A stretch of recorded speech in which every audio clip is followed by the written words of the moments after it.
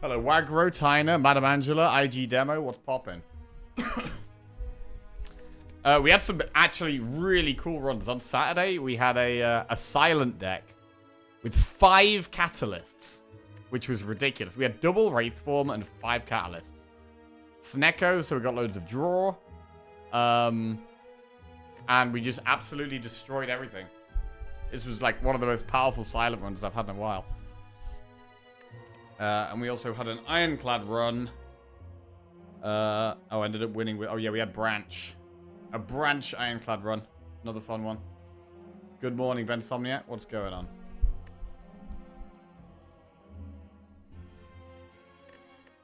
So, today we will be starting with Defect.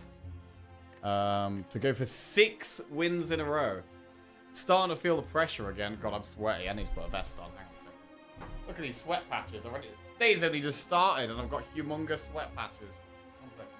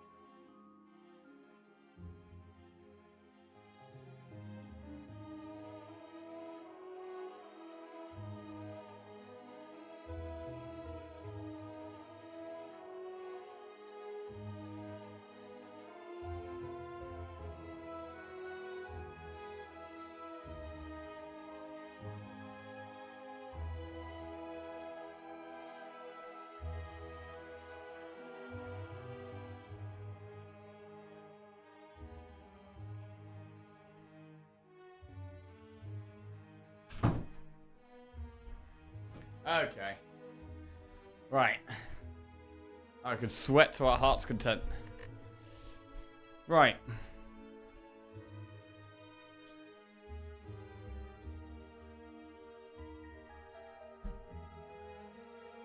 What the hell is that? I've just clicked something.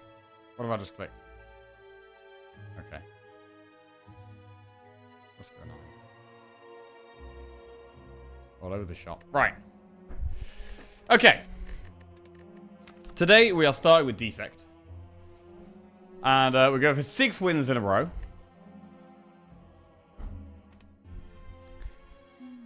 And trying to smash it. Gonna try and take it slow, take it easy, make some good decisions.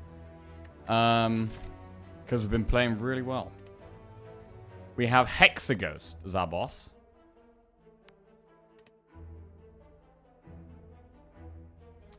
Elite, Campfire, Elite. We could do Campfire, Flaming, Elite. We don't have to do an Elite. The only way we dodge an Elite is going up this path up the right, where we have 2 Campfires. But if we do that path, there's absolutely 0 Elites. What would be quite nice is doing this Campfire, this Elite, and then we can do 2 Elites here, and then another Campfire, and then a shop at the end of the act. That's quite nice. So like enemy, event, campfire, elite, event, chest, elite, enemy, campfire. And if we're on a bit low health, it's not too bad because we've got Hexaghost.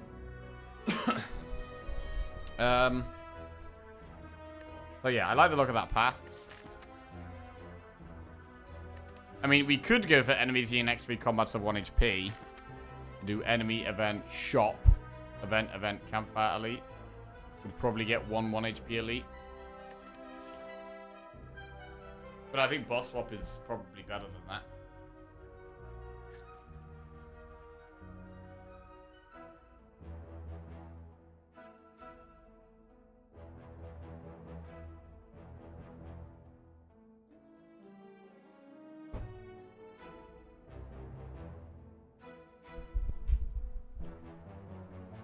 I don't want to curse. Definitely don't want to curse. Random rare card. I mean, it can be good on Defect. Defect has some really strong rare cards. Quite a few strong rare cards. But I think overall boss swap is definitely a lot more consistent. It's still random. Could still be bad. But I think it is the way. Right, we'll get a morning prediction set up. Anyone get up to anything interesting this weekend? What did I do? Lizzie's parents have been staying with us for a few days, so we've done lots of things with them. It's my brother's birthday. Oh, today, actually. I need to message him right now, but we went for a meal with him on Saturday, which was nice. Went for a nice Italian meal. I'm going to message Tom happy birthday right now.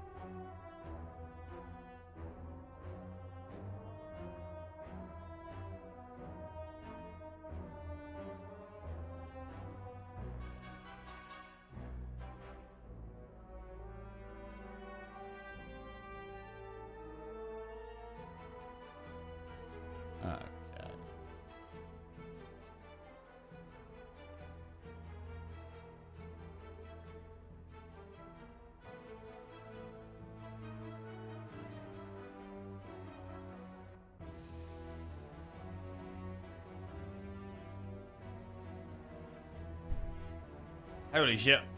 Tom, that guy we never met. Tom did cook. Tom has been on my stream. Tell him he gets a happy birthday when he greets us. Tom has been on my stream during the early stream days. Very, very early stream days. And me and Tom were both living at my mom's. If I needed a break to go and like make a cup of tea or like do something, he would actually come on the stream and take over for like 5-10 minutes. He would take over the stream.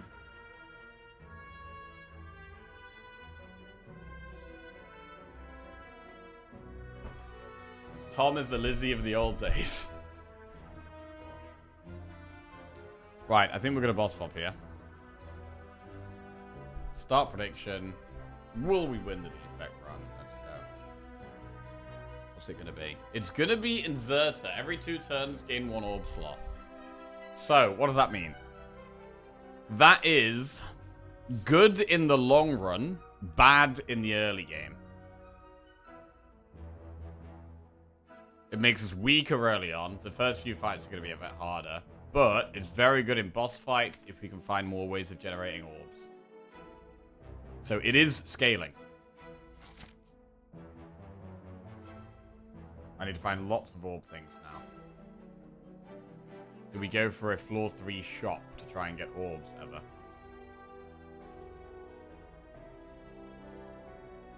I mean, really, I want to go to that shop up there. But are we really going to be able to kill elites? Like, it's nice to do an elite before the shop. Or the shop before the elite, sorry.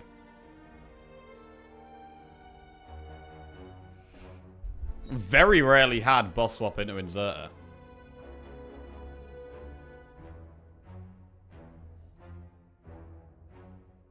I mean, we don't have to do this first elite. I'm going to do enemy, event, I think. I think it is the way.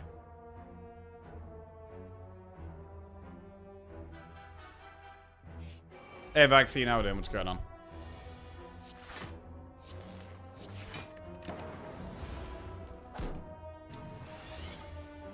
Okay, dual cast. Beautiful. Very happy taking no damage on floor 1 with the Inserter. Cold Snap, go for the eyes, self-repair. Oh, man. Self-repair is very, very good. But Cold Snap is really good as well. Self-repair is a rarer card to find.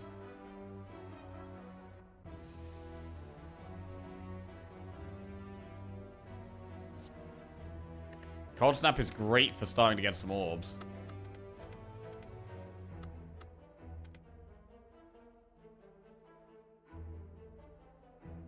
Jack's brother stole my birthday. Wait, is it your birthday today, BBC?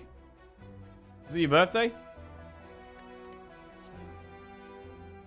I'm going to take self-repair.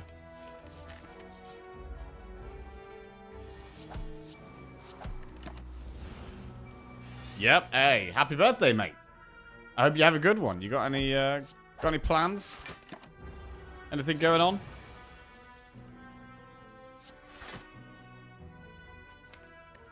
Right, how much damage do we have next turn? If we have the lightning orb up, we have dual cast, which is 16. Strike, which is 22. The other strike, which is 28. So we can defend because we kill it next turn. As long as we zap.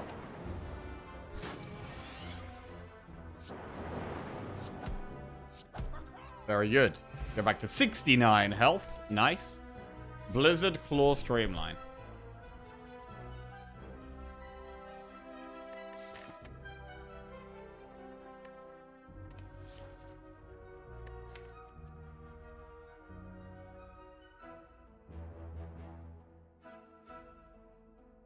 I'm not joking here. I don't hate Claw.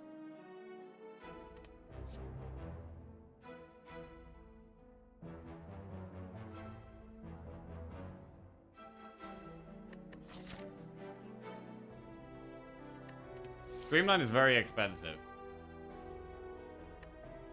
Claw costs nothing. Celebrated my mates yesterday. I took the day off work to work on some personal projects. Beautiful.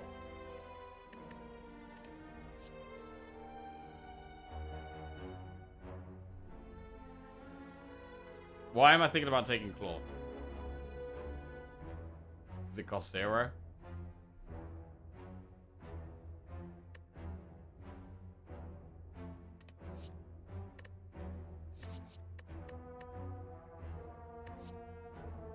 I'm gonna do it.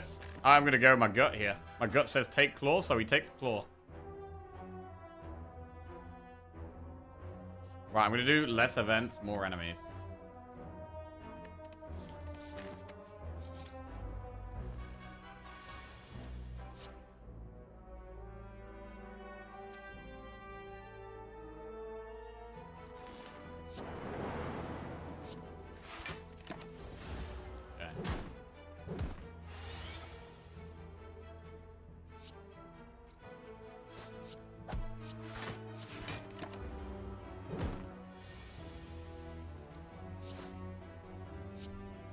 We don't self-repair here, but we take 7 instead anyway. Alright, the Claw was actually good there. Streamline, Blizzard, Compile Driver. Compile is not that good right now, but it could be good later on. I think I'm going to take Compile. It's not amazing right now, but as soon as we get more orbs, which we are definitely looking for with the Inserter, it becomes very good. This is a terrible starting hand. 7... 13, 19.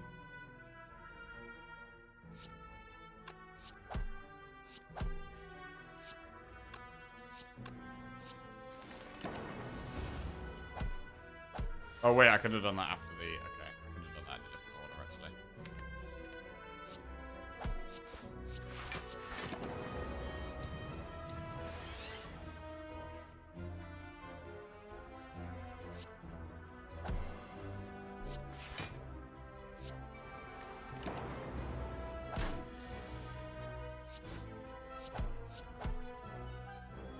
Okay, attack pot might be much needed here. Buffer, go for the eyes or Tempest. This is an interesting decision. These are very different cards. Tempest actually works with Inserter. Wow, I'm really thinking about taking cards I don't normally take. We've already taken a Claw. I'm now thinking about taking Tempest. Good morning, Jelly. Yesterday, I found out there's an Excel World Championship, and it has its own theme song. It was very exciting. Oh, yeah? Did you watch it? What do they have to do? What's the goal? How do you win the Excel World Championship? You have to, like, create the perfect spreadsheet and, like, a time limit or something? They have to process data in a team. Watched a few YouTube videos. Excel World Championship.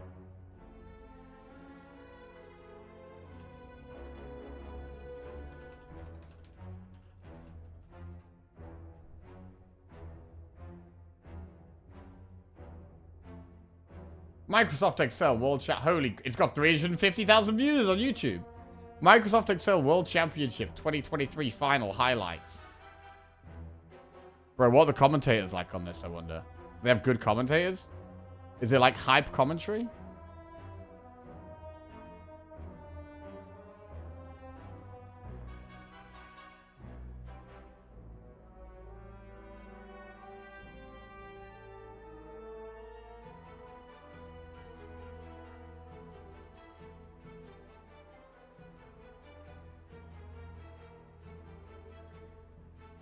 Wow, this is nuts. Okay, it's not... They don't have hype commentary. The theme tune contains the line, "Who is going to win? Who's going in the spreadsheet bin?" Oh my god, okay. I bet they know their pivot tables from their VLOOKUPs. I have no idea what that means. No idea what that means. I mean, we should maybe take the buffer here. Buffer is good early on. It's also a very good upgrade against the Act 1 elites, right? Upgrading buffer is insane against Lagavulin. It's very good against Nob. It's decent against sentries too. Especially if we upgrade the buffer. So I think here I'm going to take buffer and I'm possibly going to upgrade it straight away. Transform a card.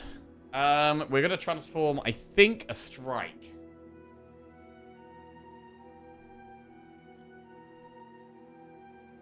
Let's transform a strike into Core Surge. That is a much better strike.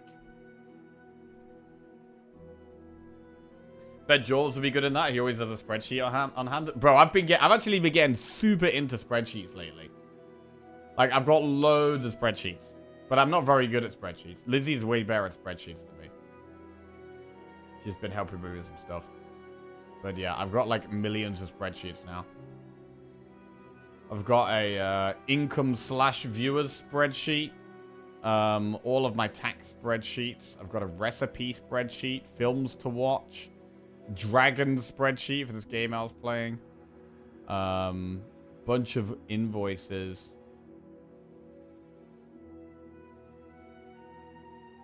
League champs. Wait, why do I have a league champs spreadsheet? What is that? Huh. You nerd? Yeah, bro. Embrace the nerd. Don't shy away from it. I'm gonna upgrade the buffer. Buffer.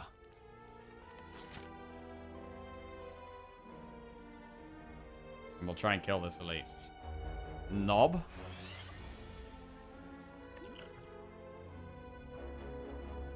Right, we definitely use the attack pot. Oh, do we Hyper Beam?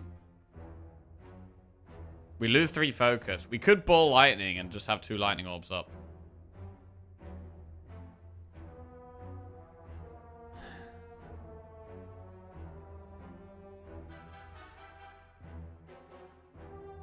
I'm gonna Ball Lightning.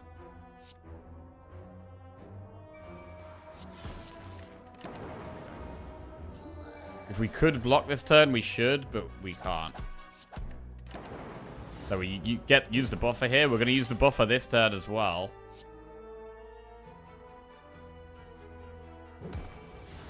We should 100% use Dual Cast. It's so much damage.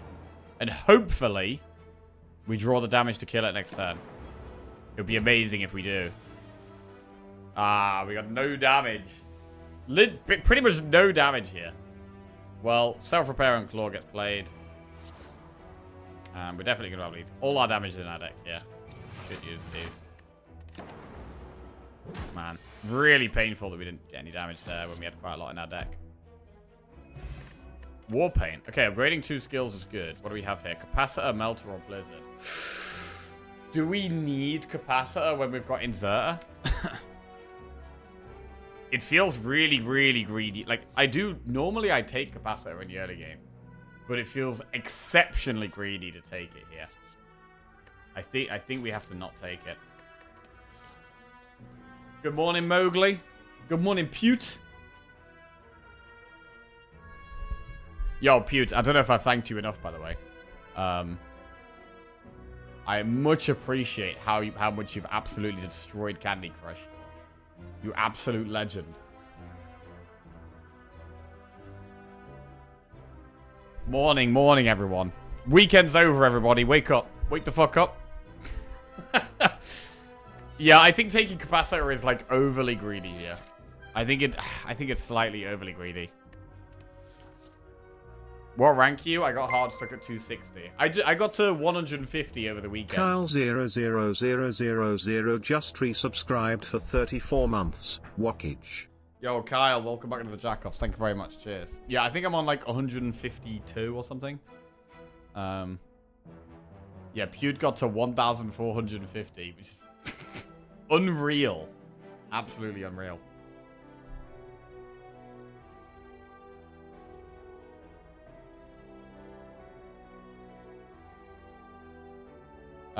We could take Melter.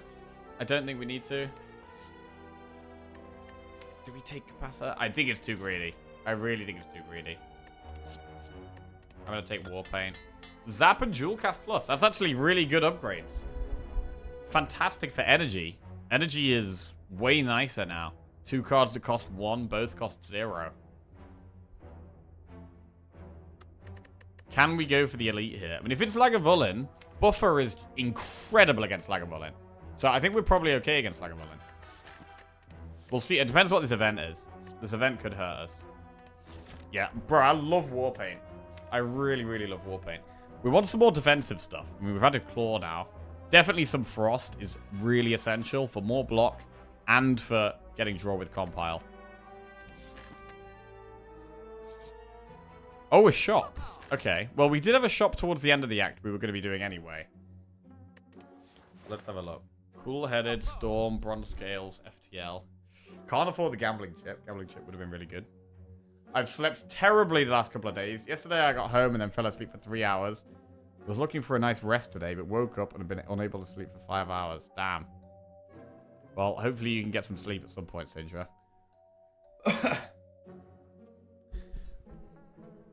Yeah, I probably only got 4 or 5 hours sleep last night, to be honest. I've, probably the whole last 2 weeks, I haven't been sleeping that well. My brain has just been in overdrive. I love Warpaint. Man who avoided upgrading 2 defense with Warpaint. Bro, even upgrading 2 defense is good. Honestly, like, upgrading 2 defense is good. I really like Cool-Headed, and I really like FTL.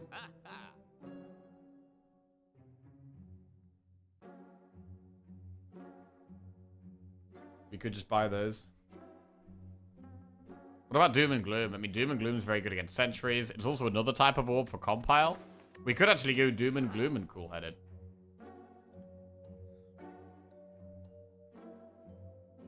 It's 120. 136.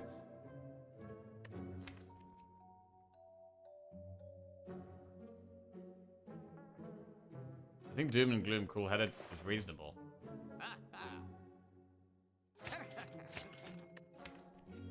Many more orb generation now. Wow, did that even make sense? I don't even know if that made sense. We could go for the attack pot, but the thing is, we've got an elite coming up. I mean, sentries is kind of scary. If it's Lagavulin, the buffer is just so incredibly good that we feel fine. Man, it's so nice to have an early core surge now. It just makes Biased Cog such an incredible find. We could take the attack pot. Or we could just go do the elite on 24 health.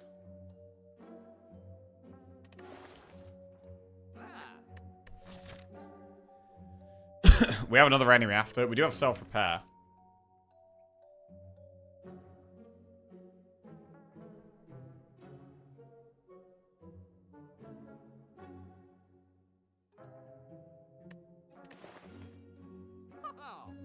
If we take this attack pot, we're not going to be able to do anything in this next shot, probably. Unless we get quite a lot of gold in this chest.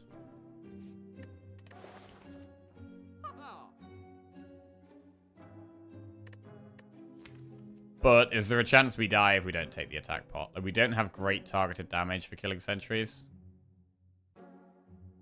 We can use energy pot. I mean, the turn we play buffer, we could definitely use energy pot.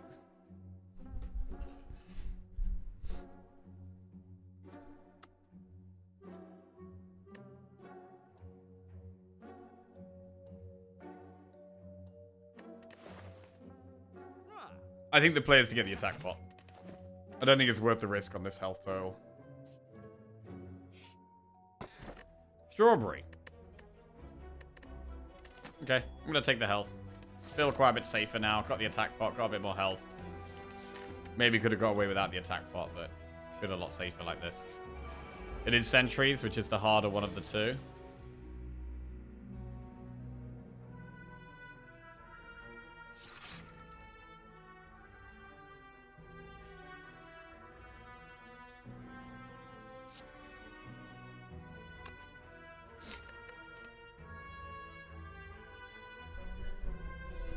Good morning, our chaos. How's Monday treating you? Well, it's not been very long so far, but we're doing okay. Race guys, but we're on a 5-win streak, so happy about that.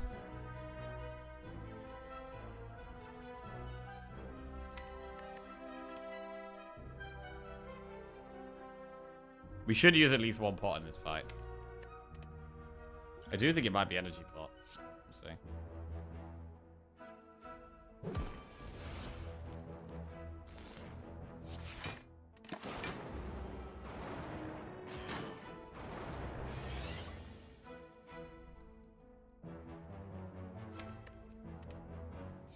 Dual cast, double defend.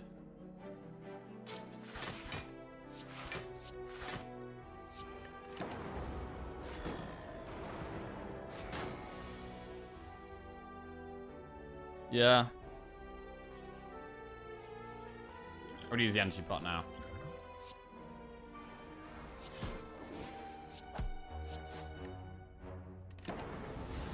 Save the attack pot. Unfortunately, there wasn't any gold in the chest, so we're not really going to be able to do much in this shop at all.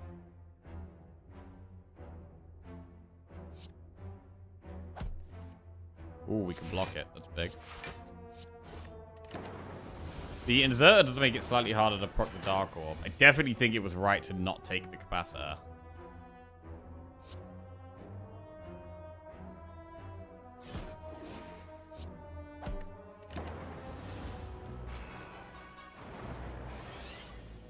Oh, it's a terrible draw. We actually take 10 damage here. Unless we use the attack pot.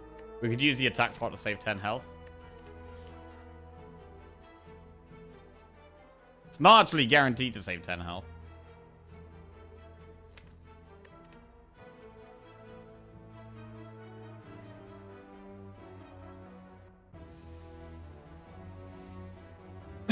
I'm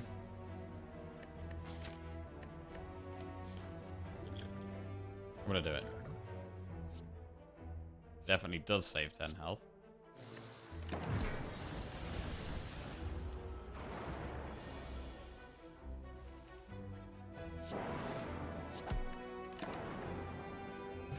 Okay, Omabori, negate the next 2 curses. Scrape, Sunder, Sweeping Beam. Sunder's a nice card to have for the AoE fights. Gonna get it. I think it's a good card to have as a one-off. You don't have to play it here.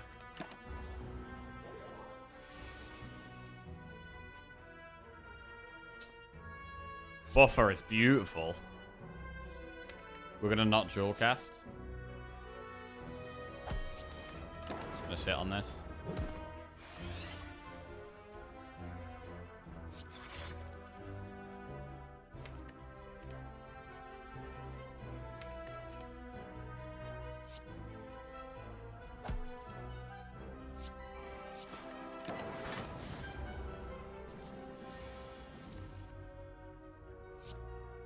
Sunder nearly kills one.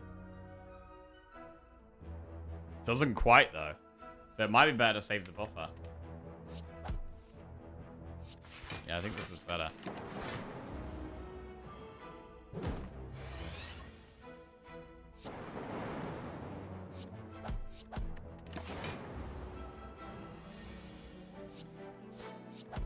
Solid. Add a card to your deck. Claw, Cold Snap, Stack. This would be our second Claw. But we really want more Frost Orbs. So I think it's Cold Snap. And we do actually have just about enough gold to remove a card. We could go for an Elite instead. Or we could go for an upgrade and remove a card. What would be upgrade? Cool Headed's a good upgrade. The damage cards are good, actually. Sunder and Doom and Gloom. Sunder's a really big upgrade, actually.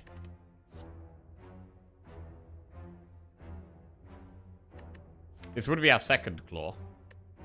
But I'm going to go Cold Snap.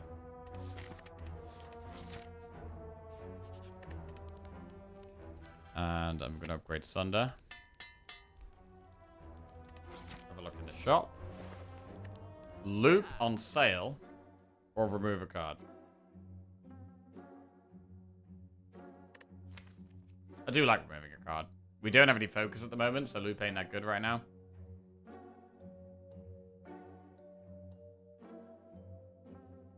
Loop is good against the boss there. Morning, Jamboree. How we doing? What's going on?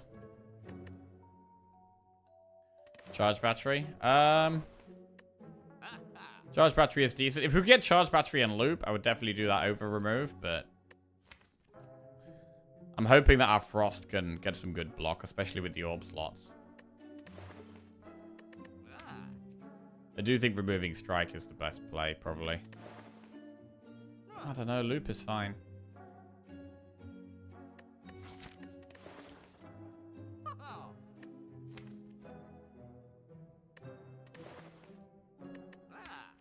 Loop is alright. I mean, we could, if we take loop, it's probably the upgrade. What do we upgrade at the campfire right now? I really like upgrading Doom and Gloom for Act 2. But I think loop would be the upgrade against the boss. I mean, it costs less than a remove. We save more money with the loop. Shoplift the apotheosis. Sounds like a plan. I mean, beam cell's also not too bad with the amount of direct damage cards we've got, to be fair.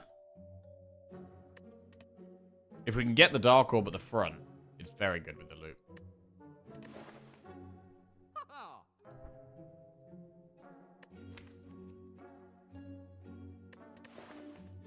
Alright, I'm going to go with the loop. Upgrading it, I think, is the best thing to do against this boss. What an incredible Sunder. Oh, it's just beautiful. It's beautiful.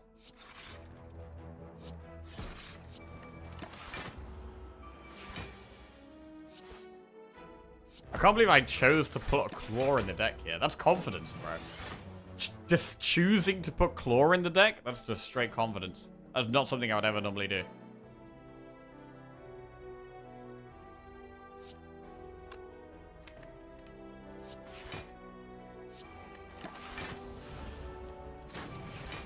Choosing to put the best card in. Look at me. Yeah.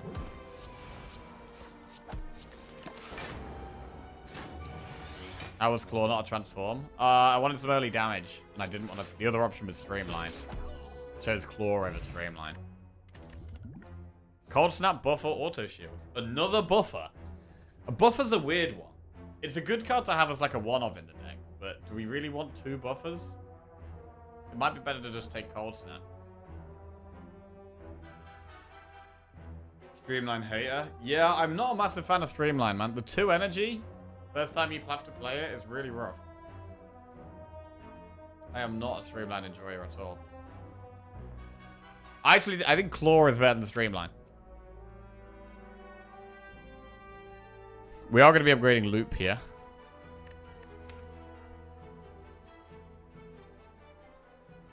We could have 2 Buffer plus. I think Cold Snap's fine, and I'm going to upgrade the Loop still. I'm going to stick to the plan. Stick to the plan. Loop plus. Bro, if we get biased cog, if we can beat this boss and we get biased cog with the Loop plus and the Core Surge, that's a really good setup. Right. What about Skill Pot? Isn't upgrading Buffer basically Wraith Form? No, because of the Heartbeat and because of multi-attacks, which are a lot of attacks. And against this boss does a multi-attack, so Buffer's actually not very good against this boss at all.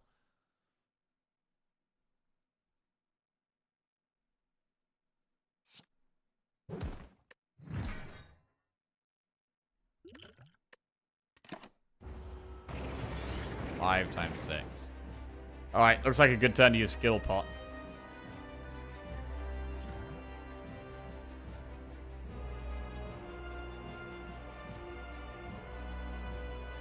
This is trash.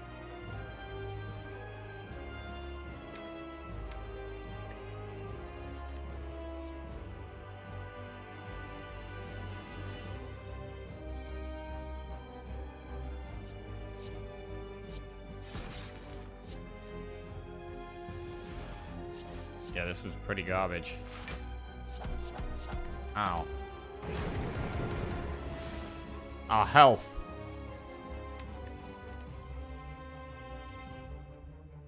Buffer is just pretty terrible here. Let's get the self-repair out of the way.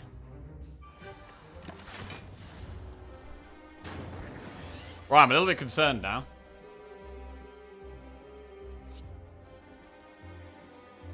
We'll use the loop. I mean, claw scales, dark orb scales, but they are kind of slow.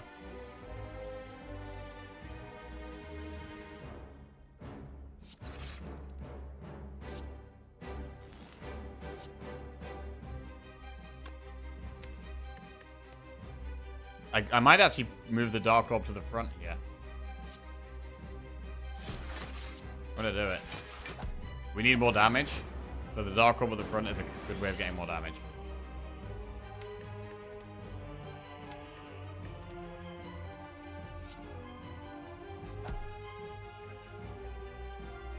Buffer or cold snap. I mean, we're protected from the burns because of the 2 frost orbs.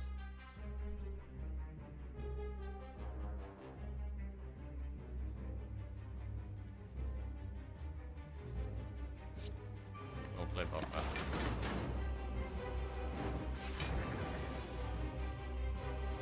We're protected. We might have to Sunder here.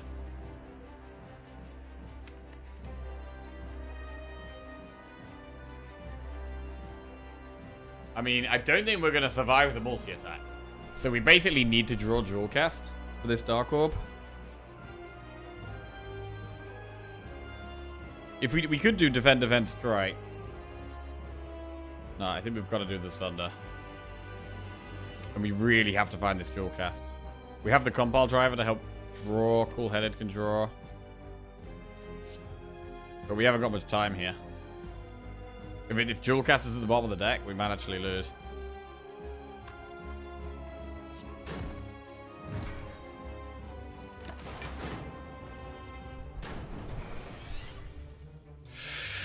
Ooh, God. We have to compile. Compile is the best thing we could find. No Jewel Cast.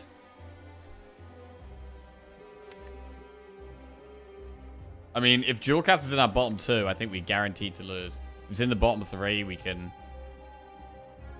Well, if it's the 3rd to bottom, we could cool-headed into it. Or we could just draw it next turn. There's no way we're going to block, right? There's absolutely no way we block the big attack. Is there a way we can win by just popping orbs? I mean, Core Surge Cold Snap is better than Doom and Gloom here. There's always Core Surge Cold Snap. The Dark Orb is still going to be big next turn. But we need to summon... I mean, we get Cold Snap now. Hang on a second.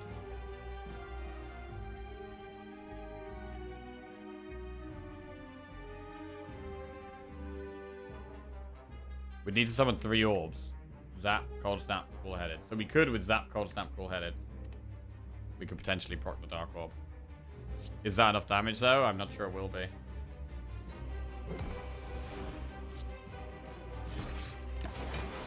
Please, Jewel Cast. Please. I do not see a Jewel Cast right here.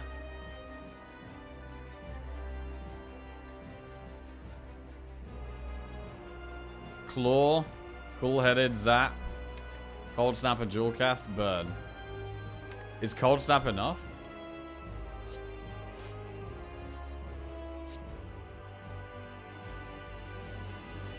I don't think Cold Snap's enough. This run is a prime example of how early orb slots are often harmful. I mean, even if we'd evoked this, it would have been popped by now and it would have done less damage. So, I don't think that's correct. Right, it's just Jewel Cast every time. It's just Jewel Cast every time. 3, 2, 1. Come on then! Let's get it. That's what I'm talking about. Huge Jewel Cast. Woo! That was tight, bro. That was tight, bro. I mean, I'm glad we took that loop. Jesus, I'm glad we took the loop. Without the loop, we had no chance there. Also, without the Doom and Gloom, we had no chance there. That was tight. That was really tight. I mean, are there any decisions in the Act 1 we should have done differently? I mean, we could have taken Streamline instead of Claw. That was an option, right? Still, Streamline's a bit of damage. It doesn't, like, solve the boss or anything. It was all about the Dark Orb with the loop, really. This was so much of our damage. Right. Gold, dupe pot. Reboot, buffer, or biased cog. We are definitely going to be taking biased cog with a core surge already in the deck. Yes, we are. Ectoplasm, Snecko Eye, or Astrolabe. Well, we've upgraded Zappa Jewelcast, which is bad for Snecko.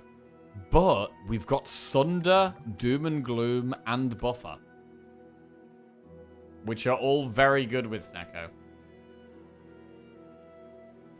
So I think the play might actually be to take Snecko, get Biased Cog upgraded, and Cool Headed upgraded.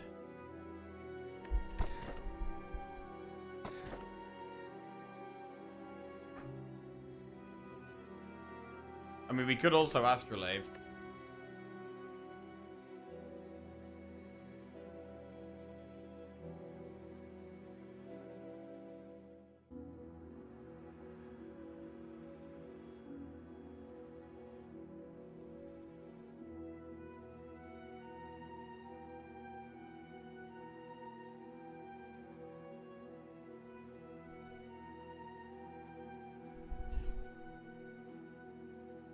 I think it's probably Snecko. It's really good on defect. It allows us to take so many more cards, and we've got some cards that are good with it already. Oh, we do have Claw, which sucks with it. But I'm going with the Snecko. Right, let's go. Right, I'm just going to put some shorts on because my legs are sweating. And then we're going to smash Act 2.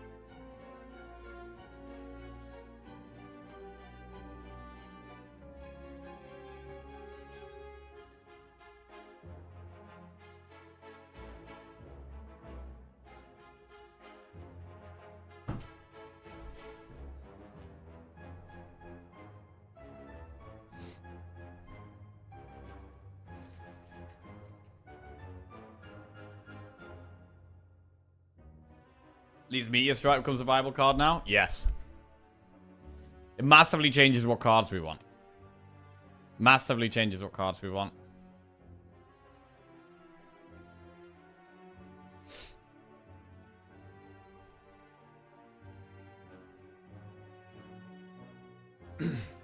$115 gold.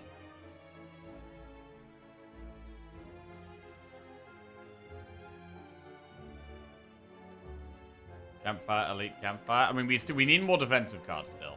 The buffer's nice. And we've got some good damage, so we could potentially end some fights fast. We have healing with self-repair.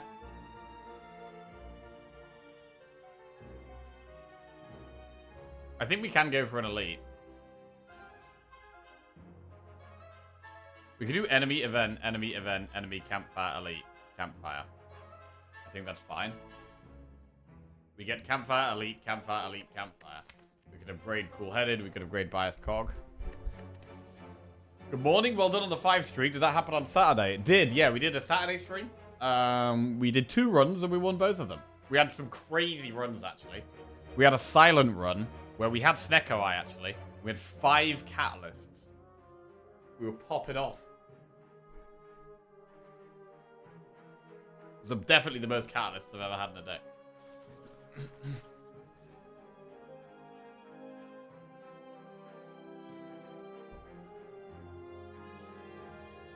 Right, let's go.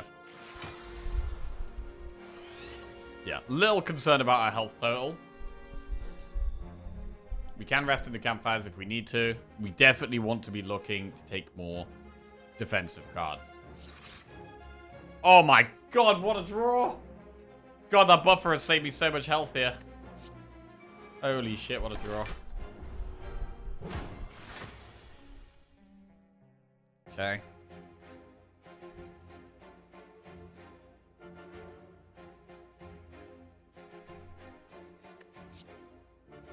I'll take some damage here.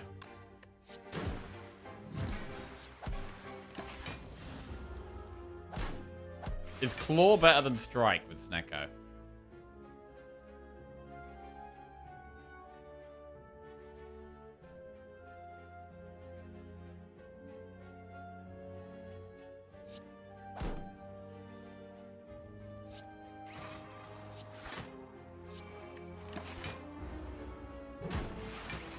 Okay.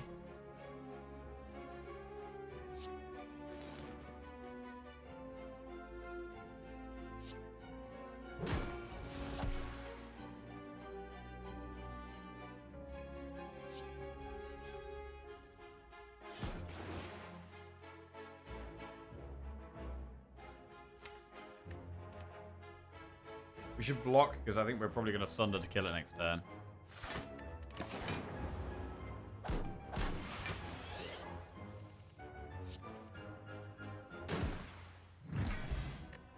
Alright.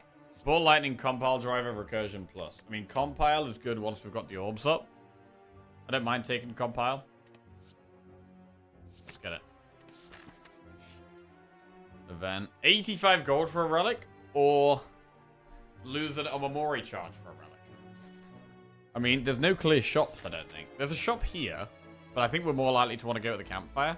So there's a good chance we do no shops in Act 2 here.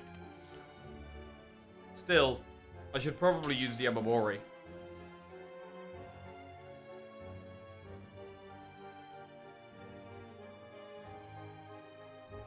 White Beast statue. That's solid. So we can be more casual with pops after this fight.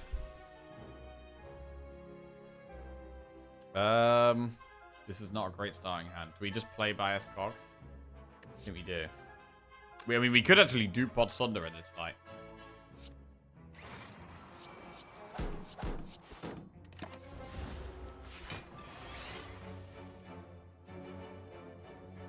Buffer.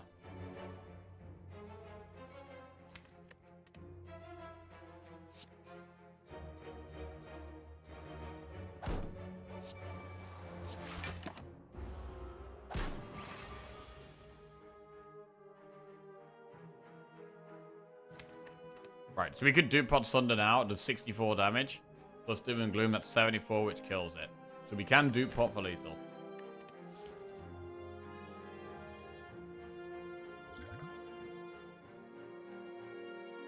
I'm gonna do it.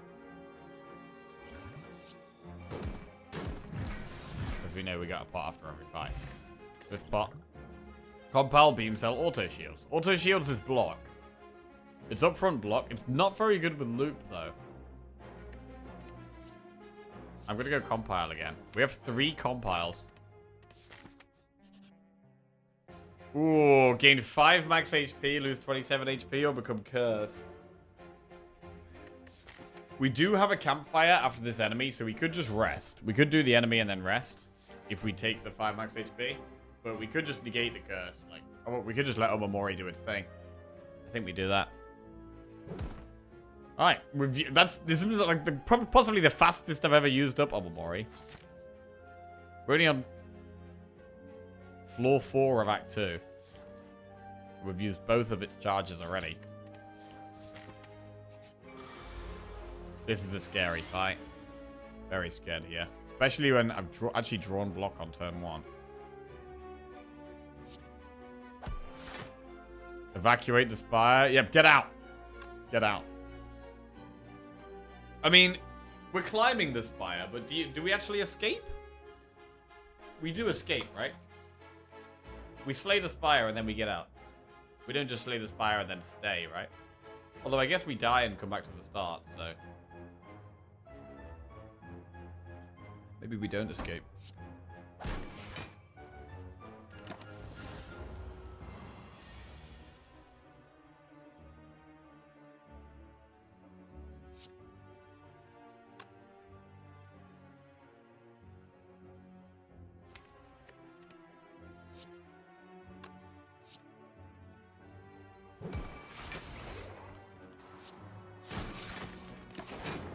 Take some damage. I mean, we might be resting at this campfire, to be honest.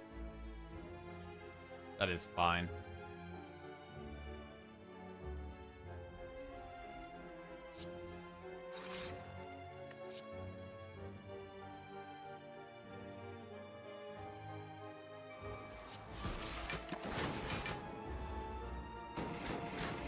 Got one buffer charge left.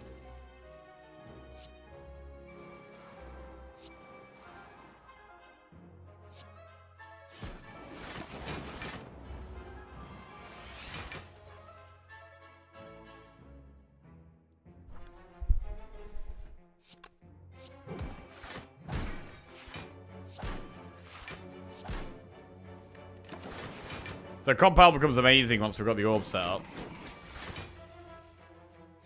Alright, well we didn't use the pot. So we have 2 pots going into the next fight. Speed pot, not a great one. Cool-headed is strong. Right, upgrade or rest? We've got 40 health. We're going into an elite after this campfire. Biased Cog is a great upgrade. And then the cool-headeds are good after.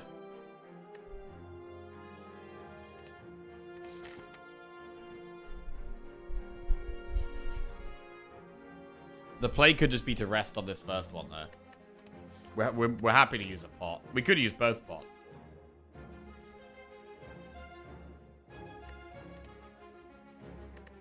Honestly, Doom and Gloom is still quite a good upgrade for killing the elites. Doom and Gloom is actually better at killing the elites than Biased Cog, actually. If we're talking about slavers and Gremlin leader.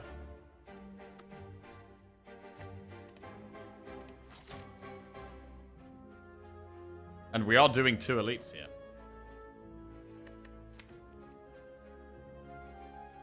We could actually upgrade Doom and Gloom. Extra 4 damage AoE. We also have a boss where AoE is good.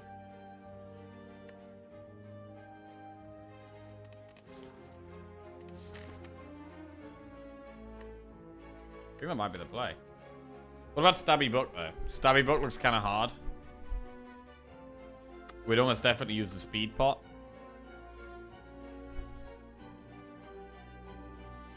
Biased Cog would be the best upgrade against Stabby Book, I think.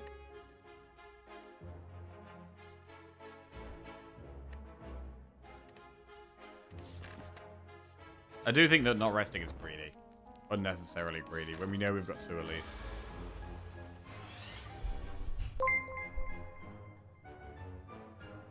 Livemorph just resubscribed for 107 months. Nayat be here in months. Yep. Unsub? Never. Holy shit. Live Morph. 107 months. Am I loud? Welcome back to the Jackals, my man. Thank you very much. How are you doing? How are you doing? What's been going on? The OG. Yeah. Founder.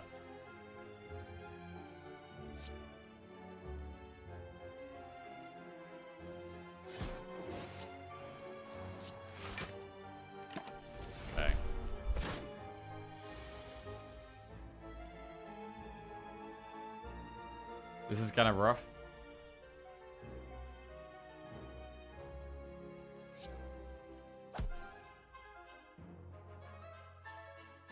Buffer saves 14 here.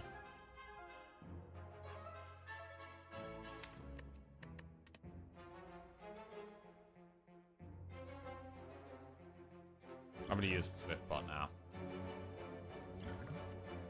Founder, CEO, Director.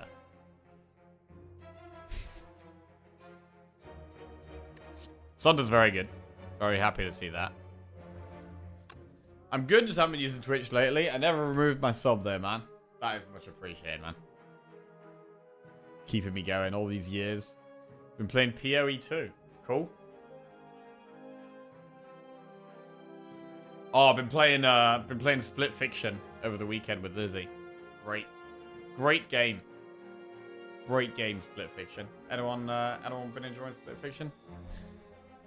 Right, Sunder. Strike. We just biased Cog, I think. I'm definitely glad we rested. Definitely glad we rested.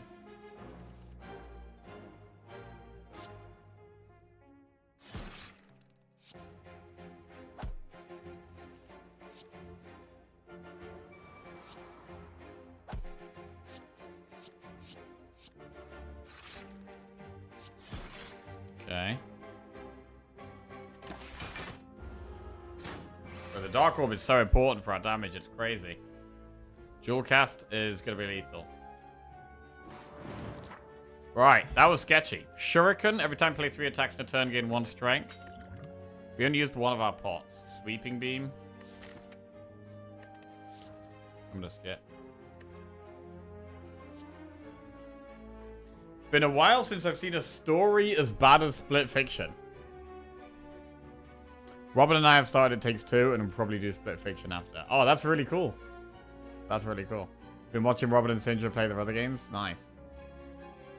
Just put a couple of messages up wondering what the delete was. I was chatting in YouTube to myself. Hello. Hi. Tell Twitch chat they're looking radiant this morning. There you go. YouTube chat has just said... You're looking radiant this morning, Twitch chat.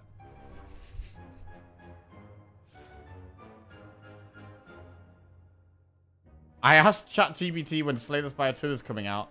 It didn't know. What a useless piece of software. Right, skip.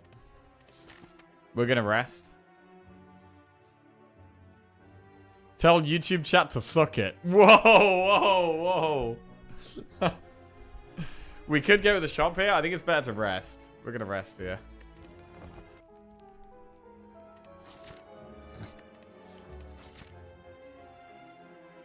Slay the Spire 2 is out next month, but don't tell Twitch chat. Oh!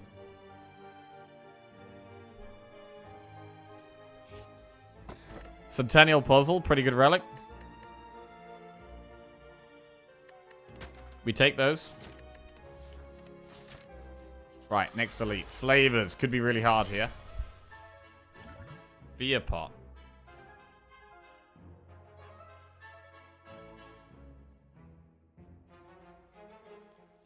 $32 plus 10. I think we Fear Pot. I think we just Fear Pot the back slaver here.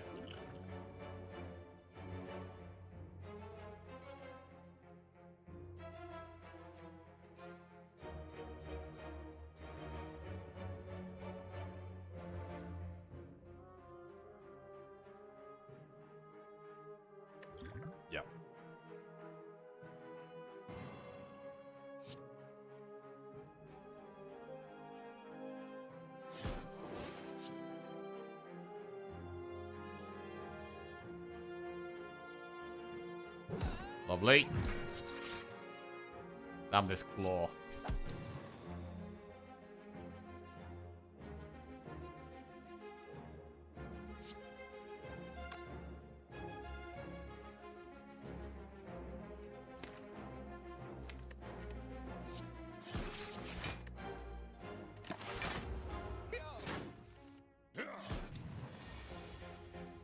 Core Surge Bias Cog is too expensive.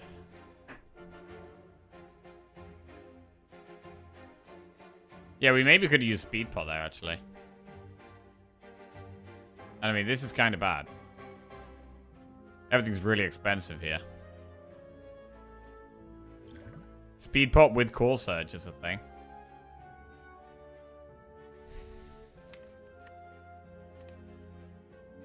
Yeah, it could still just be Cog. Blocks 12. It probably is still Cog.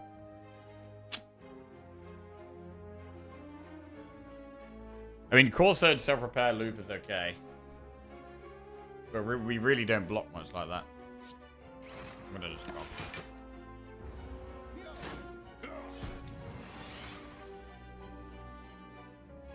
God, everything's so expensive here. buffer. We're just drawing 3 cost cards.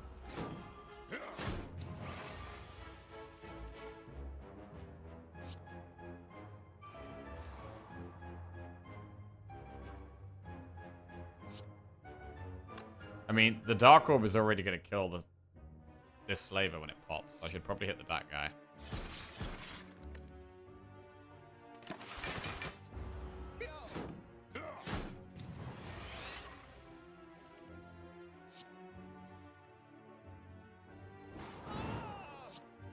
Okay, Slaver's down.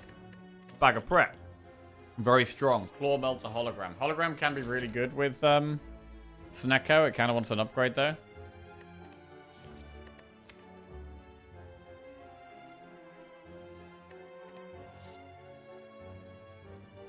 Good morning, Prof Knight.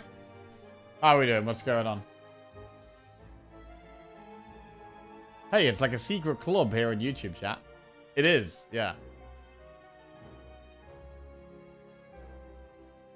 Who's the cool guys? Twitch chat or YouTube chat?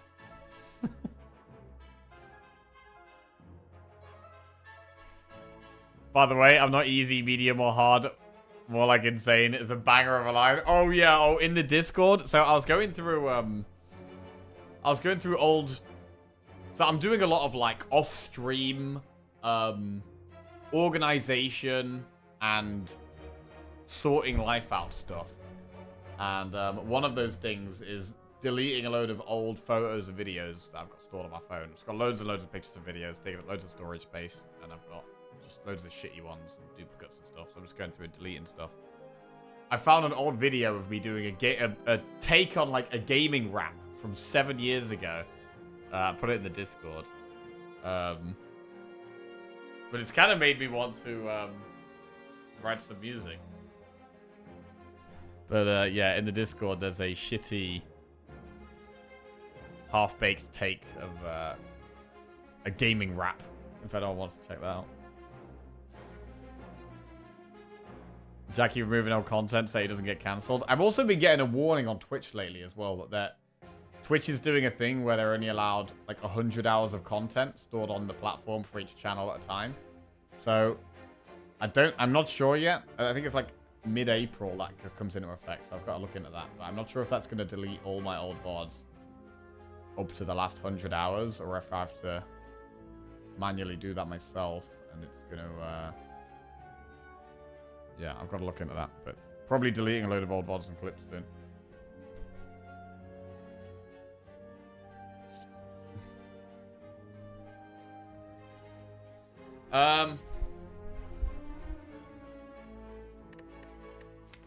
Let's take hologram. I think we can go for an upgrade in the campfire now. And I really do want to upgrade the bioscope.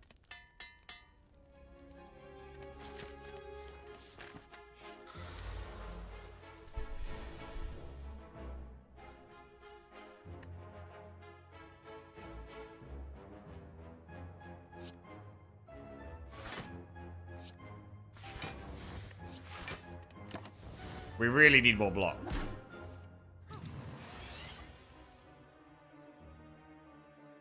I can't do core search by a Skog here. Yeah, I'm not sure how the automate system is going to handle it, but I'm pretty sure the idea is that if you don't delete down, then it will automatically. Yeah. But I mean, I hope that if it automatically deletes stuff, it doesn't delete things from like the last few weeks. Like, I don't want my very most recent VODs deleted. But if it deletes things from like, you know, a year ago, that's fine.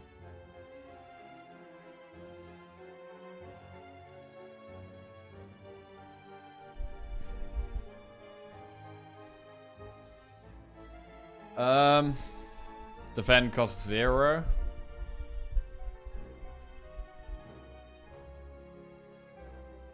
Maybe Fear Pot? I mean, we could do 4... How much damage do we have on this?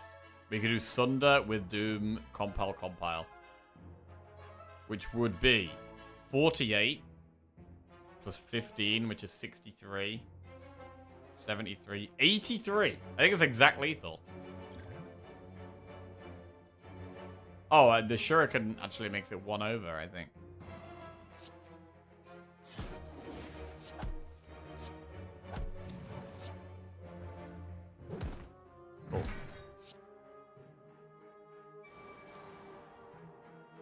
Do you get any sort of payout when people watch VODs? Sorry if that's a rude question. Well, when people watch ads, I get money from that. So if people watch ads on the VODs... I mean, I'm pretty sure there's ads on my VODs. Hang on a second.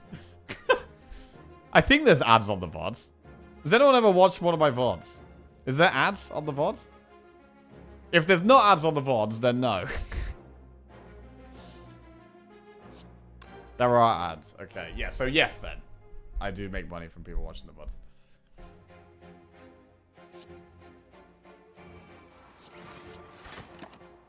Alright, self-repair's really solid here.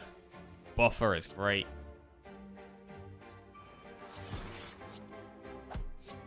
Alright, very happy to get some healing. We might be able to get... I'd love to get another upgrade in this campfire. Barrage stack streamline. Barrage is not bad with some strength gain and the orb slots from Inserter.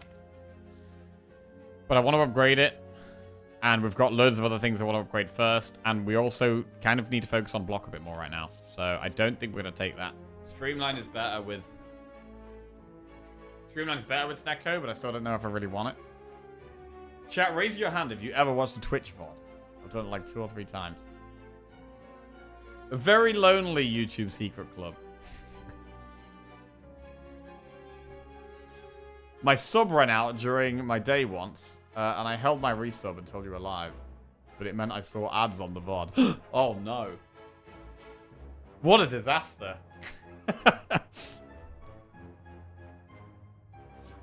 26 card deck ever consider stack?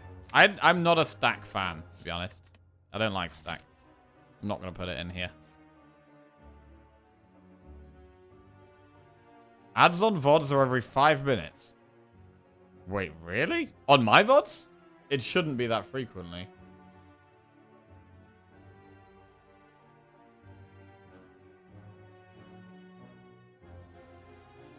There's no way it's every 5 minutes. I hope you're exaggerating. Or making that up. Because it should be... every 20 or 30 minutes, I think.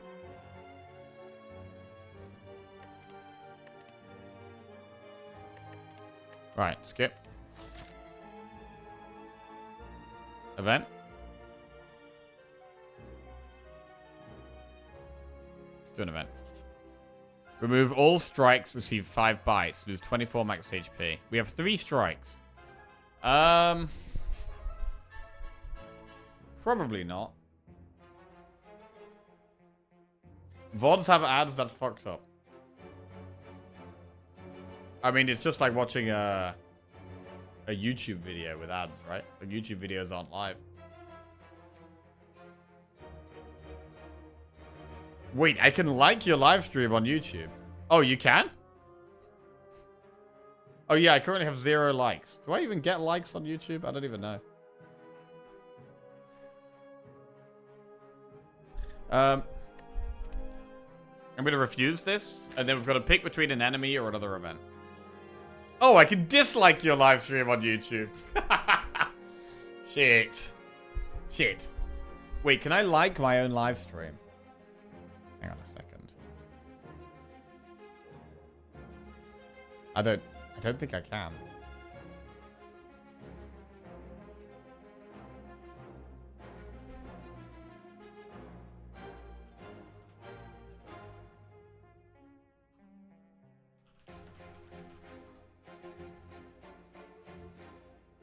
Slay the Spire live stream.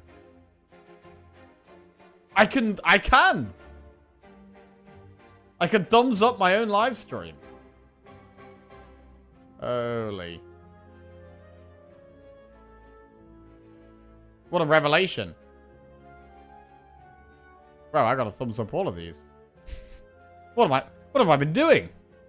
Never been thumbs upping my own streams. What a misplay. Okay. That's sad, like high-fiving yourself. Hey, bro, you gotta pat yourself on the back sometimes. Well done, Jack. Good stream, good effort.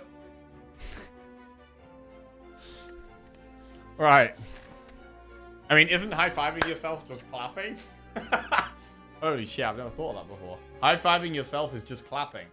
So if you high-five someone else, are you not just doing like a two-person clap?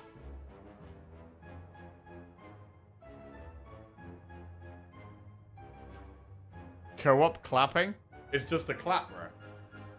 A high five is just a clap. Google. Is a high five a clap? What is a clap? What is the definition of a clap? What is a clap? Clap. Strike the palms of one's hands together repeatedly, typically in order to applaud someone or something. Slap someone encouragingly on the back of the shoulder. An act of striking together the palms of the hands. That means a high five is officially a clap. Is a high five a clap?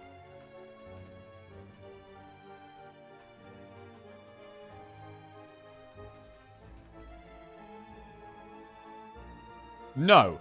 What? What do you mean no? No, a high five is not the same as a clap. A high five involves slapping the palms of two hands together, while a clap involves striking the palms of one's hands together. What?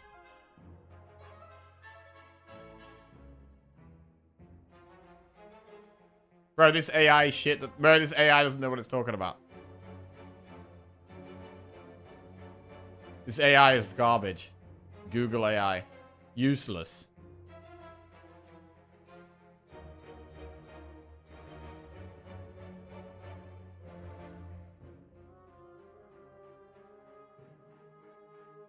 High five is definitely a clap.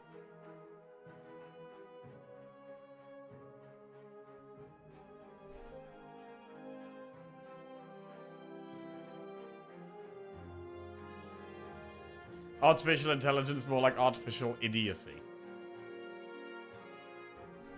Why is there always a weird obsession with trying to define different things as the same here? Well, high five is it's like it's usually an umbrella term, right? So like if you've got like a high five is like a subgenre of a clap. According to that, you can't have a single clap. It said repeatedly, so you have to high five several times in a row repeatedly. I mean, that's a clap, right? That is a clap. A high five is a subgenre of a clap.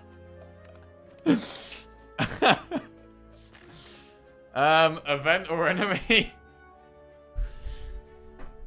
Every high five is a clap, but not every clap is a high five. True, there it is. There it is.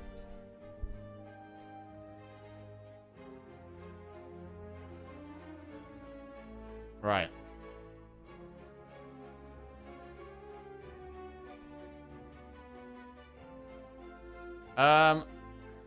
Maybe we go event. We've got pots. Let's do an event. We do want card rewards, though. We really do want card rewards. I want to find Glacier. There's a 40% chance this is an enemy anyway. We don't have any Omamori charges left now, which does make events slightly worse. So I'm going to do the enemy.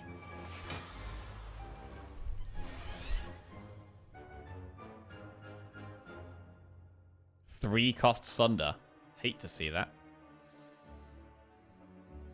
Gotta find a use for the speed pot. I think we could have used it against the slavers. A failed high five is not a clap.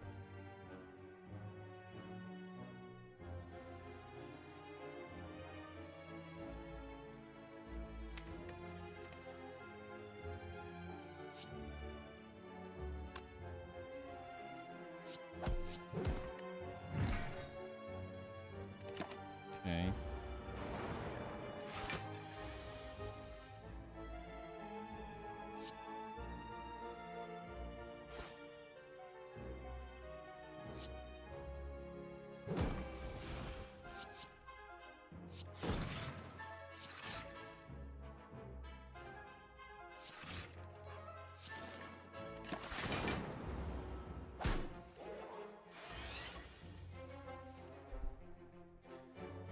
Biased Cog does block a lot here. I think we should play it. Our focus will go down, but we do block most of this.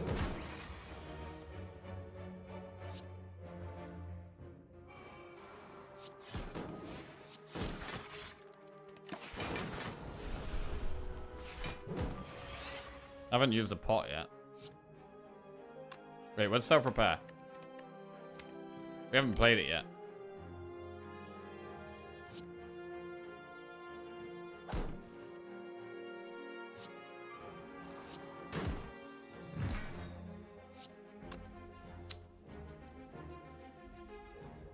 Is it worth trying to wait for self-repair here? It might be. I'm going to try and wait for self-repair. I mean, we might not draw. We got quite a lot of cards in our deck. It's not that likely we draw it, but... Oh! Big.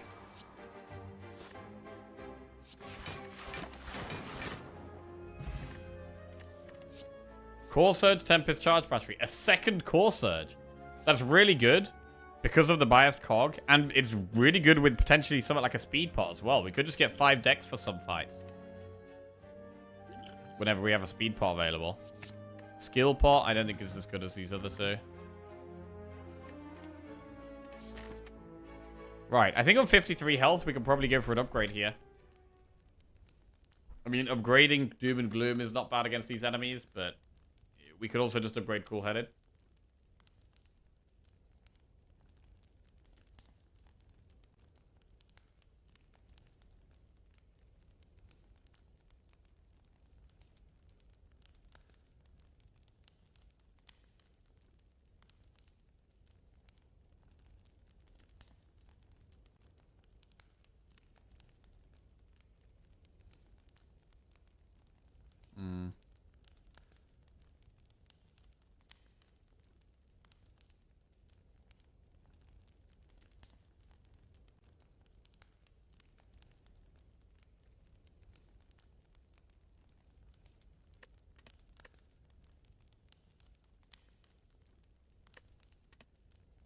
I'm a little scared of this fight. We don't have much block, and this guy does big, big damage. I am going to upgrade Cool-Headed. It is a very good upgrade, but I'm a bit nervous. I think we really do want to... like, we want to use both pots, and I think we do want to try and use the Core Surge with the speed pot if we can. That was weird. It almost looked like you were thinking. I've never seen this before. Yeah, I got a sound in my headset, in my headphones, and I didn't know what it came from. But I'd accidentally had left one of my YouTube streams open. My YouTube stream tabs. And I'd left the sound on, so that's where it was coming from. But yeah, I got confused for a second as to where the sound was coming from. Okay.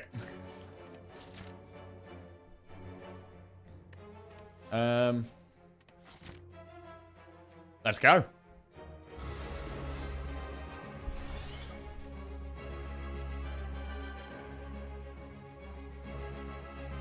Do we start with buffer?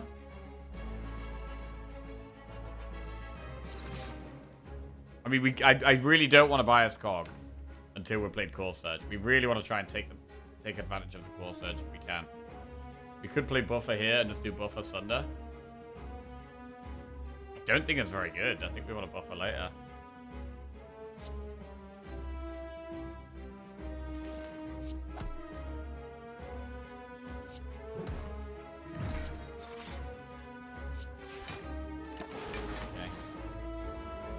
Because the buffer could just not do that much here. Alright, so now we can think about doing Core Surge with the speed pot.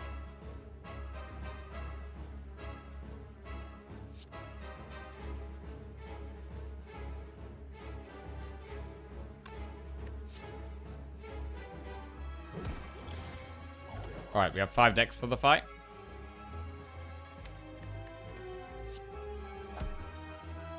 Oh, that's a bad draw. I'm gonna Swift pot now. Loop.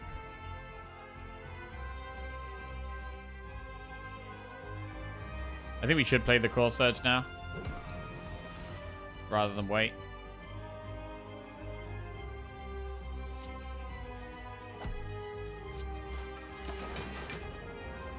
Had a chance of sniping one off there. And we want to find Bias Cog right now.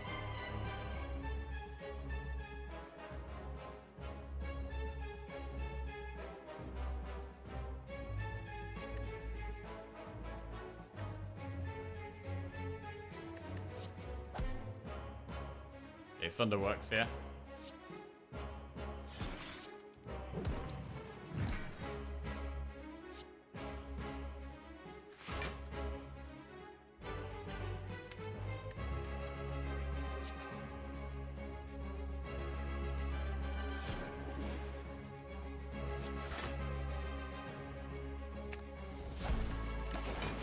Right, come on, Bias Cog, I need you right now. Ooh, he's debuffing me here. Which means we're not going to get permanent Bias Cog value unless we draw it right now. Which we could with Compile. Oh, it costs 3! It costs 3. Obviously, it costs 3. Alright. Well, we probably will have to play it next time we draw it, I think.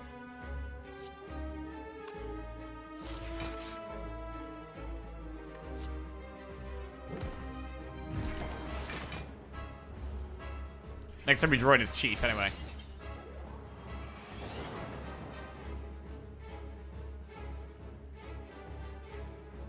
Okay, so buffer is very, very good, yeah.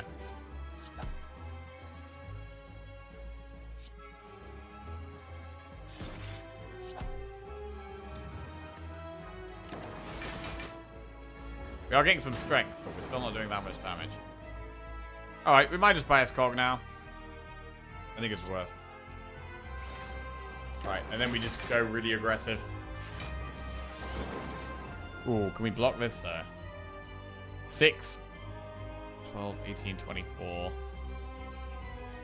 30.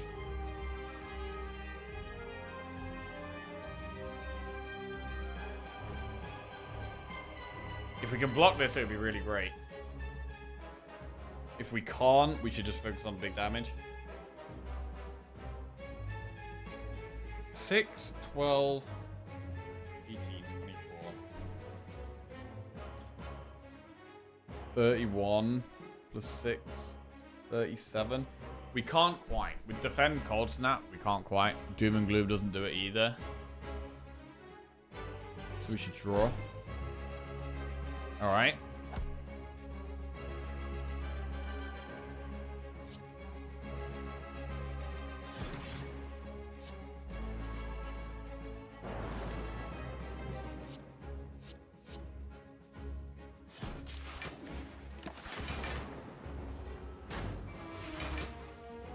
Alright, big damage this turn. We can't dual cast the Dark Orb.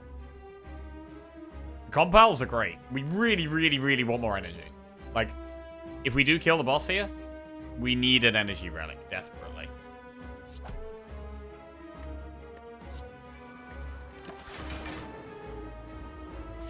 Okay, I'm a little bit scared of this turn. I think there's a chance we die.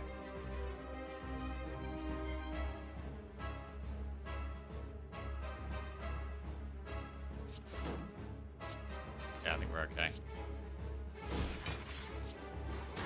Good. Good. Okay, 72 gold. Fairy in a bottle that we're probably going to hang on to. I mean, we get White Beast. We have White Beast statue, right? So we could use our other potion each fight. Maybe hold on to the Fairy. Amplify, Fission, or Machine Learning. I like Fission. But with Snecko, do we still want Fission with Snecko? If we didn't have Snecko, I would insta-pick Fission. With Snecko? Amplify's okay.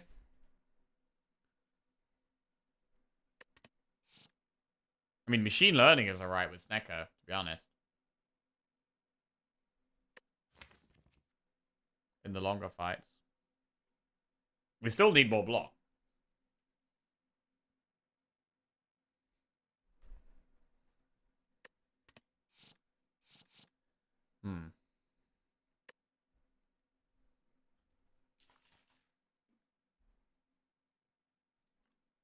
Fission needs an upgrade.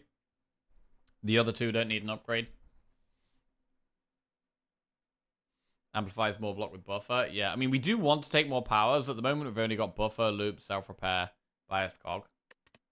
Amplify has a lot of potential.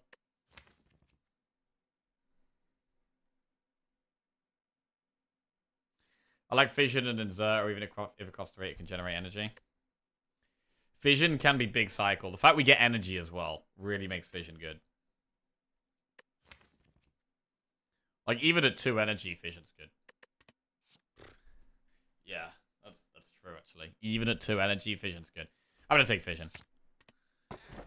Right. Tiny house, busted crown, or choker.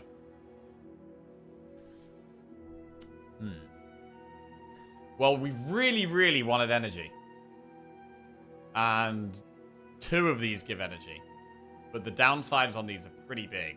Crown and choker.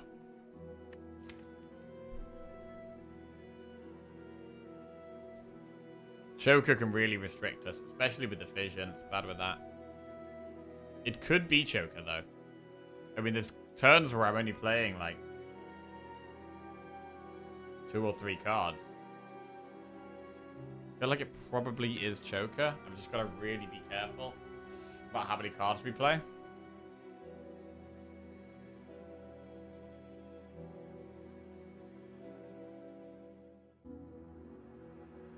Crown, we can... I mean, with the more card draw we have, the worse choker is. I don't really know how many cards we've been playing a turn. I would say on average, maybe 3 or 4. So maybe choker's the play to get us to 5 or 6. Crown doesn't cripple our deck. Yeah. I mean, the restrictions on both are both. Both are really bad. Both are really bad. I'm just going to get a mug because I did not get myself a mug for my coffee.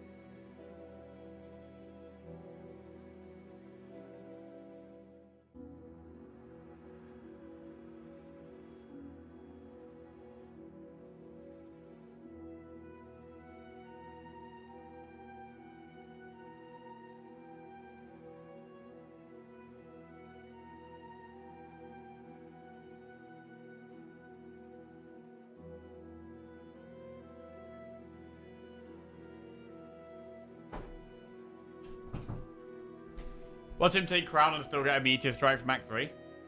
I mean, I think the thing with taking Crown here is we've got to decide how complete our deck is. If we think our deck has got a lot of very good cards in, and we don't really need to see many more cards, then Crown is probably the pick. But Right now, we really don't have that much block still. We're still pretty low on block. We've got the biased cog with the core surge, which is really good. We've got the loop plus, which is really good.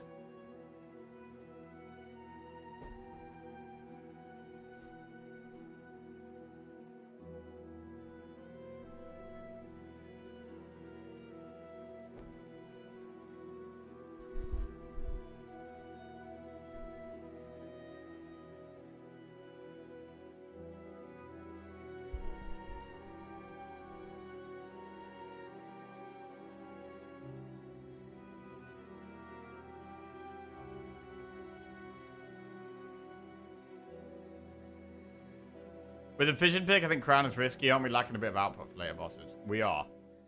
We want more scaling, and we want more block.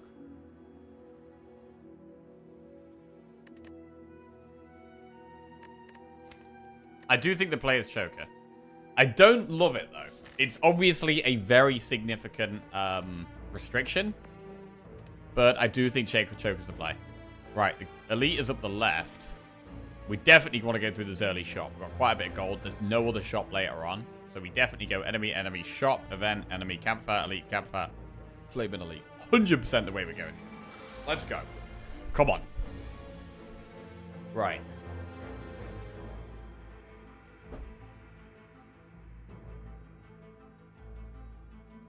Vision, core surge. This hand isn't great.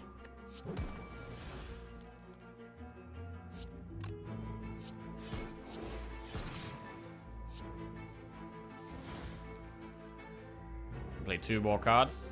Pretty bad turn, to be honest.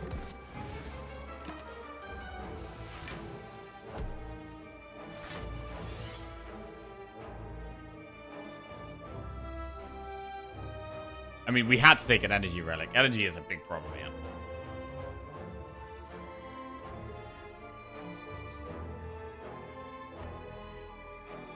This whole thing is bad. I gotta buff our compile. We might end up needing the berry at this rate.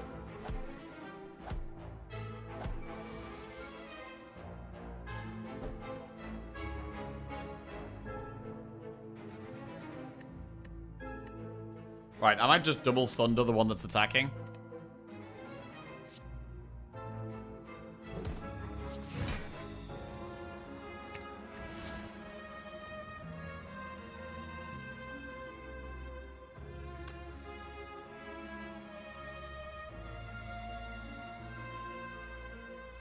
If we Sunder, we go back to 3 energy, and we can actually double strike this one. So I should Sunder this one.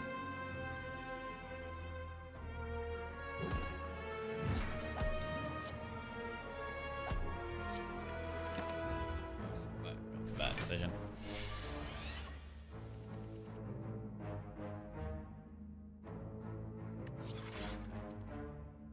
Okay. So it took us a long time to get the biased cog off here. When we do eventually get it off, it's great, but it did take a while.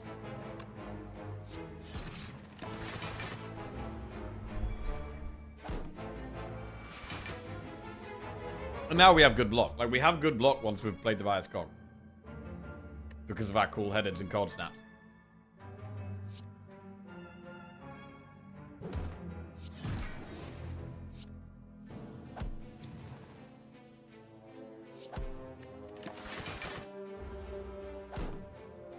We get heal after the fight. We get a pot after the fight. Flex pot. Gain 5 strength in your turn. Lose 5 strength. And we can potentially keep that strength sometimes. Boot sequence, aggregate, or stack.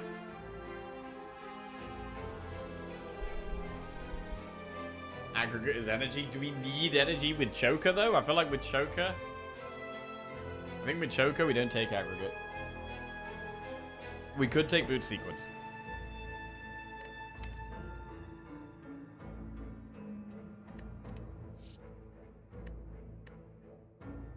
I'm gonna take boot sequence. For that turn 1 block when needed. Joker Sneko's crazy. Yeah. Not a combo we want.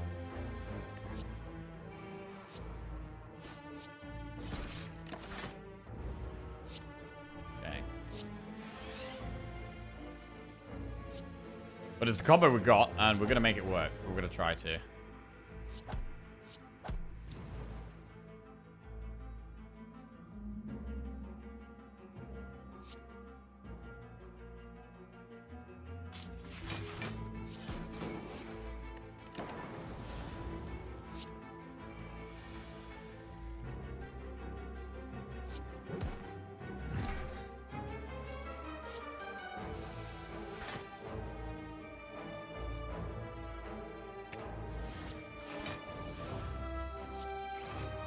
Yeah, we have not played self-repair here.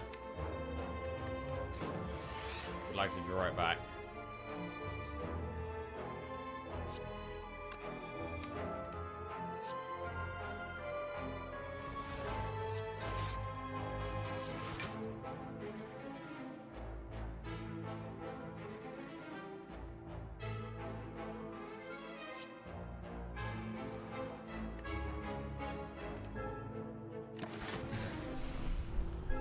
Come on, self-repair, where you at?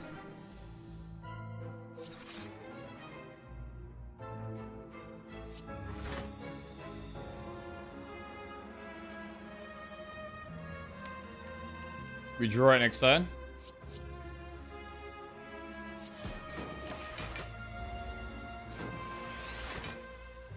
There it is. Lovely. Now we can chill.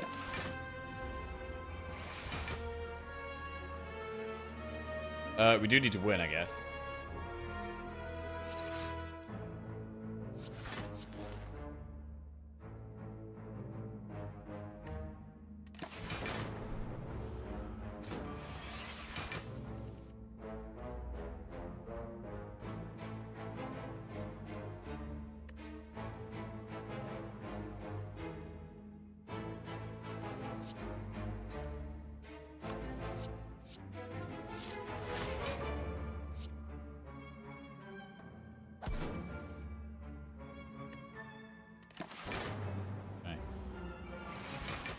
Did you know that evacuating is the medical term for pooping? Evacuating? That's definitely gotta be not right. Surely that's not right. I don't believe it. I don't believe it.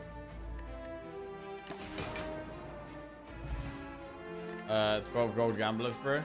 Evacuating your bowels. Surely not. Hologram plus recursion rebound. Right, hologram's good.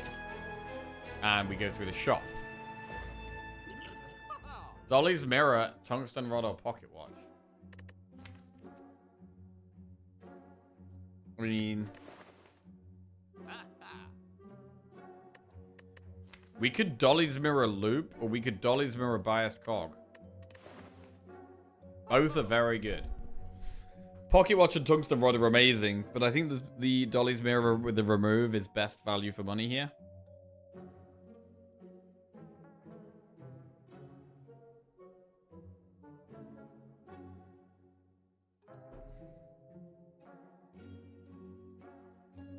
The Wire Season 5 taught me that. I don't know if I'll ever watch The Wire. I've only heard good things about it. I've only heard good things about The Wire, but I've never got around. Oh, bro, finished Severance this weekend. Love Severance. Fantastic show. I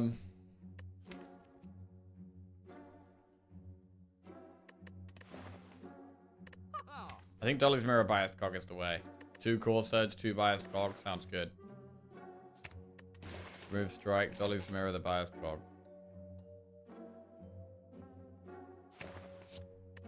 Okay, we've got 2 biased cogs with 2 cool surges.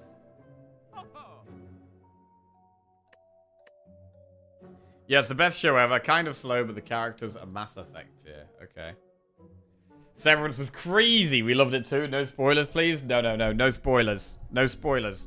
Severance was crazy good. Felt like proper event TV, the way they staggered the release of Season 2. God. It was great, man. I watched the first episode on Amazon Prime and then found out I needed an Apple TV subscription to watch the rest. Wait, you can only watch one episode on Amazon Prime? Really?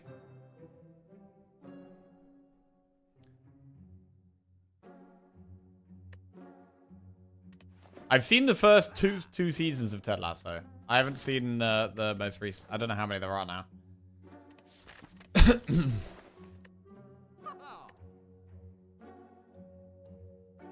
I did like it, to be fair. It was quite funny.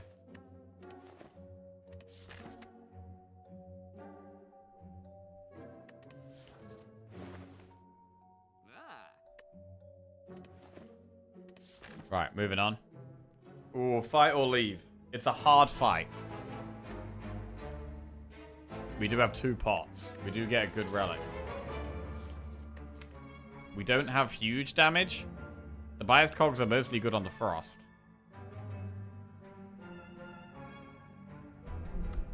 We can Gambler's Brew.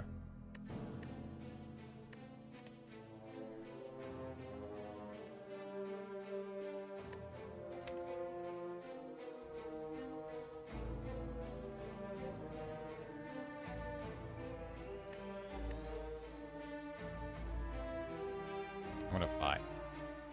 We've got a buffer, which is very good in this fight. And with the Gambler's Brew can be really big. Like, we might even Gambler's Brew turn 1. Actually, we should get Centennial Puzzle proc turn 1, to be fair.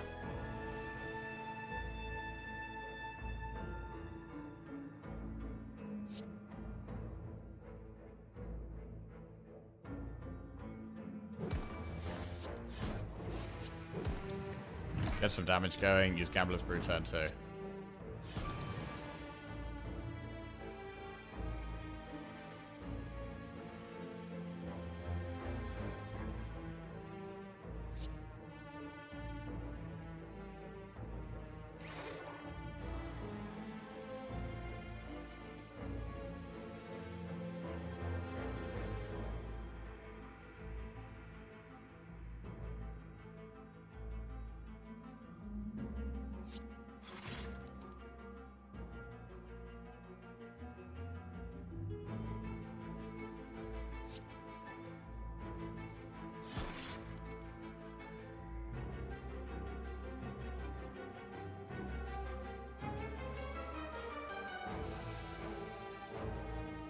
$8, $20. Buffers in the draw pile here.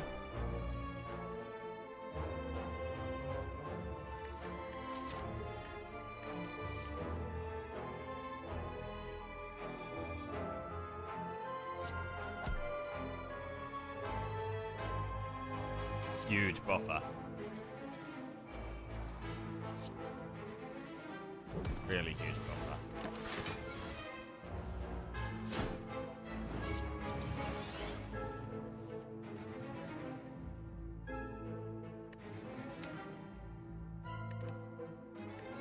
Hologram Sunder kills one.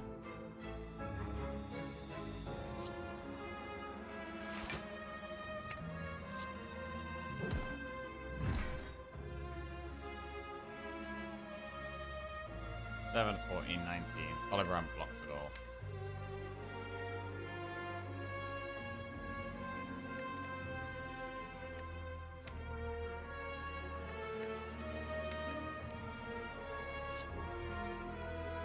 We should really get more block. Okay.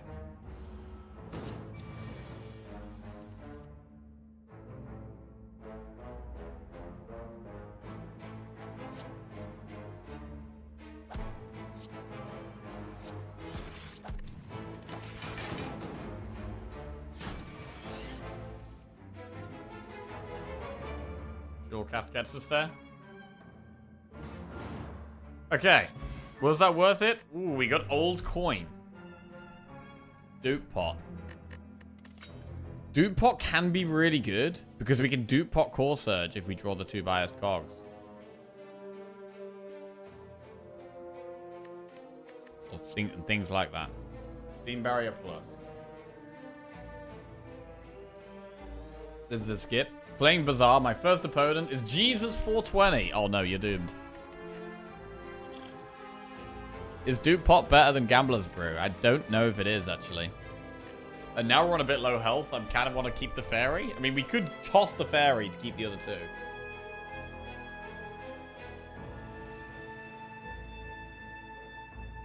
Ah, okay. Deciding which pots we keep is a big game now. There's no other shop this act. We do have to recall at some point. We've got 2 campfires.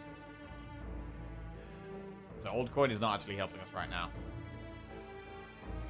We need the blue key in this chest. Green key there.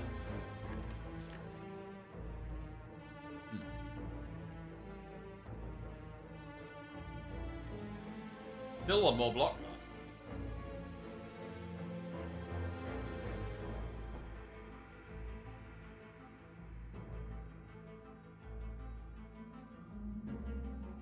I think Gambler's Brew is actually our best pot.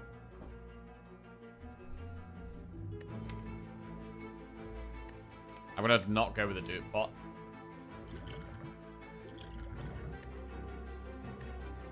Nah, I'm gonna go with the dupe pot. Toss the fairy. Alright.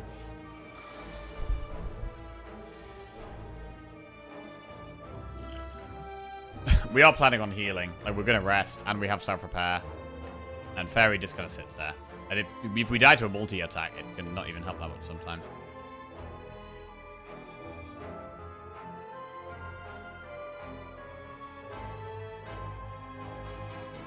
Good sequence blocks almost all of this.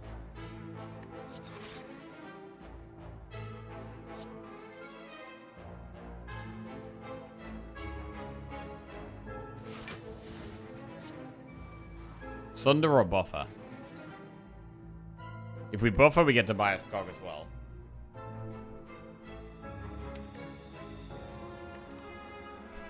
Which I'm not sure if we want to do, yeah.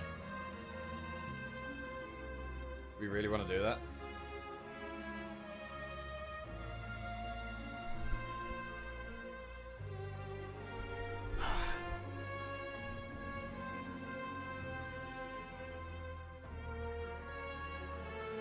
I do like the buffer here. I think we should bias cog.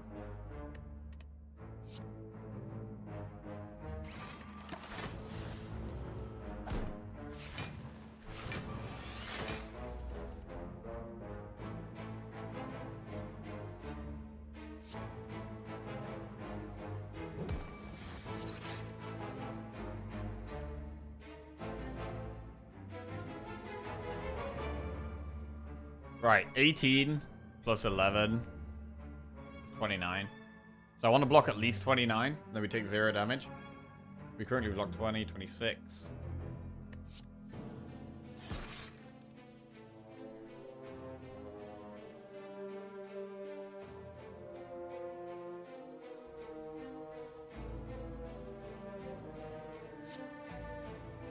Okay.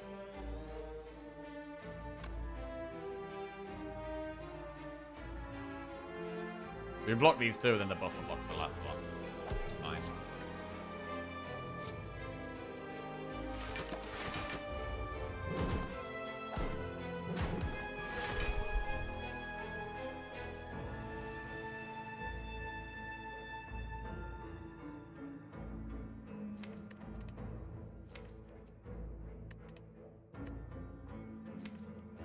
Where's our other core surge?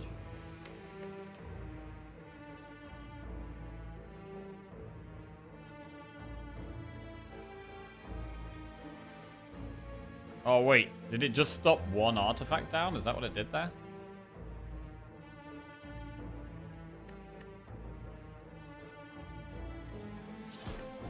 Alright, not great.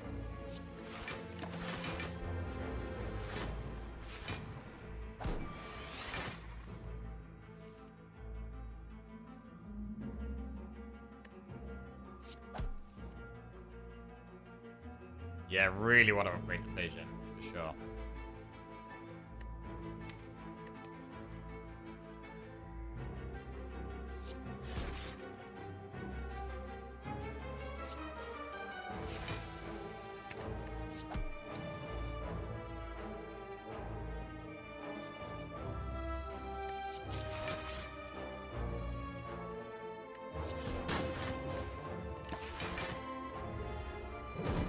Okay, getting close to killing some. We can sunder hologram sunder.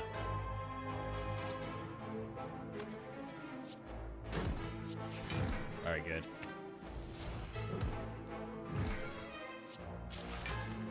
Zap fuel cast. Did we place our repair? We did.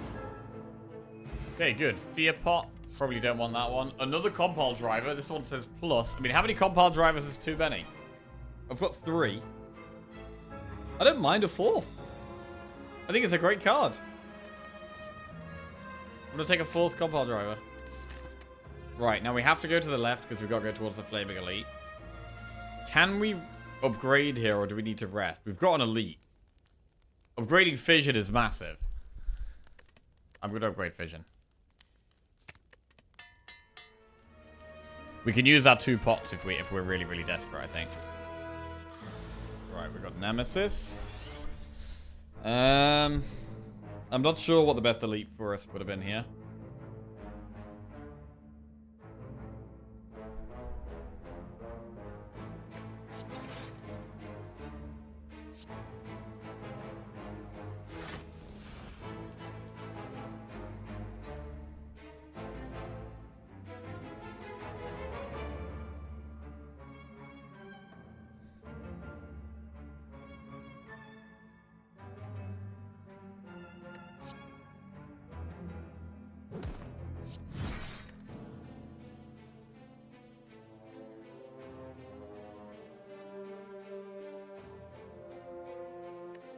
Is Fission the best upgrade in the game? I think so. I think it is.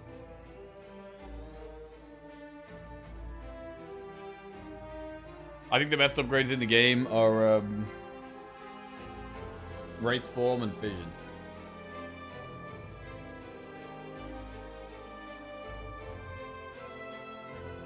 Maybe there's, I mean, to be fair, maybe there's some neutral cards that have insanely good. There's some neutral cards that have insanely good upgrades in certain spots. Eruption, though. True Grit as well. True Grit is a fantastic upgrade for sure. I'm going to leave our Frost up here.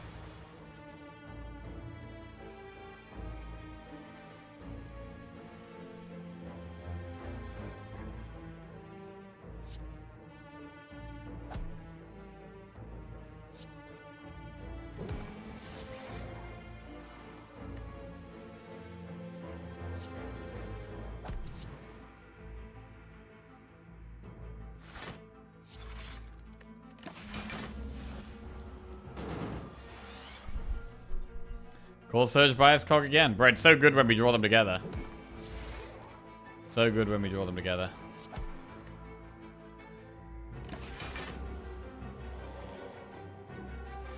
I mean, so far, Choker hasn't been much of a problem. I think Choker has been okay so far. Worst time to draw Thunder. The loop is very good when we've done the Core Surge Bias Cog in the right order. Alright, I'm not fissioning here, we're just chilling. Enlightenment? Yeah, bro, I've had some insane, insane runs with, Enlightenment and... Man, there's one always forget what it's called. Like, shuffles your cards in your deck and makes them cost 0. That upgrade can be insane.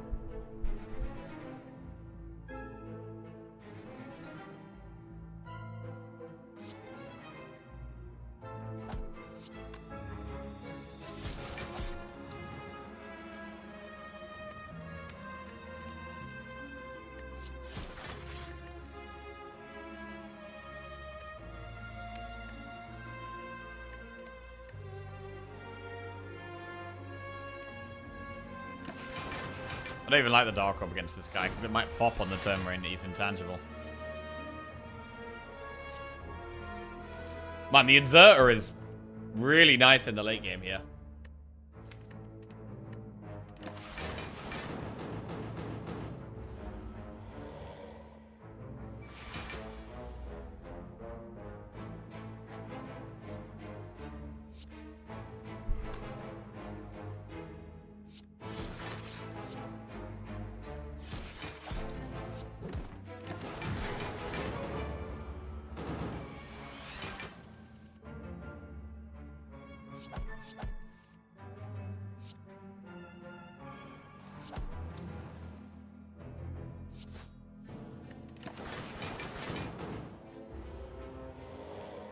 We get 7 healing off this.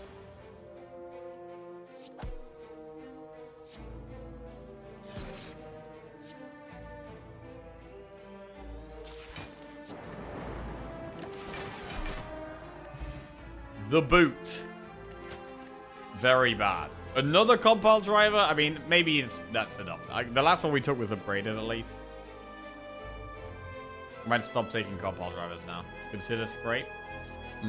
Scrape considered. We're gonna move on.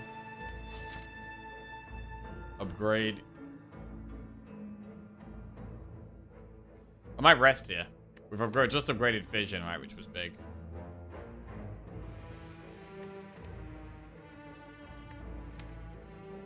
I really want to upgrade the other cool-headed. And I want to upgrade hologram. Maybe streamer doesn't understand scrape-snecko interaction. If you scrape, you have, what? A 1 in 4 chance of getting a card for free?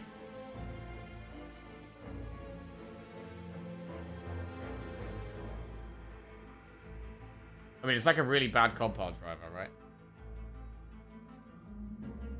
I don't know. I don't think it's good.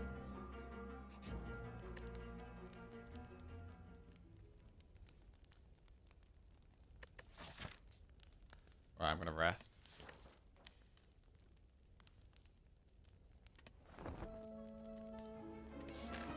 Take the blue key. Over pen nib. Okay, do we have the scaling to beat the head? I mean, Inserter is very good. We might be able to just block enough in the long run. We need to make sure we get off the Core Surge with the Bias Cog and don't just Core Surge on its own.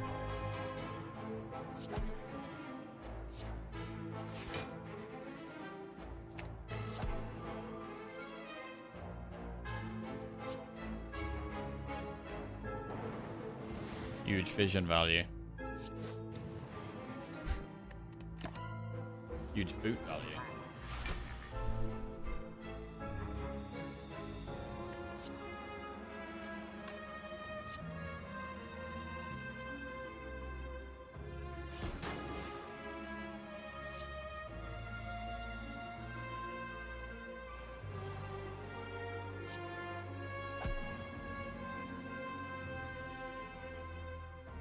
I think we need to get Frost up. Right, I need some focus pretty soon. Oh, there's Core Surge Bias Cog.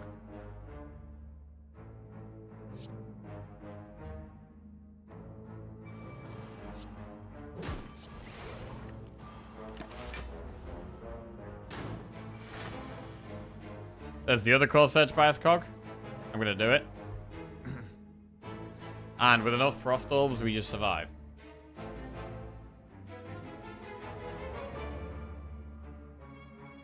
Or should we get the Frost Orbs up now?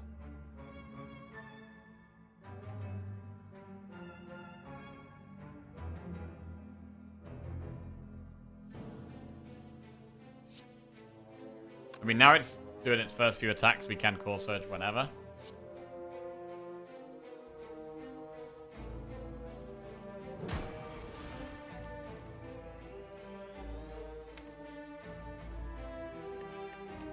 We do need Frost.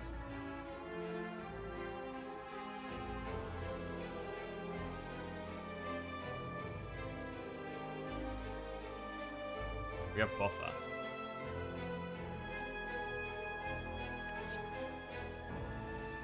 I'm gonna draw. Oh god, buffer costs 3.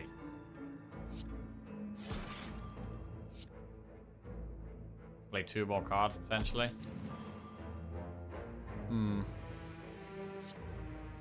Not amazing. Block some of it. But we got past Bias Cog and buffer there, which isn't great.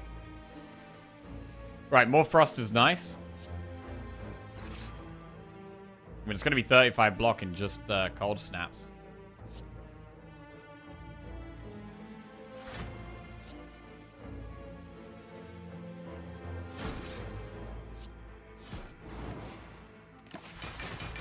Good. we have another elite? There's no more elites. Sacked. The last elite.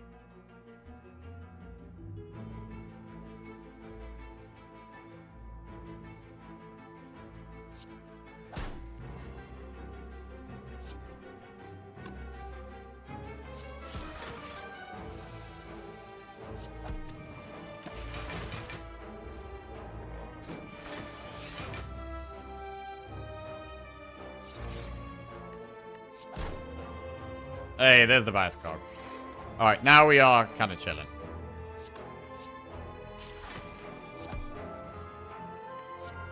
And buffer. Okay, I feel a lot safer now.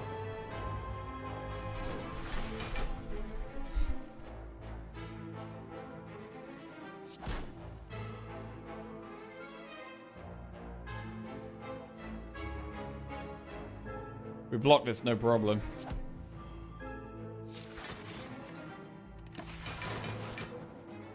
And it doesn't heal.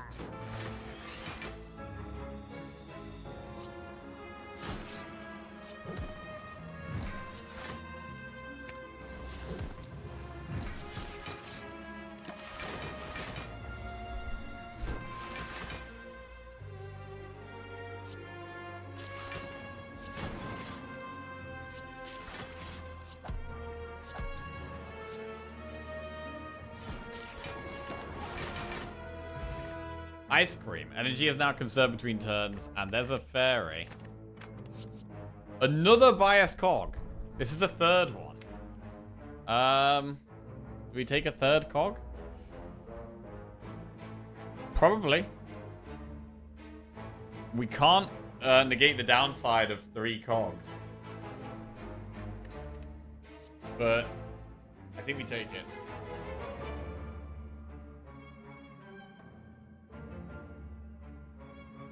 Surely we can find a third core surge, maybe. I mean, we could dupe pot core surge. That's something else we can do.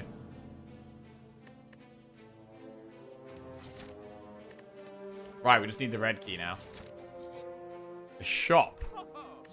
We are going to have the Act 4 shop as well, but we've got quite a lot of money here. Wow, that's a bad shop. Apotheosis.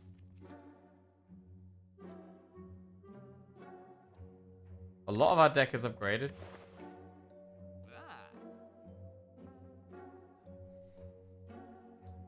A lot of our deck is already upgraded. Is there really a reason to take Apotheosis?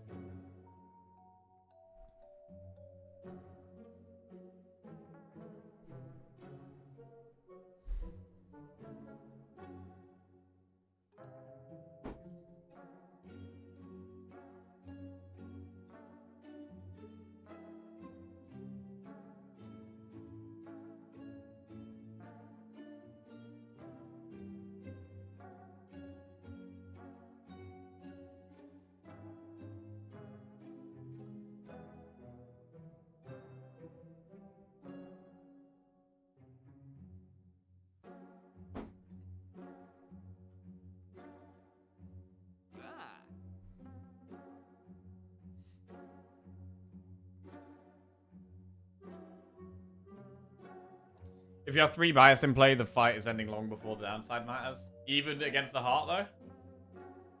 Even against the heart? Yeah, these relics are terrible. I don't know if we need Apotheosis. It's quite expensive.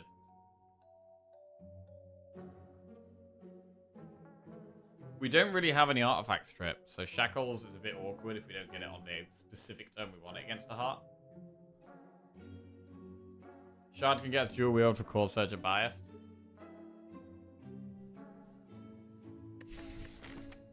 We've got very few fights left. Like, we get so little... I mean, there's, like, barely any fights left. If there's lots more fights, I'd probably consider Prism, but there's so few fights, it's really not worth.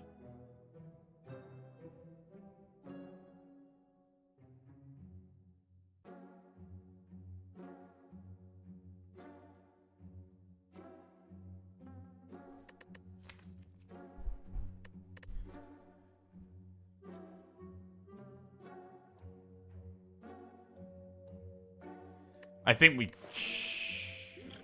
God, I maybe think we should take the Apotheosis here. Upgrading Hologram and Cool-Headed is great. We never need to upgrade the Apotheosis. We can't upgrade unless campfire anyway because we're crawling. I think apotheosis makes sense. And then we can remove as well. Apotheosis remove. With 569 gold, I've risked a shard. What else are you going to spend the money on? Well, we've got another shop. We've got another shop quite soon.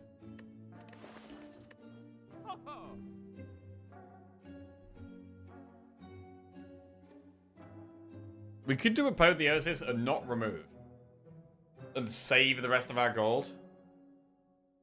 For Act 4.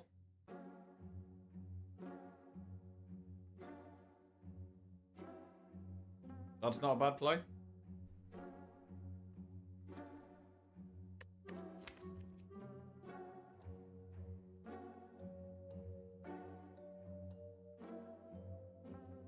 Shard should come with like +1 strength, dex, and focus.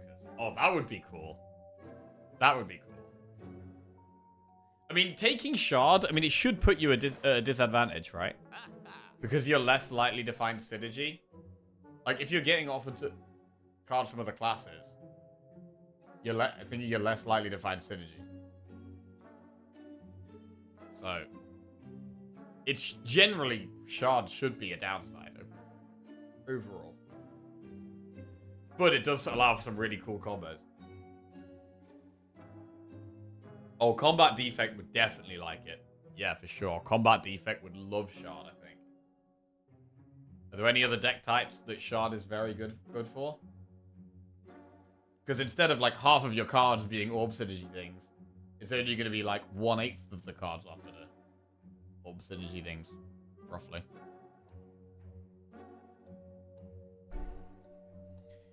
Reminder that Baylor's 20 win streak had 2 shard runs. Damn. Yo, we're a quarter of the way there. We're on 5. We're on 5. I forgot we're on a 5 win streak. Shit. Pressure all of a sudden.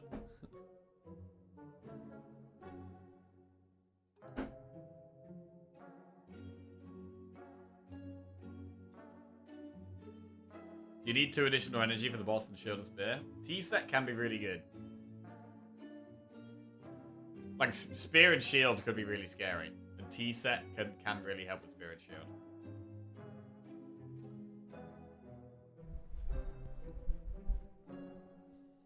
Also, with Ice Cream, we keep the energy that we don't use.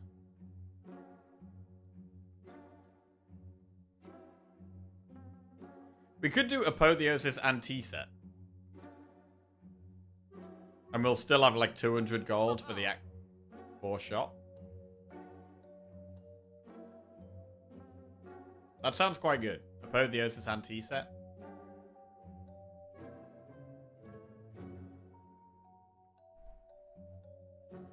I'm gonna do it. We haven't got loads of gold for the last shot, but I think it's fine.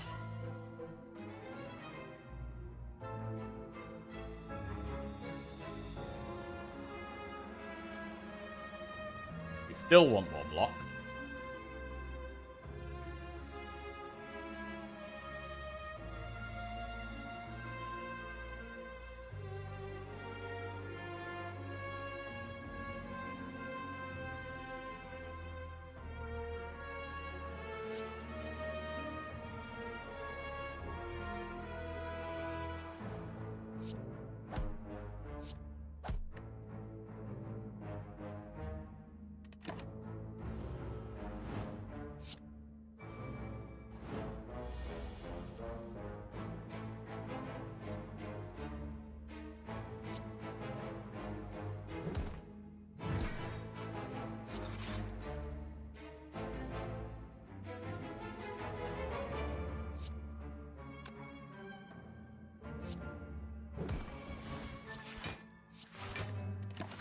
Okay.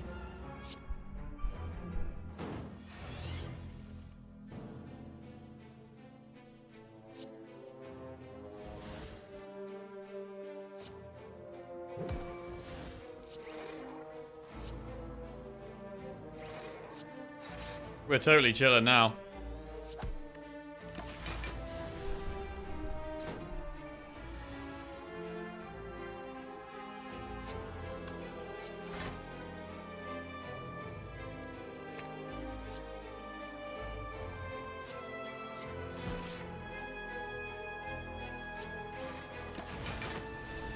Okay, we do get -1 focus a turn, but we're on 15, so it's fine.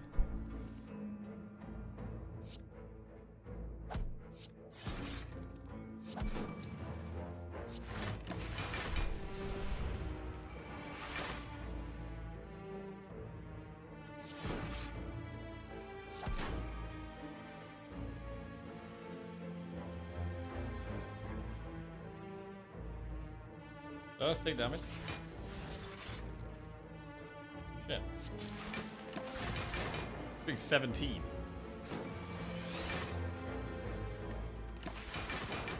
Okay. Snecko oil. Heat sinks plus, charge battery, or fusion plus. Fusion plus is quite interesting with ice cream.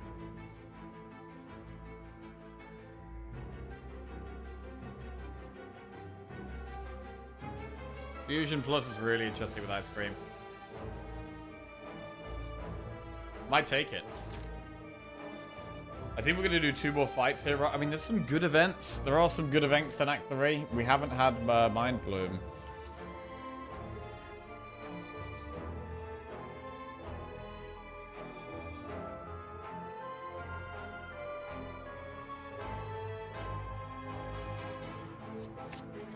I'm going to take Fusion.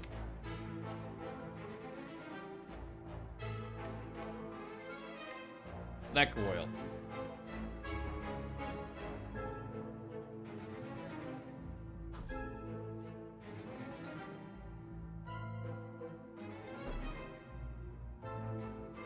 Oh, it's actually starting to look like quite a nice day outside. Lovely.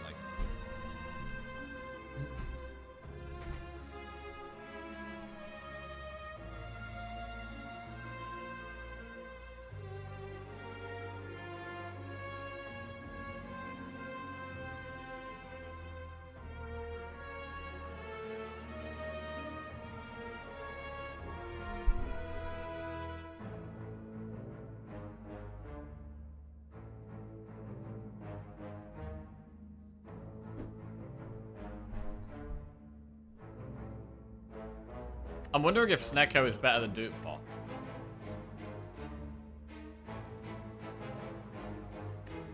To make up for a bad draw. If my whole hand costs 3, we draw and we also randomize our hand again to reshuffle. Like, Snecko is a much, much stronger pot when you've got Snecko Eye.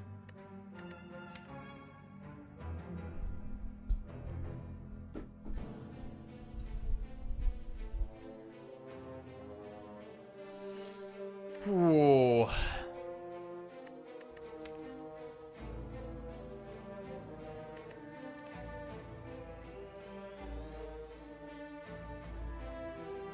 I'm not sure how much we need to draw though. We do have a good amount to draw.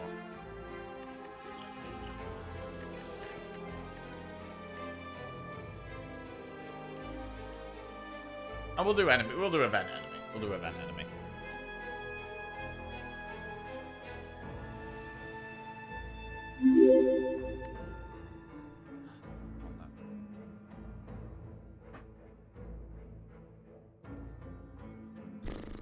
Yo, Nature's BF.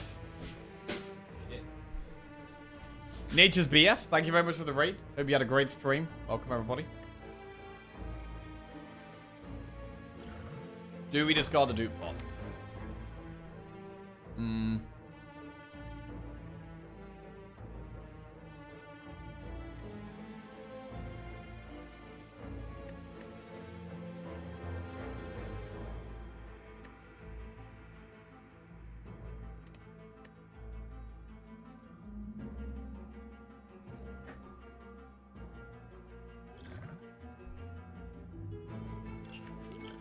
I would have go with the cards that save us if we get a bad hand.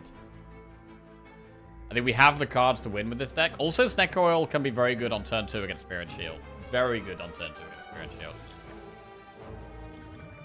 I want to have cards that get us out of a bad draw. And I don't think Dupont does that as well as Snecko.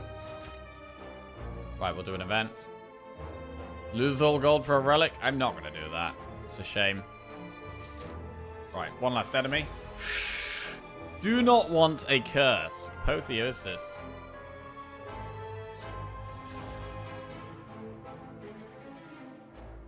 We could just boot sequence this. Chill.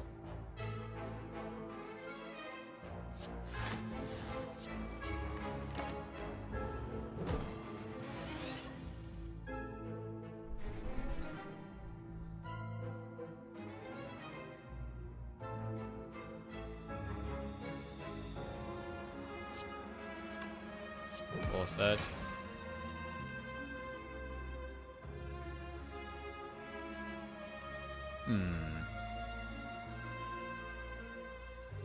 If we sunder, we risk getting a curse, but we're going to lose our artifact here.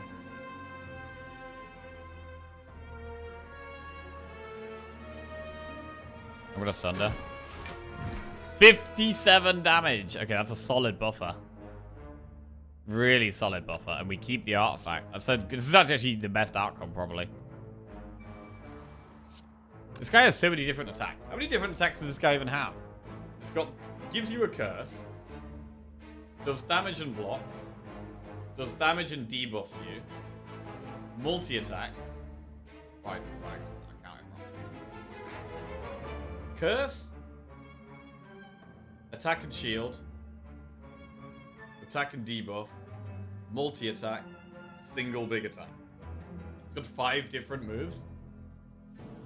So every time you hit it, I think that there should be a 1 in 4 that you get a specific action. So I think every time it's not the curse, there's a 1 in 4 that it's the curse. Different attacks have different... Wait, different attacks have different chances? Wait, do they really? Let's have a look. Writhing Mass.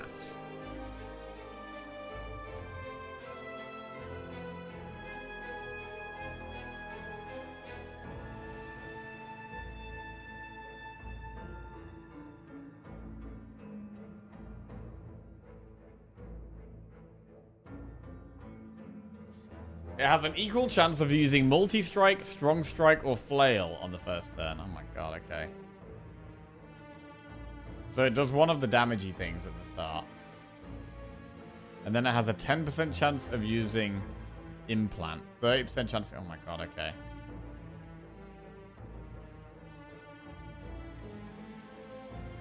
Wait, it's only got a 10% chance of giving you the curse then? Every hit is a 10% chance to give you the curse. 30%, which are the most likely ones, are flail, which is the damage and block, and multi-strike, which is the multi-attack. So the multi-attack and the damage and block are the ones you see most frequently. You only have a 10% chance of the curse and a 10% chance of the single big attack, which is this one. And then 20% chance in the middle, which is the one that debuffs you. Okay, well that is good to know.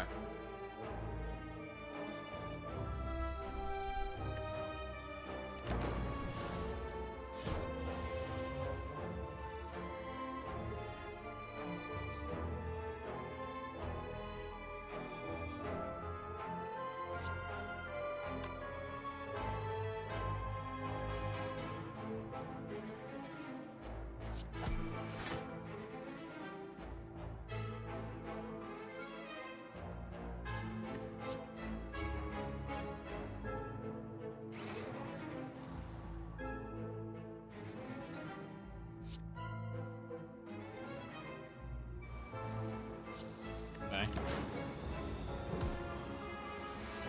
57 damage. Full surge. Sword snap. Right, hologram biased cog here.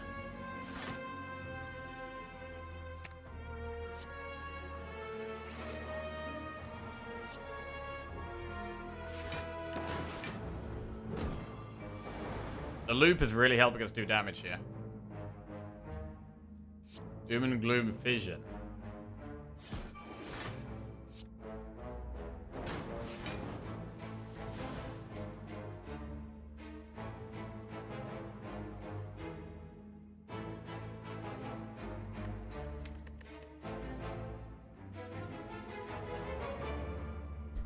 Can only play 4 more cards. Hologram Sunder is lethal.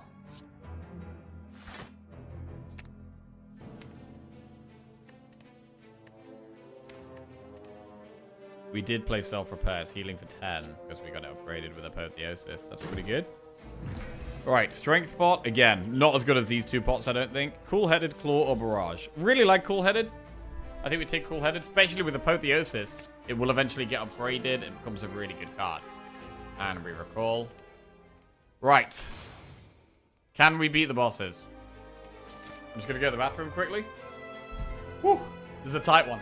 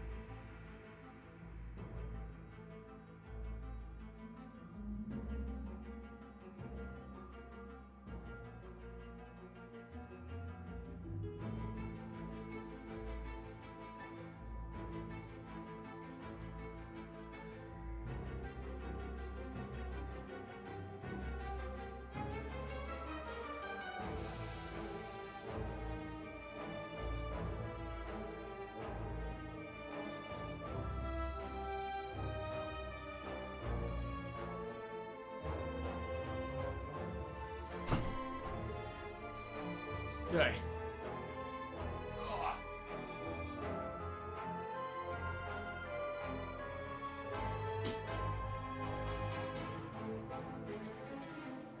Barrage with the boot. Wait, what? That's too late. We're doing bosses now. To be fair, we actually could have done with a bit more damage. Our damage is not that high. We do have 233 gold for the last shot.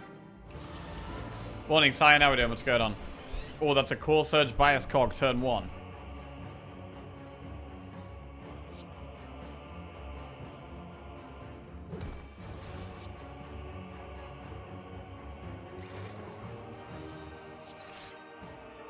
I'm not going to use the other Bias Cog there.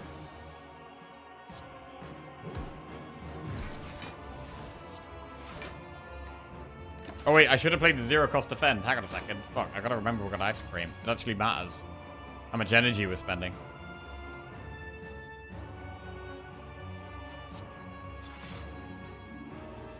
Is it worth doing Core Surge here? I'm gonna Doom and Gloom compile. See more options. We need to play 3 more cards here for Choker.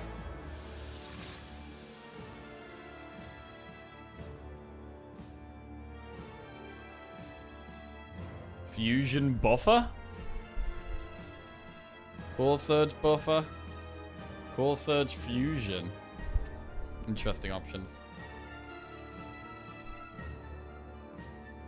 Fusion costs 3. Why would we do that, right? Do the cold snap instead. Right, we want to find the next bias cog.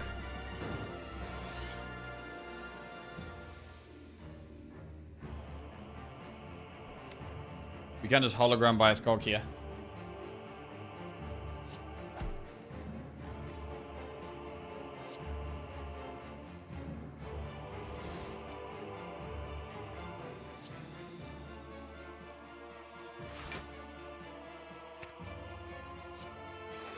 That's big.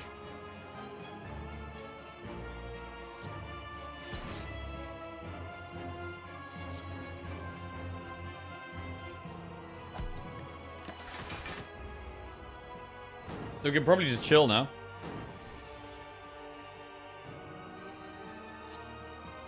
We'll play loop and get rid of this line. So we're mostly just gonna chill. We've chilled 147 times. Wow, that's a lot of chilling, man. That's a lot of chilling.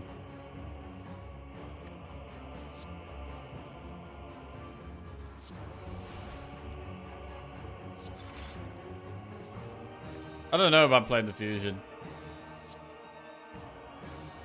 Means we don't have a frost at the front for the loot. It's kind of cool to have though, but I don't need it.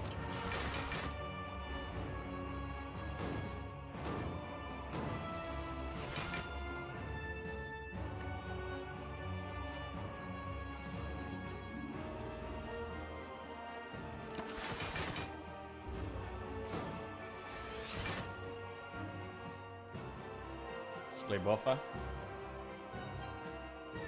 I mean, we could move the dock to the front.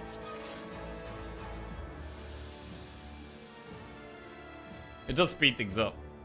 Why do I need to speed things up, though? I don't need to speed things up.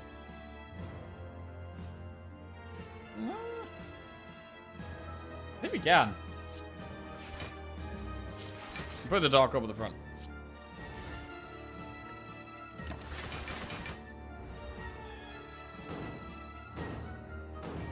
Because, I mean, we're already blocked, what, 24, 48, 72? It's kind of a lot.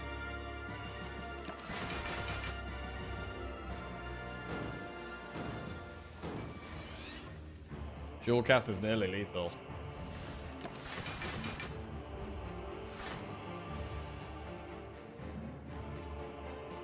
Dual cast is lethal here. It's 450 damage.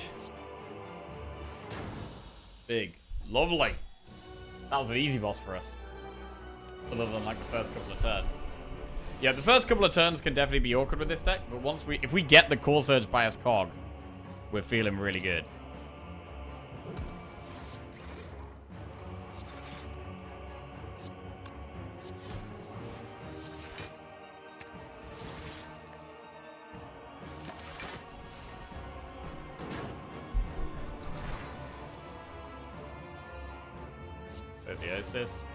And I mean, I guess Shuriken does help a little bit, to be fair.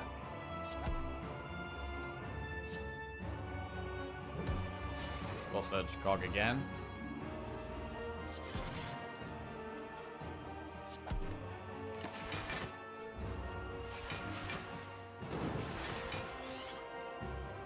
And the inserter really helps. Loving this inserter, to be honest.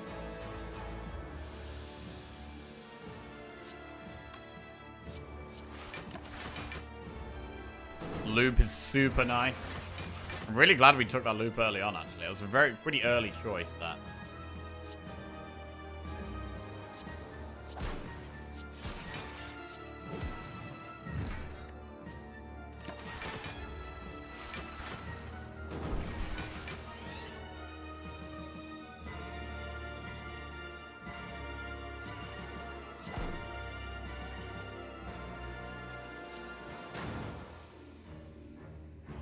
One down.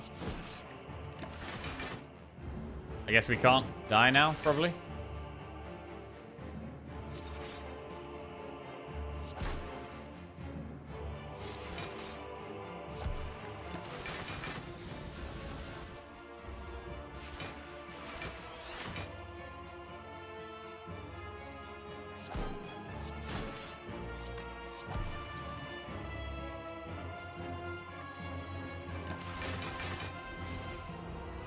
Yeah, Dark Orb set up again.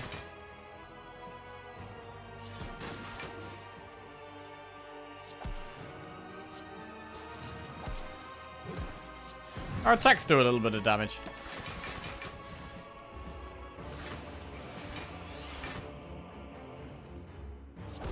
Would we buy more damage in the last shot? Maybe. Oh, we should move the Dark Orb along, actually.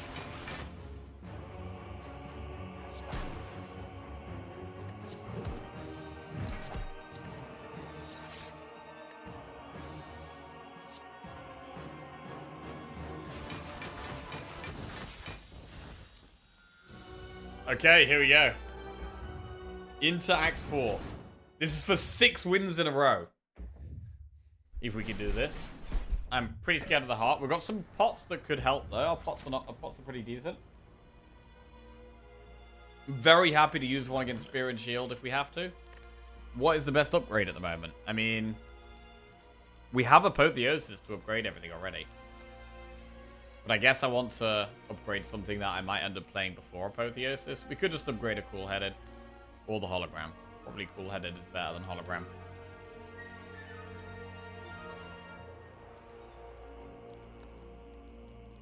Or we could upgrade the other bias cog. In case we get Core Surge with the unupgraded bias cog.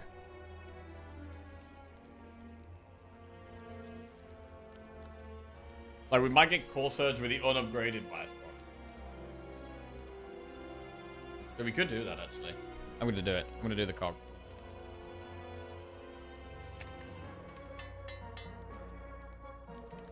Right, shop. Blind Echo Form. Consume. We can't afford Echo Form and Consume. Recycle is great with Echo. Consume. I mean, Consume's good, but it's got to be Echo Form, right? I guess we do have Choker. We do have Choker. Spoon for Core Surges. It also works with Apotheosis, which is bad. No,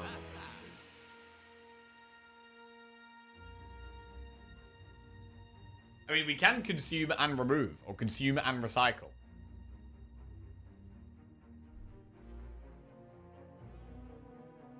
We don't have any way of applying weak, which makes blind pickable, but... Are we really, really, really turning down Echo Form? I don't think so.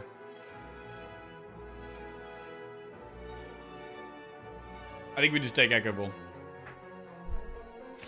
Okay, let's go. Spear and Shield. Current thinking is we might be using Snecko Oil on turn 2. Let's see.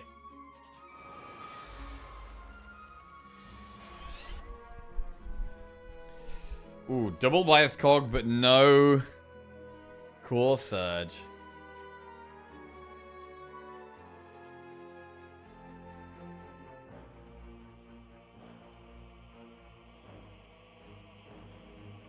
I might have to play one of these. I don't know if I can play. I don't know if I want to play both. I mean, we can. We do have double hologram, right? We could hologram back a biased cog. So maybe I want to play the 2-cost biased cog rather than the 0-cost, so that we can hologram back a 0-cost on another turn. That's pointless, though, right? That doesn't make any sense.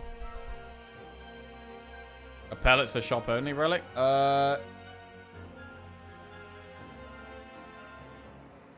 Yes.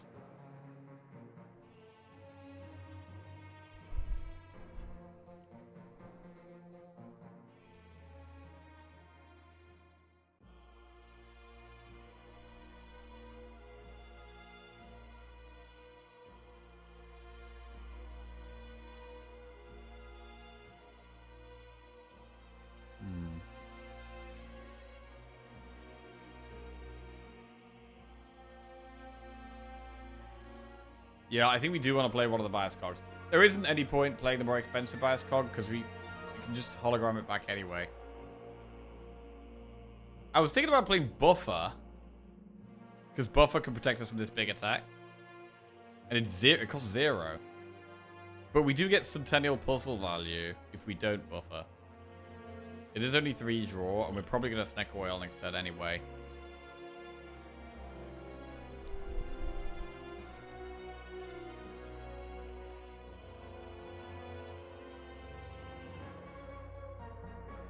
But if we're playing boot sequence, Buffer is only protecting us from 2 and then 1 attack next turn.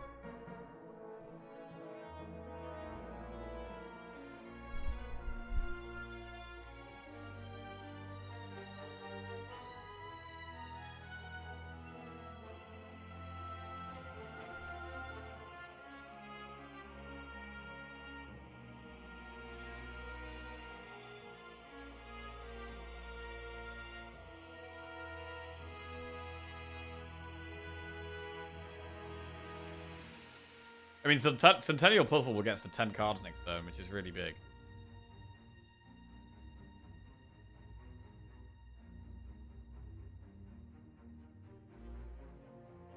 I might just go boot sequence. Take 2. Do Sunder Biased Cog. Don't play buffer.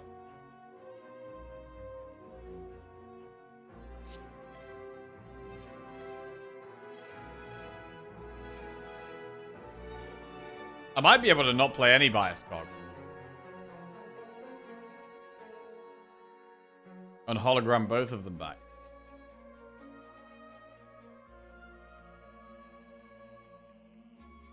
Because we can have 3 energy left over here.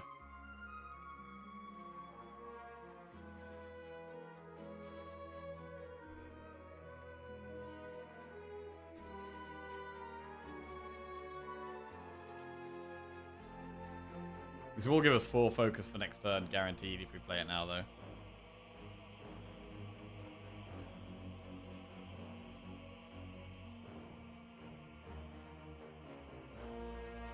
God, not playing buffer seems really weird. This is such a weird turn 1.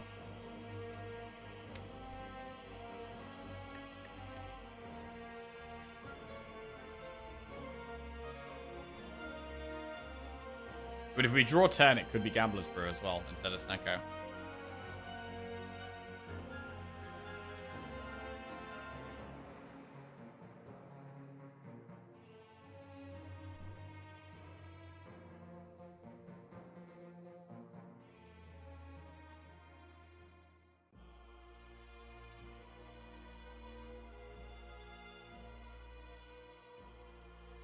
We could just buffer Sunder and not play anything else.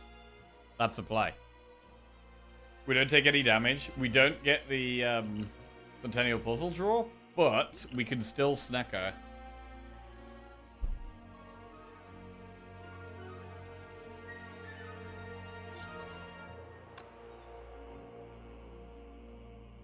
God, it's hard.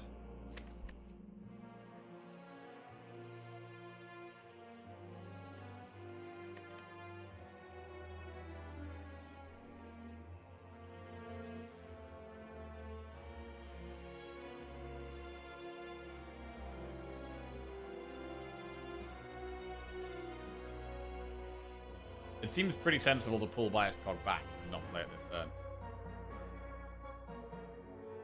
But it definitely makes me nervous. No, I'm going to take the damage and get the extra draw.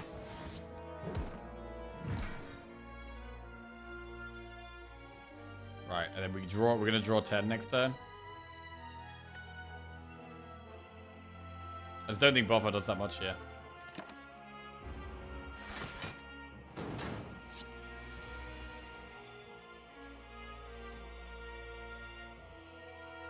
Okay, we've got 2 0-cost holograms. Wait!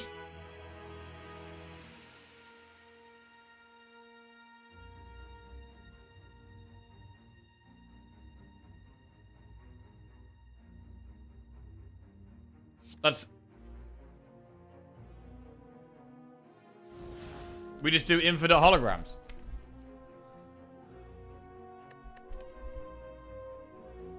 Oh, wait, we've got Choker! We've got Choker! Oh, Choker! No Choker!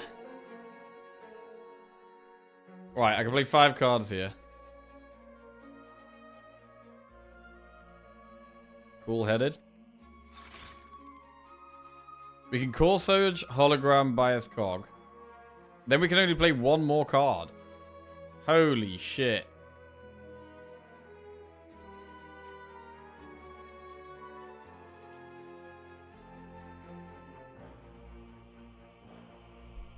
Buffer.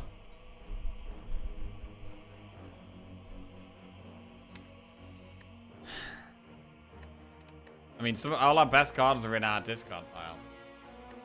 Oh, the Choker is really hurting this turn, man. Jesus.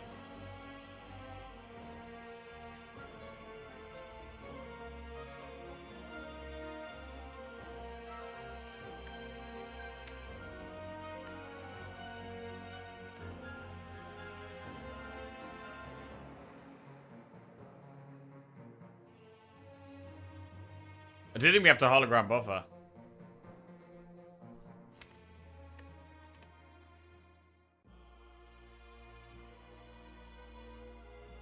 God.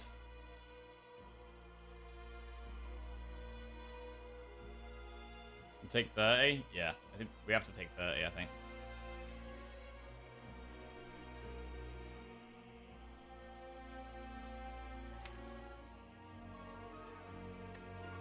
But if we don't get focus up, we're going to be taking... Like, this does loads of damage next turn as well.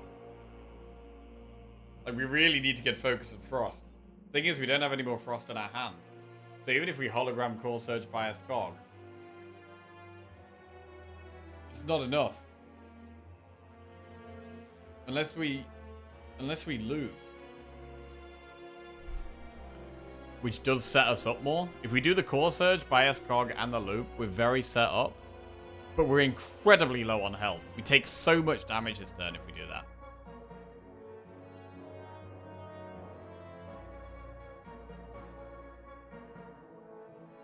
I do think it might be the play, though.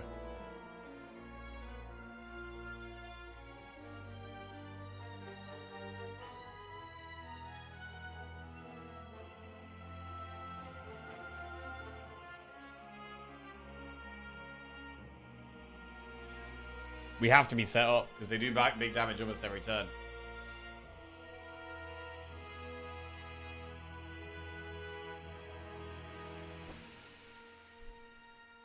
So... The problem with using a pot...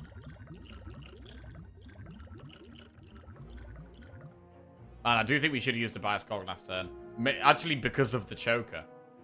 Not because of anything else.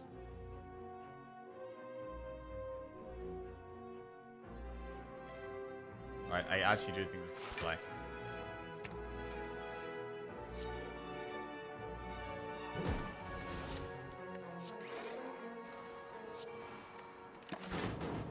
We take a ton of damage here.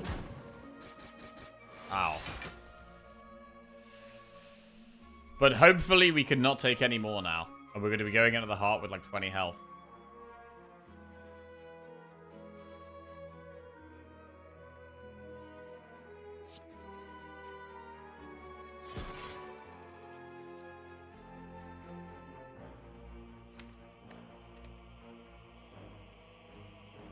I don't even want to Echo Form. I need to Cool Headed.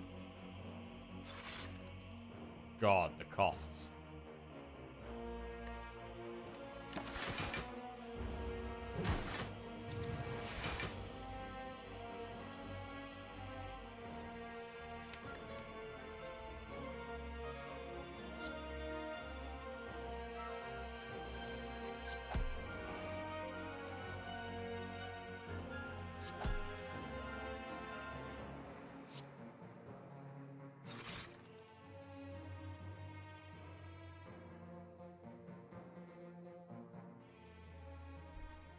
Should we just play a Bias Cog here? Yes.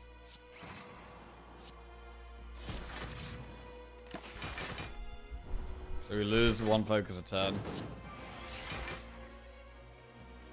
But we have good block.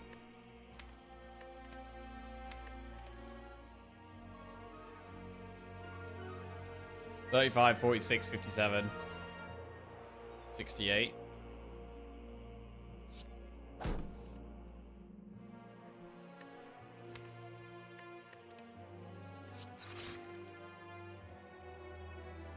Core Surge Bias Cog now.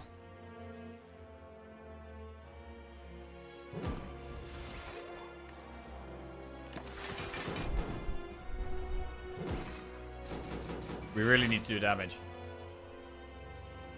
Echo Form Buffer Sunder.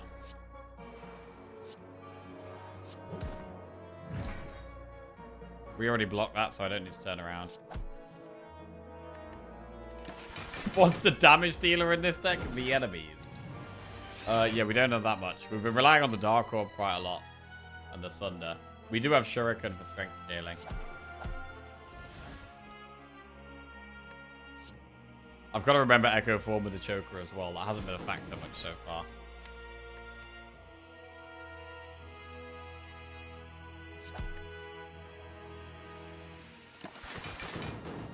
Right, we are losing one focus a turn.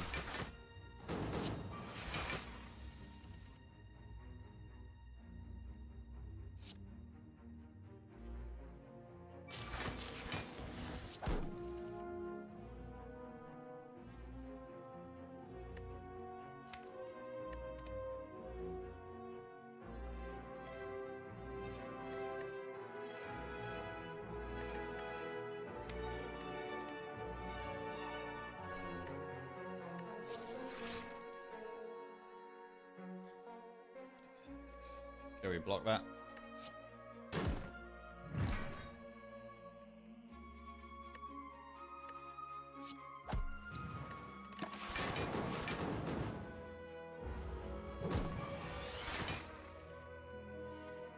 Okay, self-repair is... Wait, we've played Echo Form. Oh, bro, the Echo Form self-repair.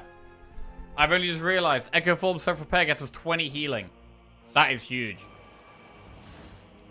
That is massive, actually.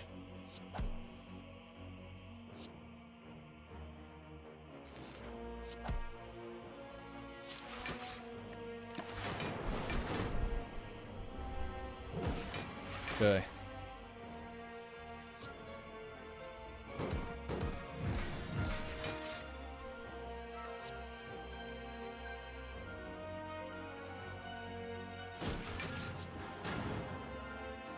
Alright, back to 37. Data disc is quite good. One focus for free.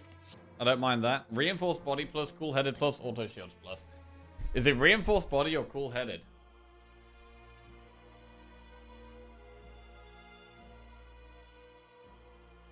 Probably cool headed. I mean, we need, because of our 37 health,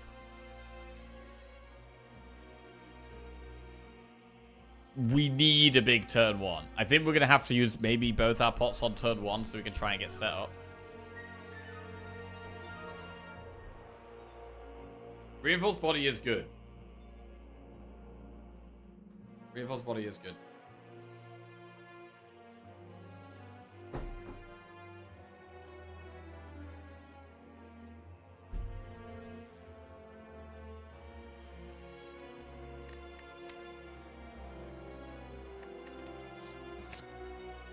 But I'm going cool-headed here. I think we need the frost setup with the biased cogs and the core surges. Okay. This is it. This is going to be quite close. We took so much damage against Spear and Shield there.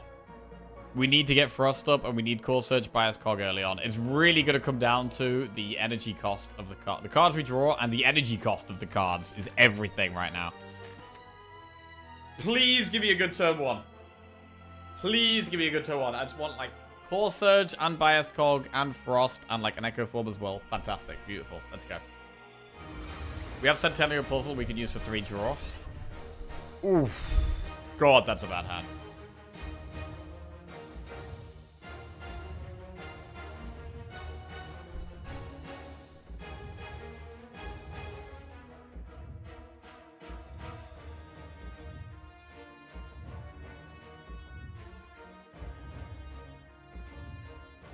Right. Is it Gambler's Brew?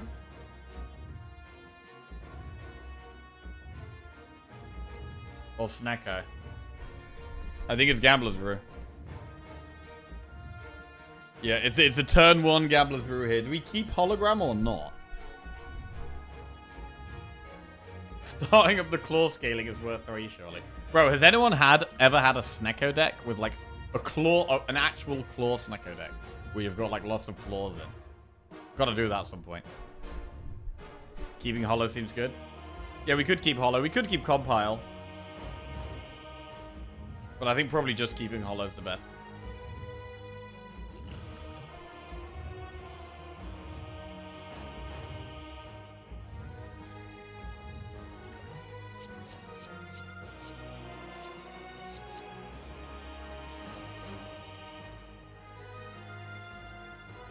Keep the 0 cost compile. Honestly, it might be a double pot turn 1. This is all about turn 1 here, bro. It's all about turn 1. Claw should be the first -1 cost card in Slay the Spire 2. I mean, I think we saw that Claw is in Slay the Spire 2, right? But there's no defect, I think. So it's gonna be, surely it's gonna be the a Necrobinder card.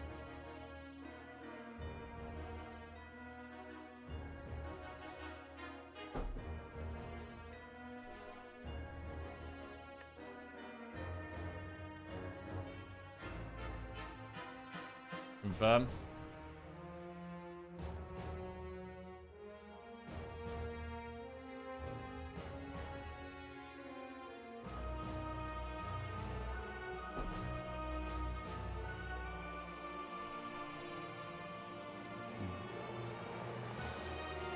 Okay. Right. Core Surge biased cog. But no Frost Orbs. There's also Echo Form there.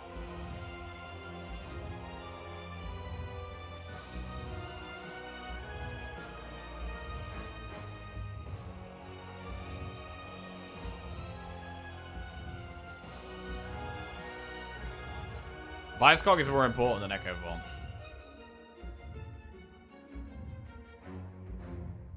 What the play might be, Hologram, Core Surge, Biased Cog, and then play Snecker Whale.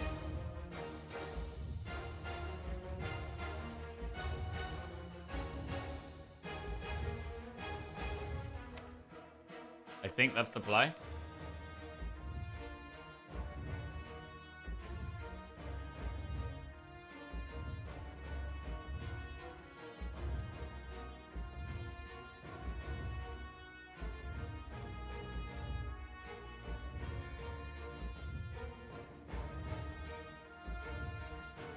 Oh wait, we'll draw 3 cards.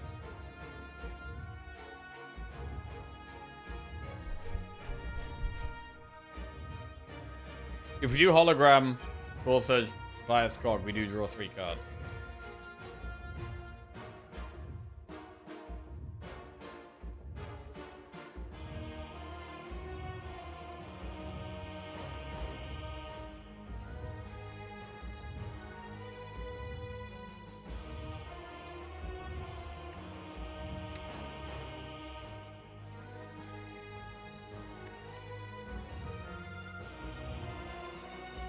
The chance of us dying in turn 2 looks quite high.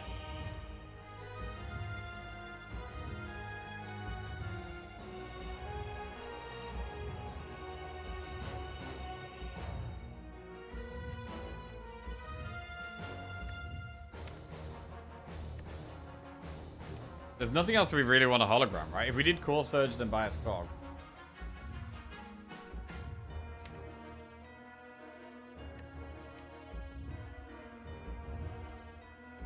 We could completely gamble. Like, on average, right? On average, well, 50% of the time, hang on a second. If you Snecker Whale and randomize costs that have already been randomized, they can still be the same cost, right? Like, we could randomize Biased Cog and it still costs 2. Because if it was not like that, then we've got a 2 in 3 chance of reducing the cost of Biased Cog and Echo Form. But I don't think I think it can be randomized to the same cost. So one play I'm thinking of doing here is I'm thinking of doing Hologram Core Surge and then playing Snecko.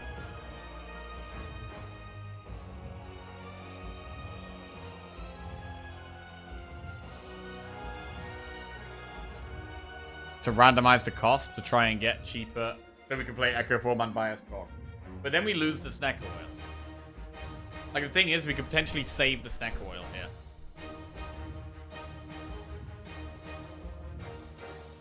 I've got to decide whether I want to try and save Centennial Puzzle or Snecker.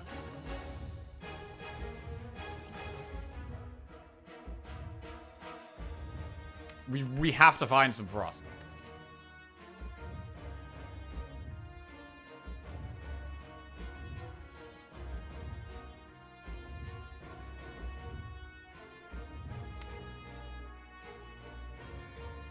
We can survive next turn with buffer if it's doing the single attack.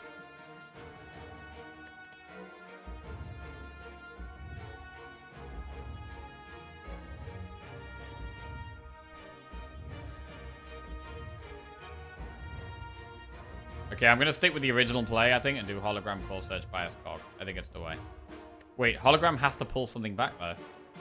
Shit.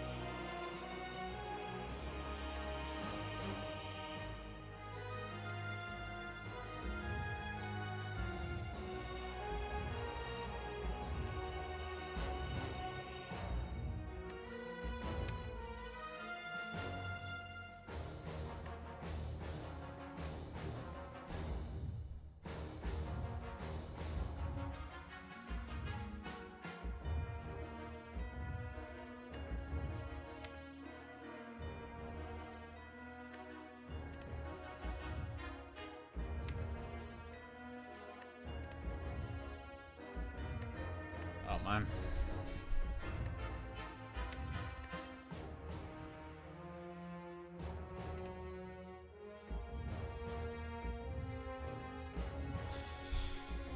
This is really hard.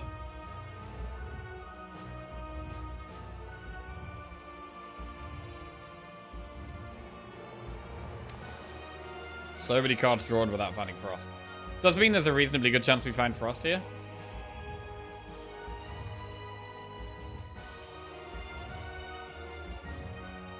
I think it's just hologram core search by a Skog.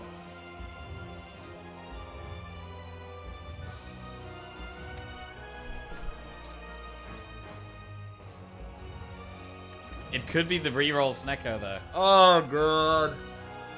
If we reroll Snecko, we might be able to Echo Form and Bias. Is Echo Form even going to help that much?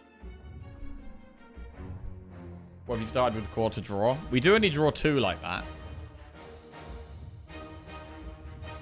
But it is an option. We could just draw 2 from Centennial rather than 3.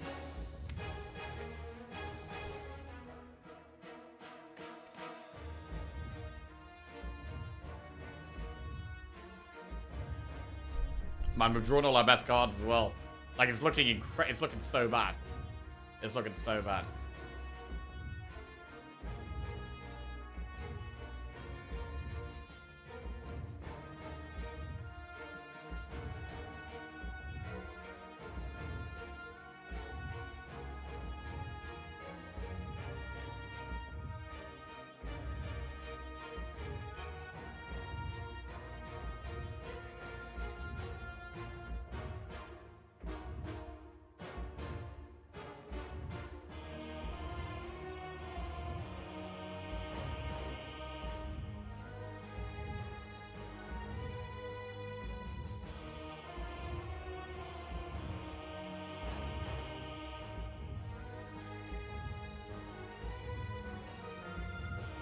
Maybe Hollow or Snecko and Gamba. Worst case, 3 plus bias, best bias Snecko, 3 plus 4 card draws.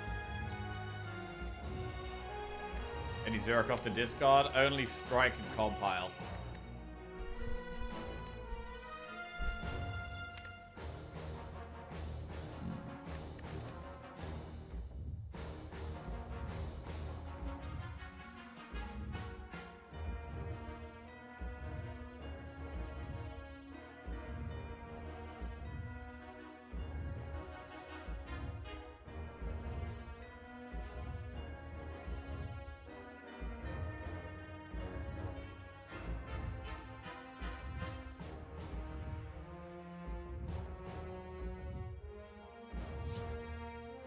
I'm gonna stick with the plan. Core search by a Skog. Now we get a draw. We draw 3 cards, and we're hoping for some good 0 or 1 cost stuff, basically. We have 6 focus. Oh.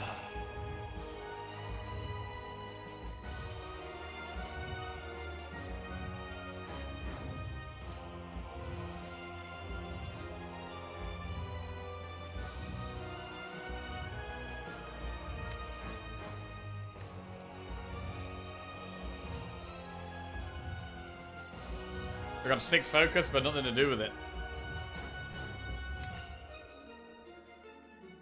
I actually think we have to get buffer next turn. I think we needed to be doing the single target attack, and then we need buffer. I think that's probably the way. Could Apotheos' pot and pray. We could pot.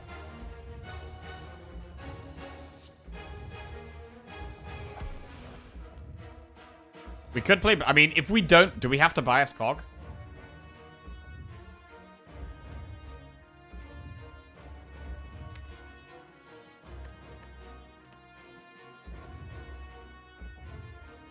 We probably do, right?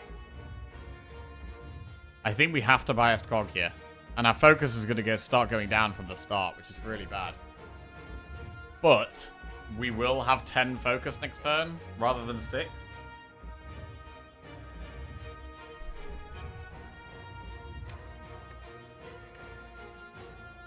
So I do think it has to be the way. We're going to bias Cog. An end turn. I don't see how we survive unless we buy a Skog. Non-pile pot. I mean, what's the reason? The Snecko? If we do Snecko here, we could get a 1-cost Echo Form or a 1-cost Core Surge. That's our best bet, really.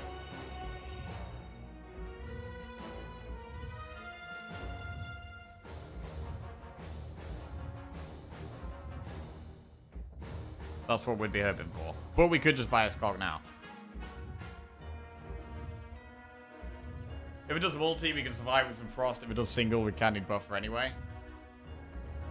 We might be able to afford the single target attack if we've played Core Surge.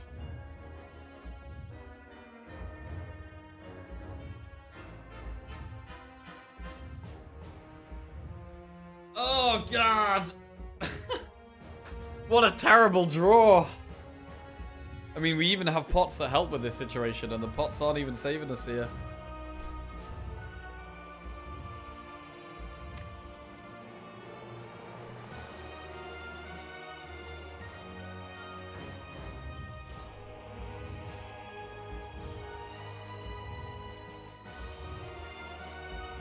It's gotta be Cog, surely, right?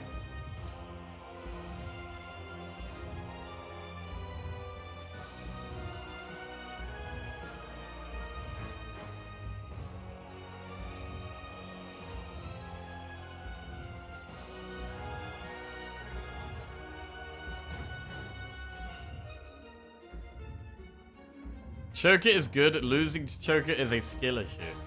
I mean, the random cards from Snecko is... It's brutal. I just beat Ascension 20 on Ironclad for the first time. GG. Well played, Time Spear. Nice. What kind of deck did you have going on? You got some strength in there? Some barricade shenanigans? Exhaust? Man, this is harsh. This is so harsh.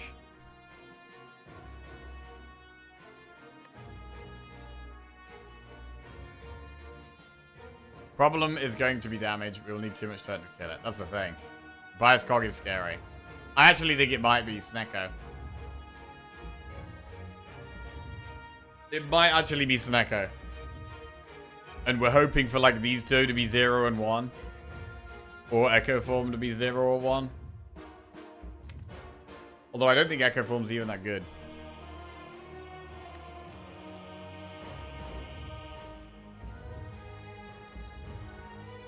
Oh, God, it's hard.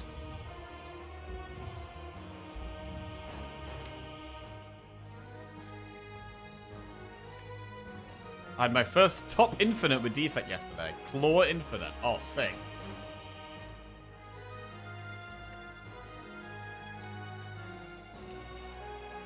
I mean, Choker and Snecko are obviously awkward together, but I really do think they were the picks.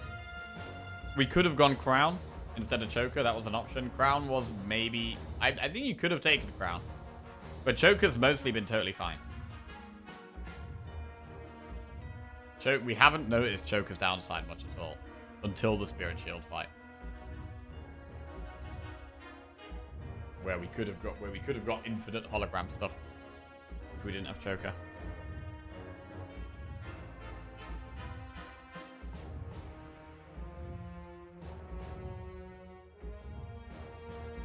I think we got a Snecko. You lose out on the draw if you Snecko pot now, though. We do lose out on the draw. Which is why I'm not immediately doing it. If we didn't lose out on the draw, I would immediately have done it already.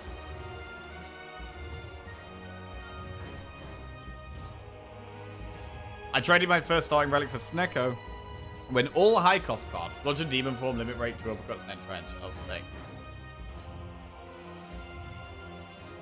I do think we have to buy a Skog. But then we're on a real timer and we don't have that much damage. That's what's scary.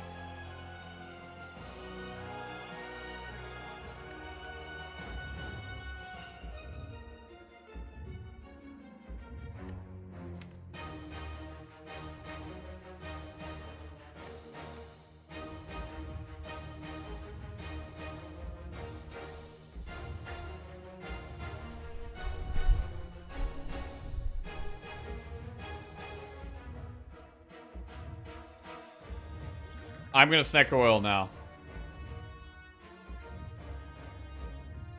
But then, hang on. What's the point in using Snecker Oil now? Like, what is the actual purpose of this, right? The only way it's good is if we are able to play Core Surge and Biased Cog, which is very unlikely.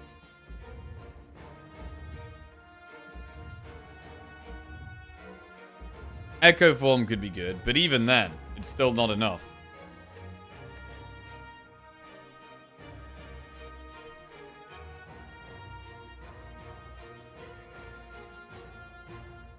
We're on 19% to be able to play Bias and Surge. I think we have to, Cog. I think we have to. Right. Let's go. It's doing the single target attack.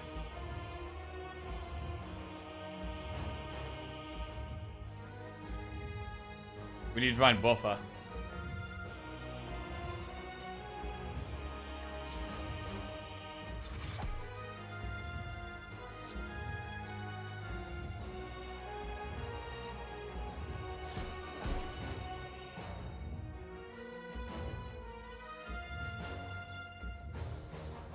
I can't play that many more cards.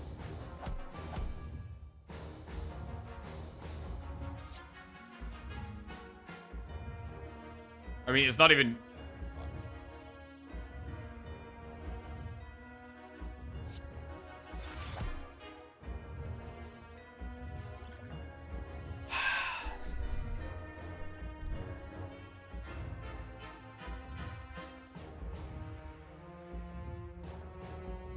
Can only play 2 more cards.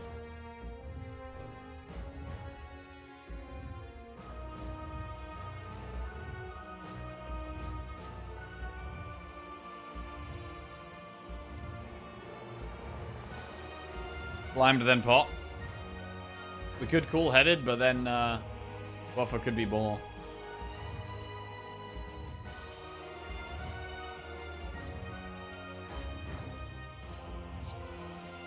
Alright, I think we have to get buffer. It's the only way. Oh!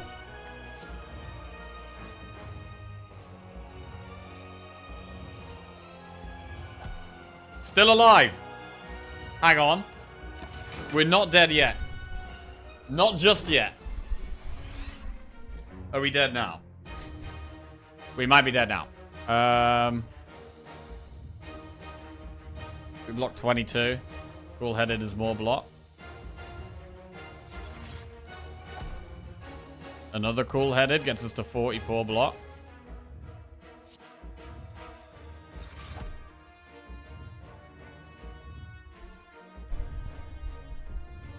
We could zap here. We're on a timer as well now, so we need to make sure we are going a lot faster. We have Core Surge. It costs 3.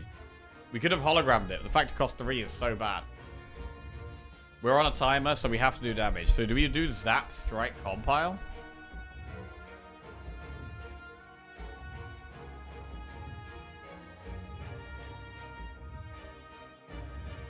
Putting Dark Orb at the front and not doing any more orbs looks kind of nice. Maybe we don't Zap. Maybe we just cool-headed. We'll do that. Echo Form.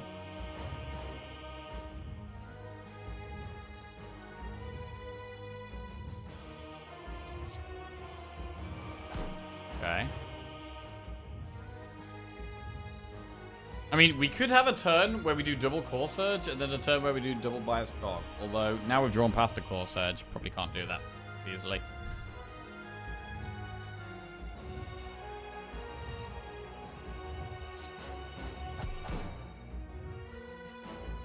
Yeah, I don't think we zap here.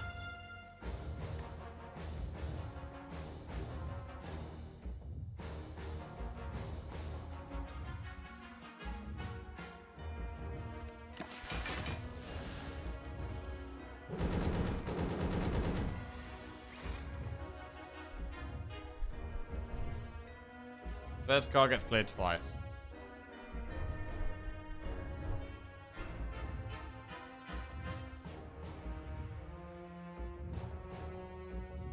You have to do damage to ourselves with Compile Driver. Vision we could do later.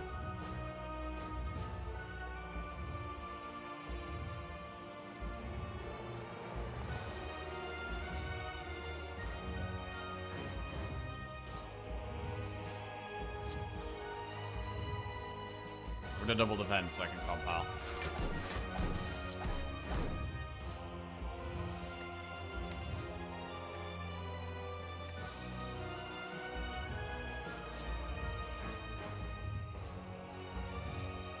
We want to put Frost at the front for this next turn? Don't think we need to.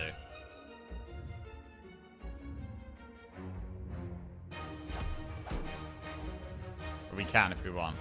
We have the option now. We don't have loot. That is true. That is very true. Alright. Got a good Frost. We've done 110 damage. 9, 18, 27, 36, 45. It's doing 60 damage. God. Expensive cards here.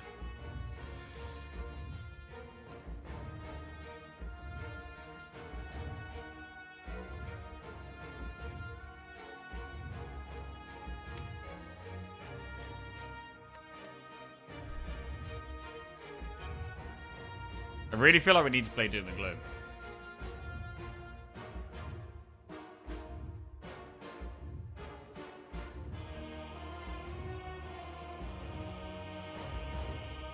And I really want to double the loot.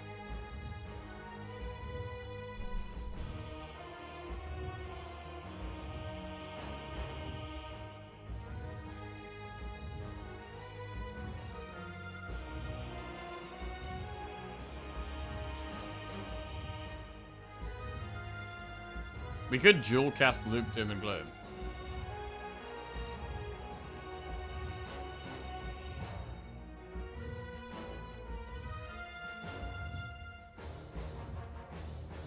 We get double dual cast. We don't get double loop, but we do get to play one. Loop gets worse as the fight goes on, right? It gets worse as the fight goes on. Because we'll have less focus.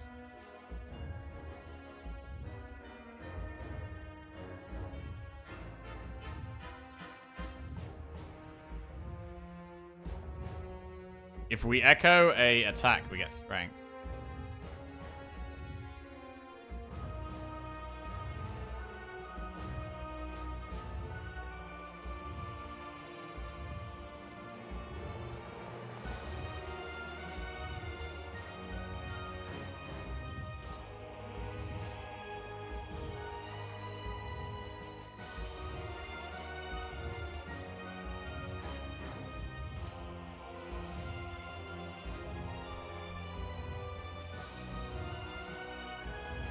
If we do double loop, and then dual cast cold snap, Doom and Gloom, what happens? 1, 2, 3, 4, 5. So we'll lose 10 health to go down to 8. In terms of block, we get 24.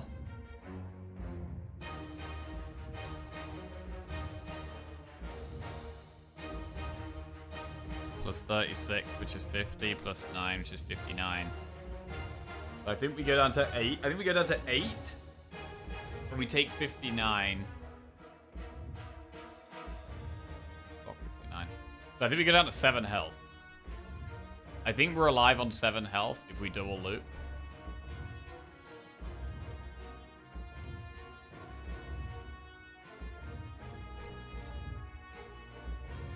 $24. 33. 42. 51. 24. Maybe it's 8.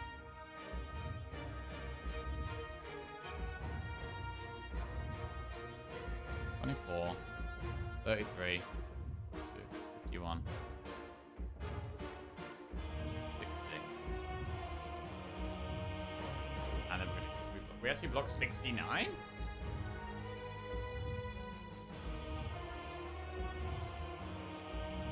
So no, we dual cast first.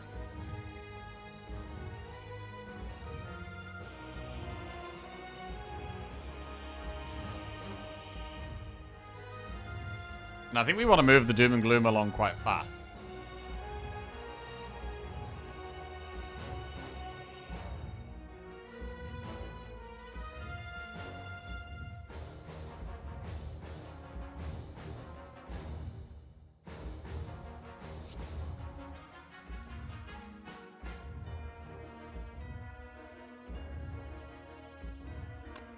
Oh, wait.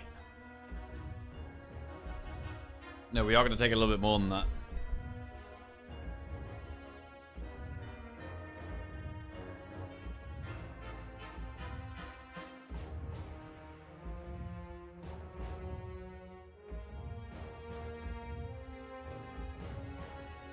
Yeah, we're going pretty low.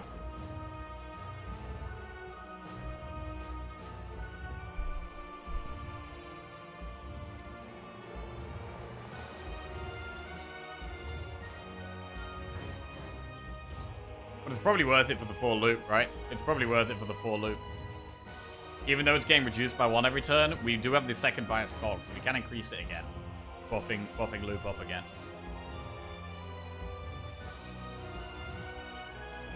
I am going to loop.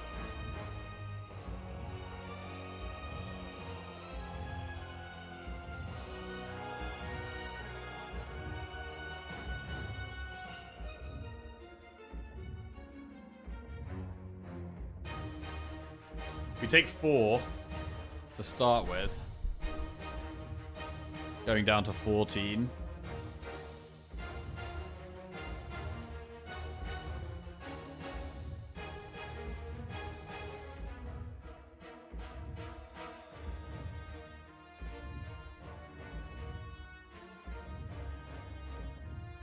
And then we do all the blocks. So we get down to 14 health. We block 24. I think we actually rely on 14 health, maybe. Okay.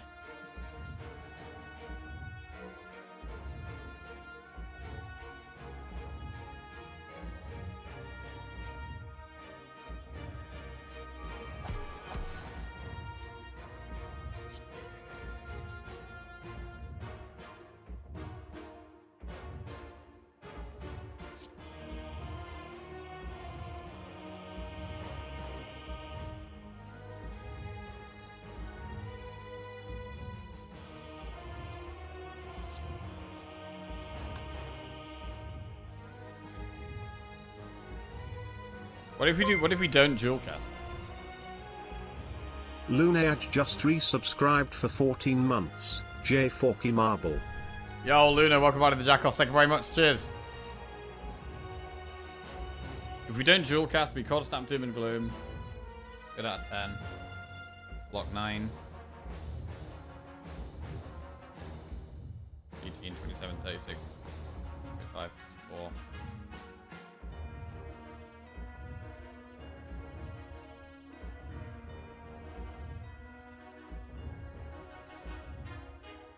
I mean, saving 2 energy is a pretty big deal.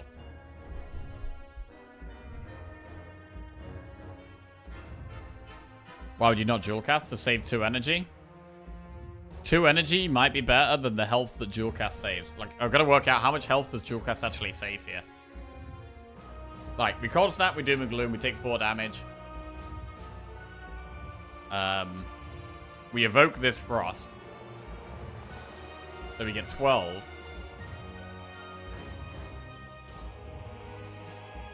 Plus 45. Which is 57. I think we can maybe not dual cast here.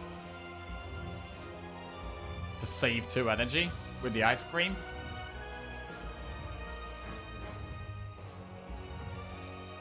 That might be worth. I'm really getting screwed by turns where we're getting like 3 costings that we can't play. Like the 2 energy could actually be humongous. I think I'm going to Cold Snap Doom and Gloom. And that's it. If you Cold Snap Doom and Gloom with no dual cast, then dual cast would have saved 10 damage.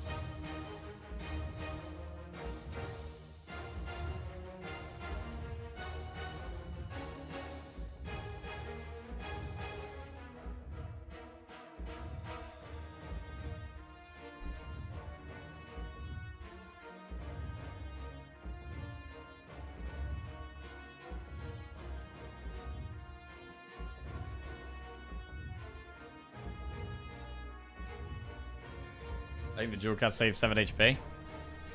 Yeah, I think I value the 2 energy more than the 7 HP. Do you need health to make use of Echo Form? Maybe.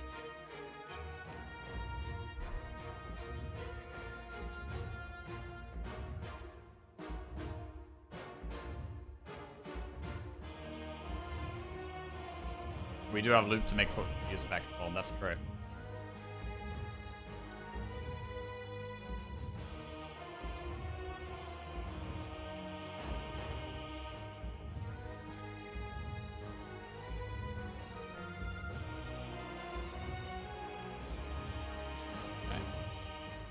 YouTube stream up to 7 entire likes. We're viral. Huge likes on the YouTube stream.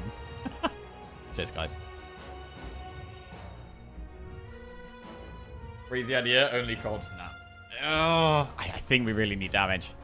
Also, our focus is going down. It's better to get the dark up now when we've got some focus left. I think we're going to cold snap Doom and Gloom here. God, why do I need the bathroom again? Shit, I'm literally pissing myself.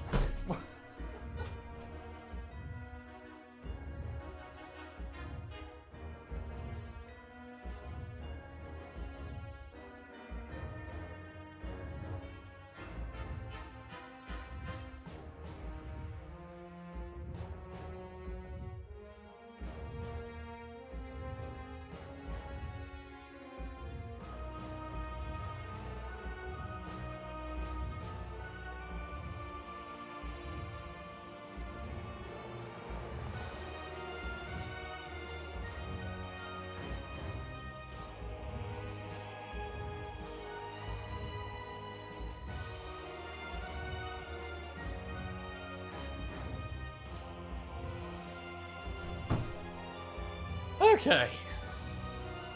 Calm down, Jack. Calm down. Always nice when he has his streak going. You can go AFK and cook for a while and not miss much. Right, we're going to play the game now. I've calculated this like 5 times. Cold Snap Doom and Gloom works. I don't need to calculate it again. Just one last time. One last time. 12.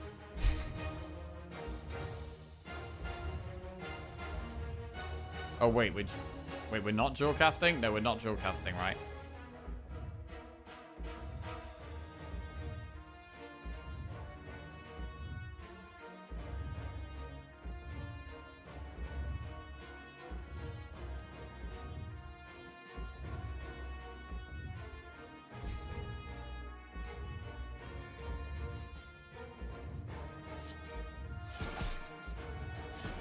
We did a thing.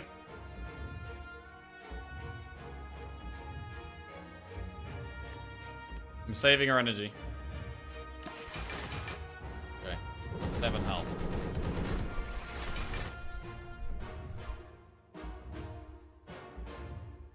Double Sunder is 66 damage. That's like a 10th of its health right now. That's not bad. Fission. I don't really want a fission here. We could double Doom and Gloom. If we Doom and Gloom, we're going to have 2 Dark Orbs next to each other. I mean, is double Doom and Gloom better than double Sunder?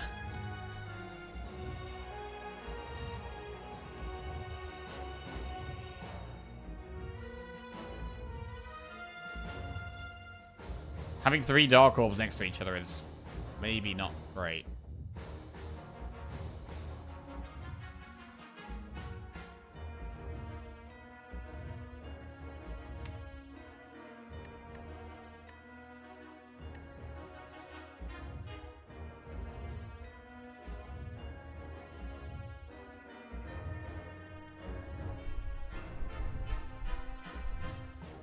I think double Sunder Doom, and that's it. I think double Sunder Doom and turn is fine.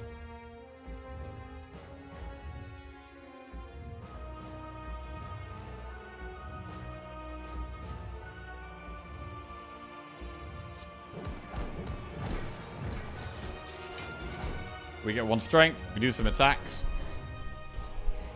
And I don't think we need to play anything else. I think we could just wait. I think it might be better to save the energy rather than play Claw. What we really want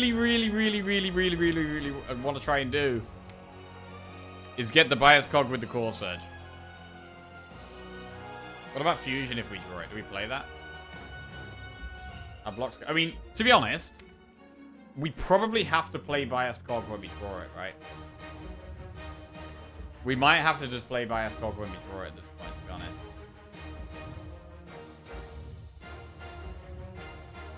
Holograms can help with the combo, that's true. Right, our first card gets played twice. We could do Fusion.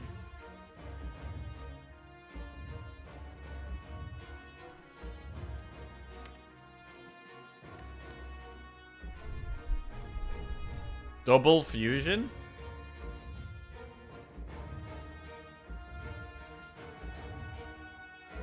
But then we're going to have... If we do double Fusion here, we have 4 orb slots in a row with no Frost, which feels very risky.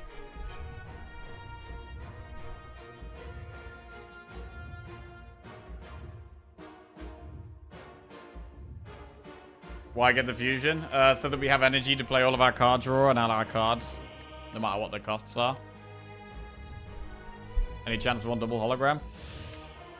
No. Don't want double hologram.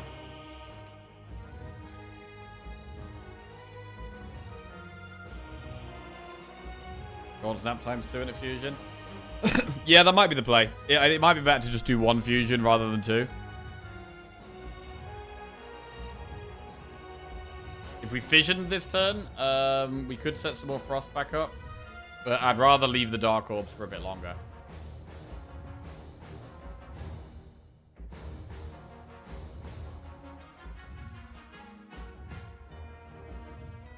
Cool-headed fills our hand to 10. I think I'd rather double the Cold Snap right now. Get some damage down.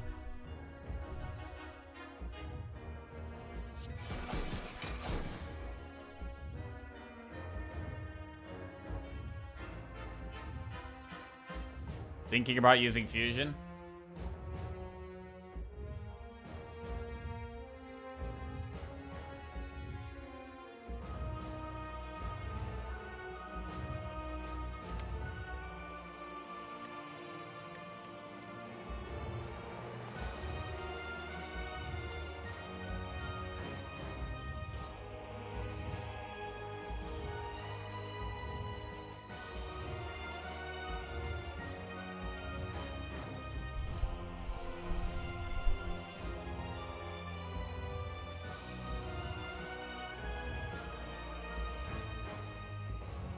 We need to make sure we have enough Frost up, though. And we do have 4 loops. They're going to be 6 next turn. That's what, 24 block?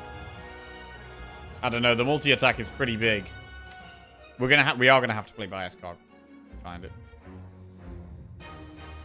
Also, is energy that big of a... Hang on a second. Is energy that big of a deal when we've got Choker? Maybe it's not. I'm going to cool-headed. Core Surge. Yeah, with Choker, we are limited. I think without the Choker, the Fusion looks a lot better. But with the Choker, and we've actually found a few zero-cost cards, I think we just don't play them. I mean, Core Surge just keeps us 1 focus. It might actually be worth playing. I mean, we could draw in a Bias Cog right now, which would be incredible if we drew in a Bias Cog right now. Bro, if we drew in a Bias Cog right now, it would be unbelievably good. Okay.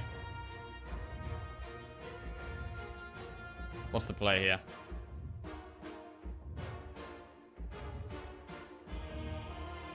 We could still Core Surge.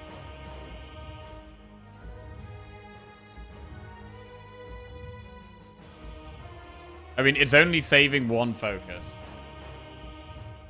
We do have another hologram in the deck.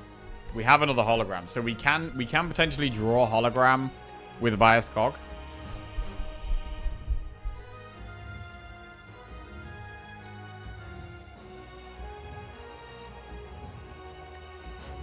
I mean, we could actually just like hologram Sunder here.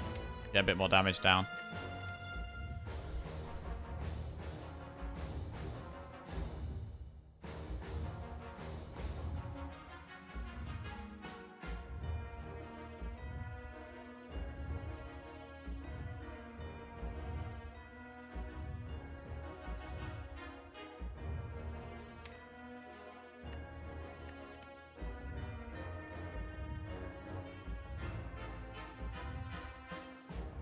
There is a chance we die next turn.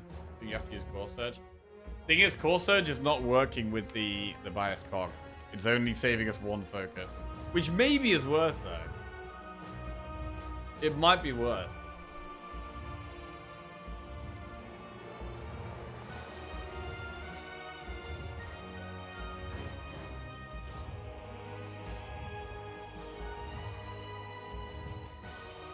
Echo Hollow with 0 cost Core Surge and discard pile seems good. It does.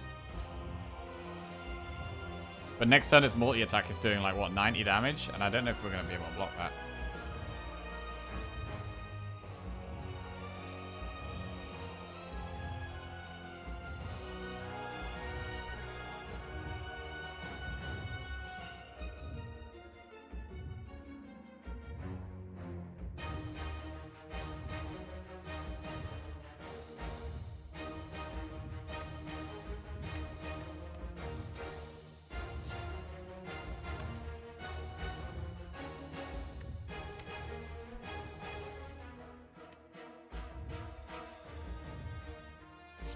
I'm a hologram Sunder.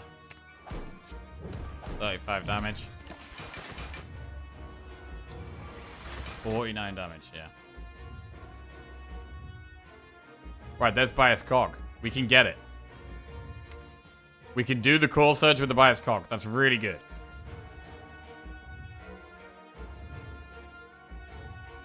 So what would be hologram? We've got quite a bit of Frost left in the deck. We're going to double hologram. We get Core Surge. What else do we get? A Cool-Headed or a Compile? I mean, I'm going to want to leave Frost at the front, I think. Maybe Compile, because we need to keep pushing damage. Hologram gets played twice. That's 2 cards. Bias Cog is a 3rd card. Core Surge is a 4th card. So we get to play 2 more after that.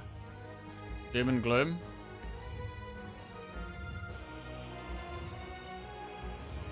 I mean, we could play another Sunder.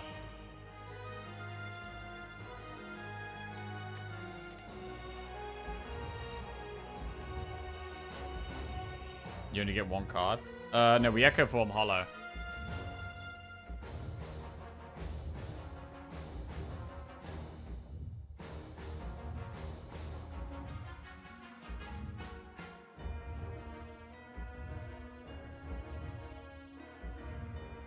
And definitely have to have a Frost Orb at the front.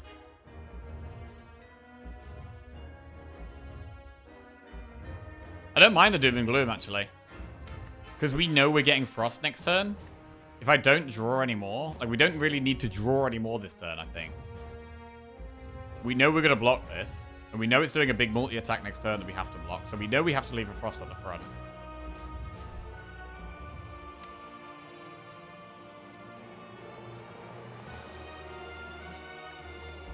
So I think I'm just going to hologram Doom and Gloom and Sunder. Oh, wait, hang on a second. No, it's Core Surge and one of the others. Never mind. Core Surge, Doom and Gloom.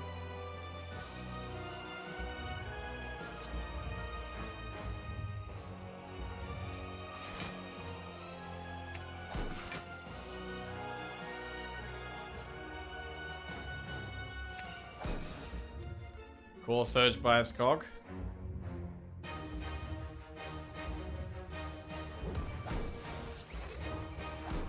Big.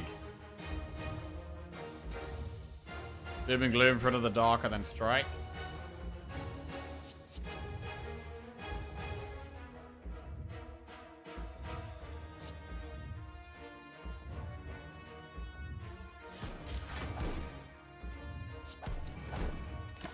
Okay, we have a Frost at the front, which works with the loop. Take us 44 block. We can dual cast a Dark Orb here. Quite a lot of damage.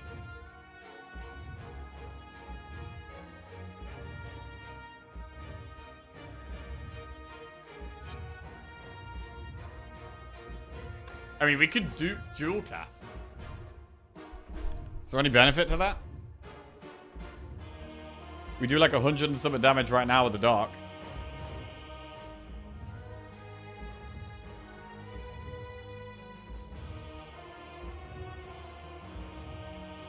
Next turn, it's not attacking, so we could end up with the dark. We could end with the Dark Orb at the front. We haven't got that much Frost left in the deck, though.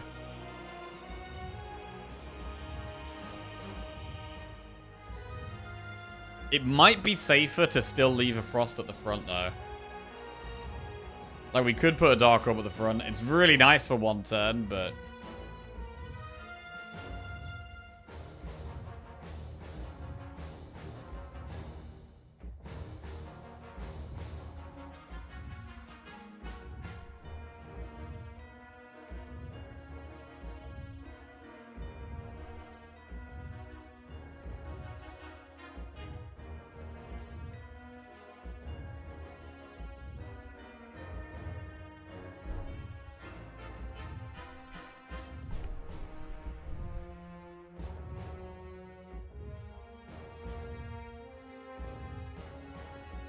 Isn't dual headed first better anyway? Probably. Possibly.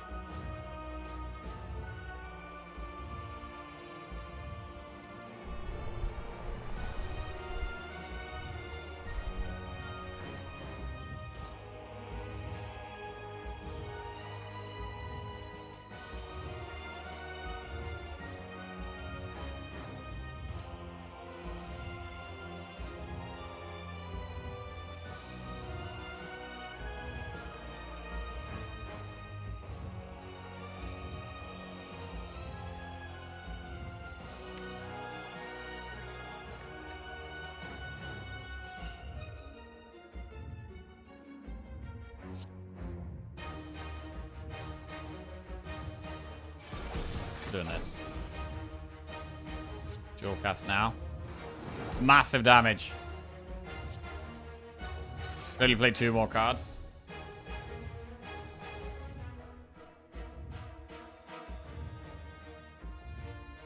We blocked this already. We want to leave... Wait, hang on a second. We've only got one... We haven't got many Frost Orbs left in the deck. I guess we got 1 Cold Snap, 1 Cool Headed. We have the compiles to draw. We don't need Frost at the front next turn. But we do every other turn. Other than next turn, we do want it at the front every turn. I mean, Strike is 13, and it also procs Shuriken. It's probably worth doing.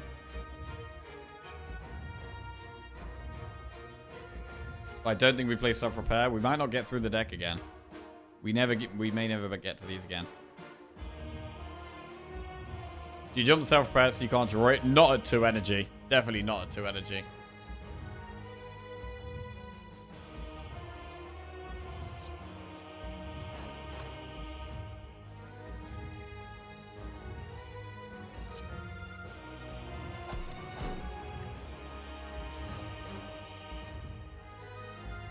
10, 20, 30, 40, 50, 60. Okay.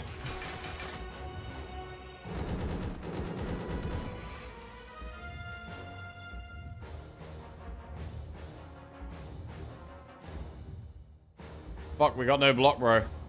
How did this happen?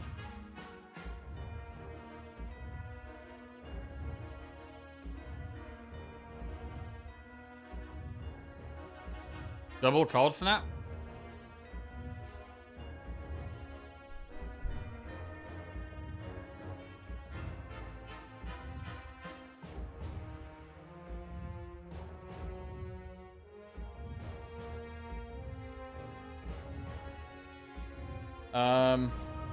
I mean, we can take 6. Although we only take 3, actually. We only take 3.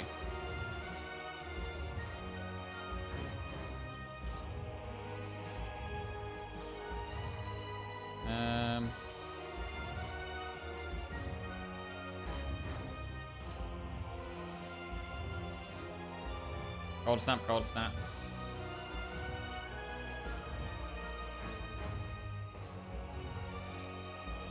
We're gonna compile. Do we have an end turn? I would really love to put it below damage cap if we can. I really want to put it below damage cap. We have fission in the deck. We might be able to fission next turn.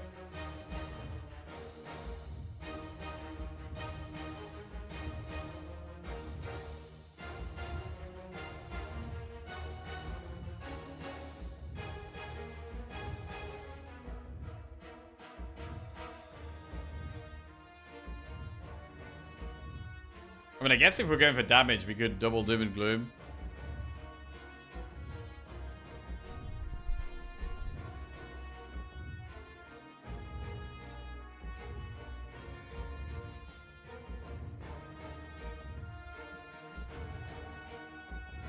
We can double Doom and Gloom here.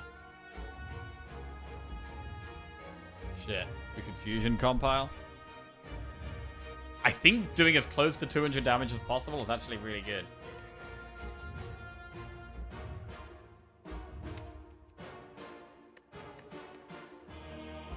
Alright, let's go. Okay.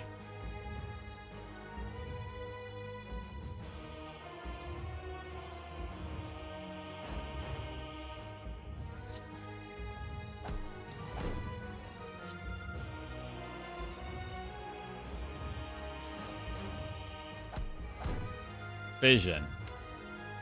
She didn't want to see that here. Old snap.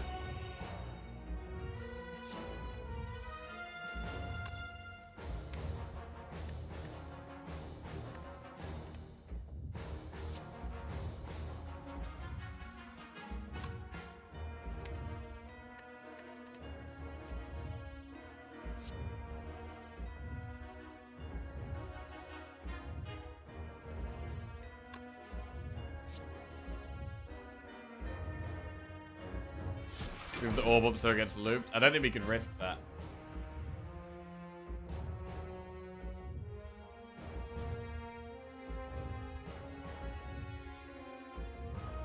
I think we just wait here, right? We could hologram fission. Hologram fission Sunder.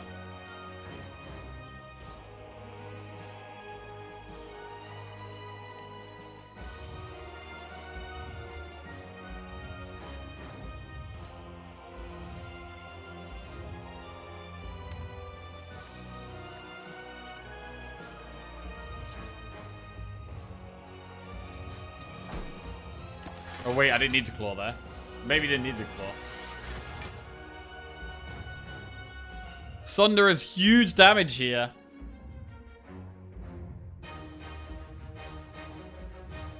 Double Sunder, hologram fission.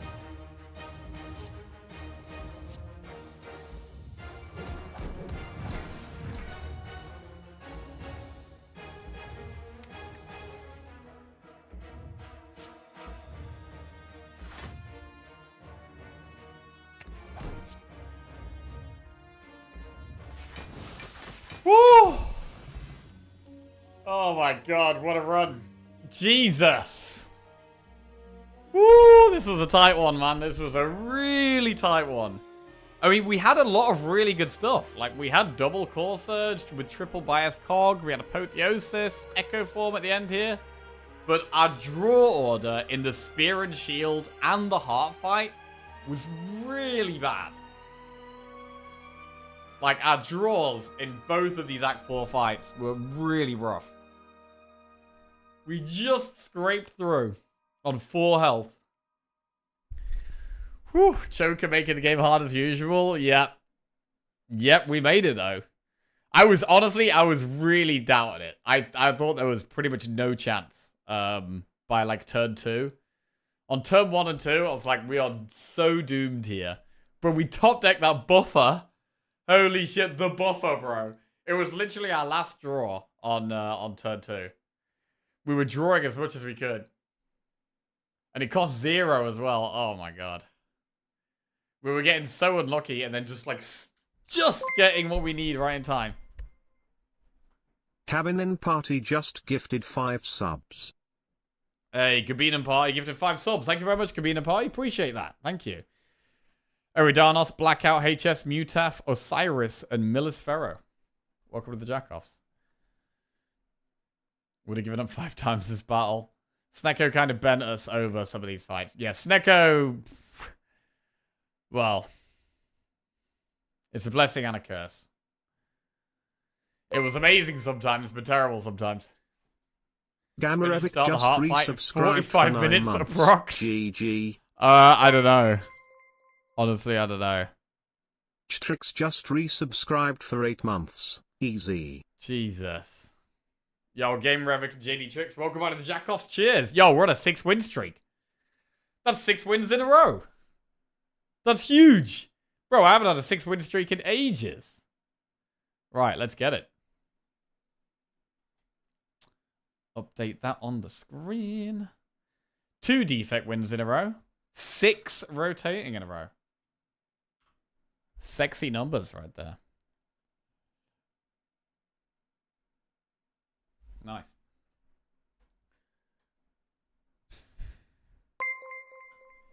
You won because you went to pee, so you didn't... Vozeroda just resubscribed for 3 months. Bro, if you're panicking and you need the bathroom, you just gotta go to the bathroom, man. Get that out of the way, and then you can refocus. Marpin 2548 just gifted 1 subs. Voodoo, welcome out to the Jackoffs. Marpon, thank you very much for another gifted sub. FM Iceman, welcome to the Jackoffs. Right. Post front page era reaching unforeseen heights. I mean, we're still only, we're still a long way off our rotating record, but honestly, whenever I'm on a 3-win streak or more, I'm generally pretty happy. Because this is a hard-ass game, man. This is a hard game. It would have been very easy to lose this run. Especially against the Heart there. Especially against the Heart. But I think we played to our outs as best we could. Yeah.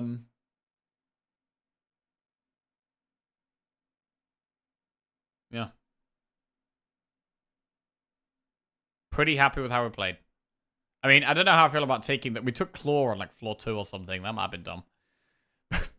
It was fine. It was fine. Right. Let's go. On to the next one.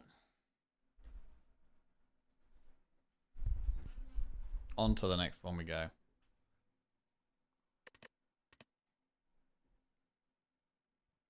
And it's gonna be Watcher. Our record win streak with Watcher currently sitting at 16. But I have started playing Watcher a bit different lately. I've been going for Infinite slightly less, and we've been having a few bigger Watcher decks. Our last Watcher run had 33 cards in it. We had Brilliance. We have some Mantra stuff in here.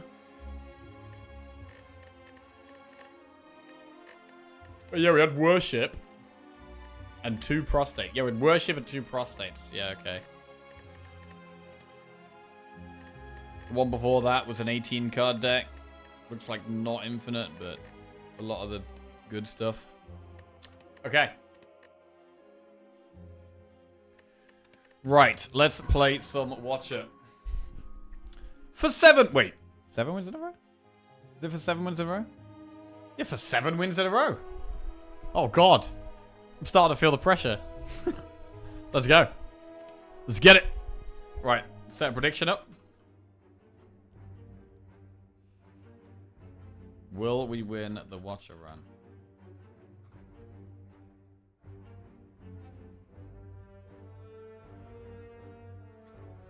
Choose a card to obtain. Enemies in your next 3 combats have 1 HP. Take 18 for a rare card. Charlin_ just resubscribed for 11 months. When I grow up I want to be just like Jack. Play games whole day. Not wear any sleeves and be able to beat a chimp in a fist fight. Who needs sleeves anyway, man? Welcome back to the Jackoff, Shadow. Thank you very much. Cheers. I honestly can't believe you won that fight. Just like you, I thought it was doomed from turn 2. Yeah. That was a big turnaround. A huge turnaround. From the jaws of defeat. Right. Enemies have 1 HP. It's not that good. And we can't get to an elite here either. Choosing a card sucks. Bro, this might be a boss swap. I guess with Watcher... No. I think it's boss swap.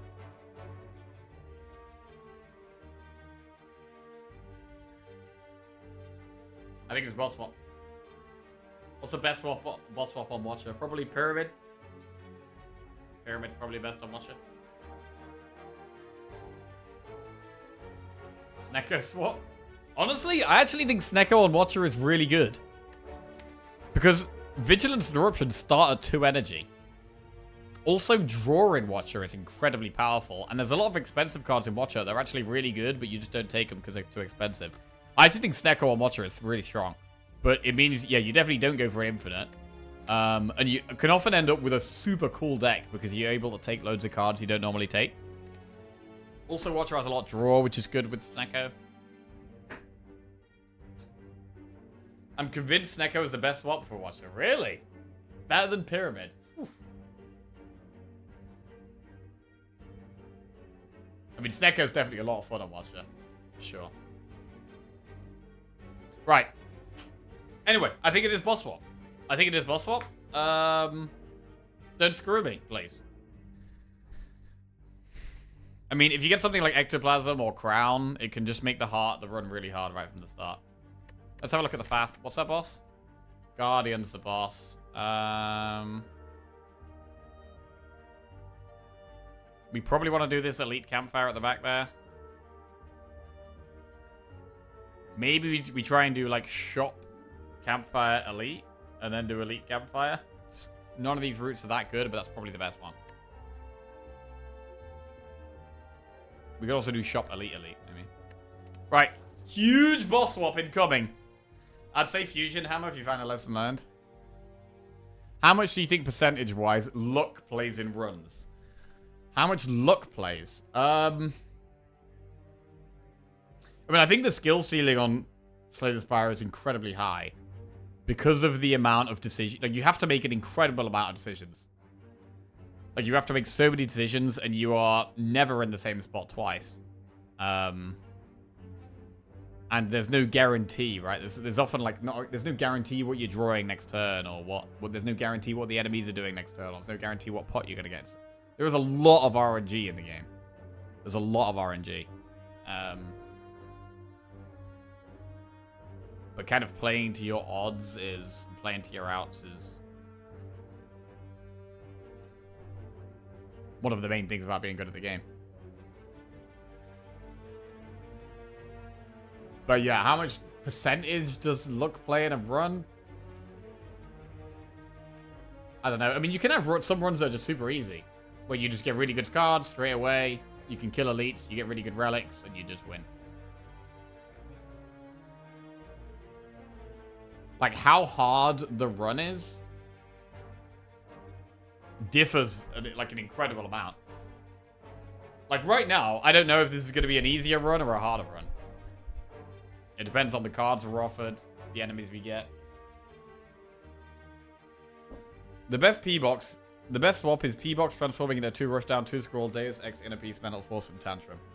So, if I had to say a percentage, what would I say?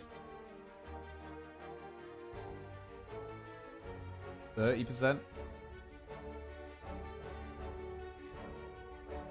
Say 30%. I'm just picking a number there, though. There's not really anything to go off on that.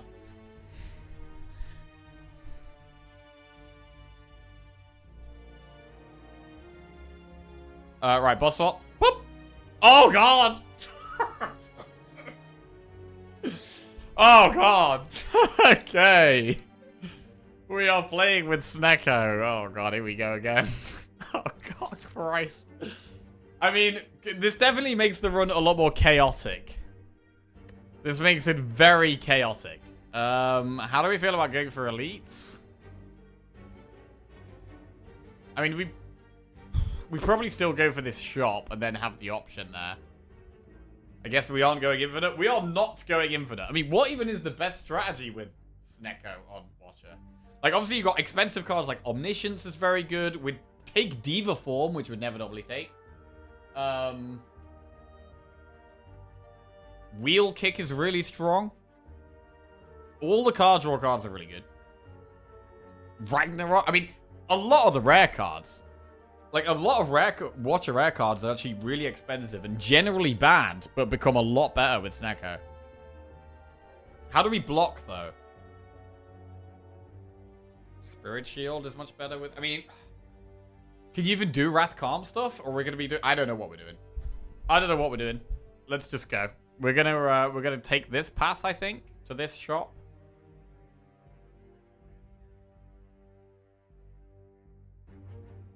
Yeah, let's do that. Just concede, man. It's over, bro. Accept it.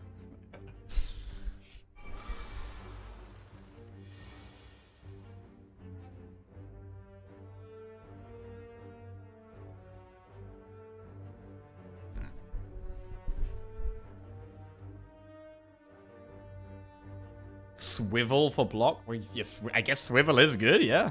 Swivel makes sense. Oh, Snecko, Snecko, Snecko. 2 Snecko runs in a row, man. Eruption and Strike is going to do 21, which doesn't kill either of them.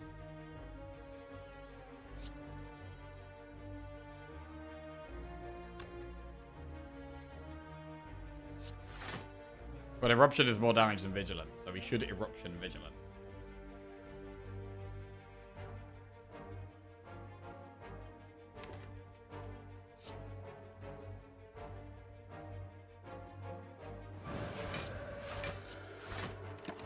You don't want to upgrade Worship all the time with Snecko, is my experience. You don't want to upgrade Worship. Okay, yeah, that makes sense. Retaining things... I mean, retaining things with Snecko is generally just bad, right? I guess if you create a card, if you draw something that retains, it's bad. But if you create something that retains, it's probably okay.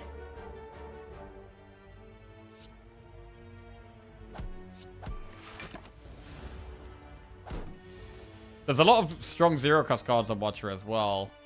Flurry of Blows. I really like Consecrate. Halt, I've been liking a bit more lately. That we're not really going to take any of these, I don't think. Alright. Evaluate, Pressure Points, or Sash Whip.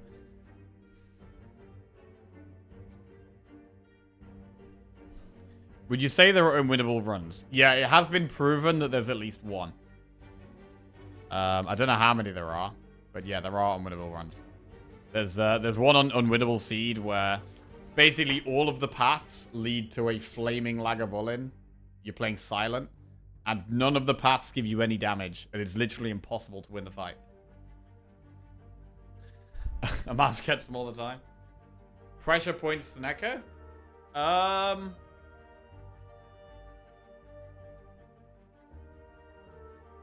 Pressure Points Snecko.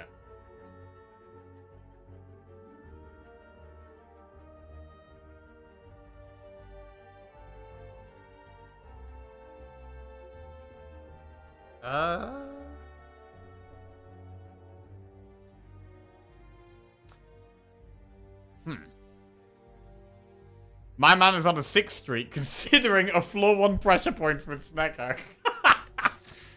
Oh, Christ. What's going on? I mean, pressure points is good with more draw. Also, like, if we're doing Snecko, well, we have Snecko. We can't consistently keep going out of Wrath and Calm, right? Bro's on 6 wins and is about to play Pressure Points Snecko. Yeah, that might actually be about to happen.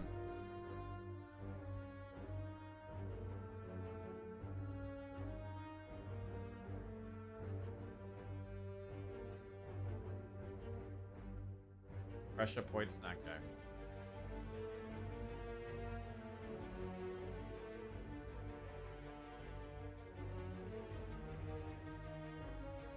I mean, I'm not taking Evaluate, and I don't really like Sash Whip.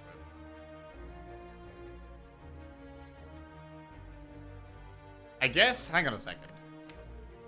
We don't have a card that needs upgrading. Like Eruption and Vigilance.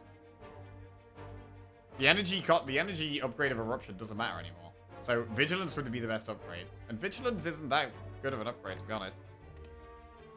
So we could take and upgrade Sash Whip.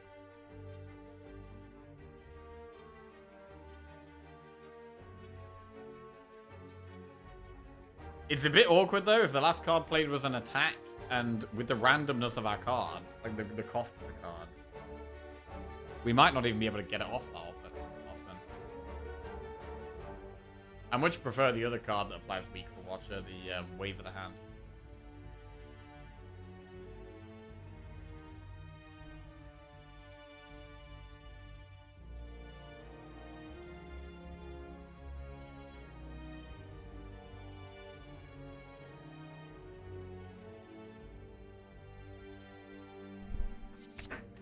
Pressure Points is in the deck. Obtain Golden Idol, lose 6 max HP. Okay.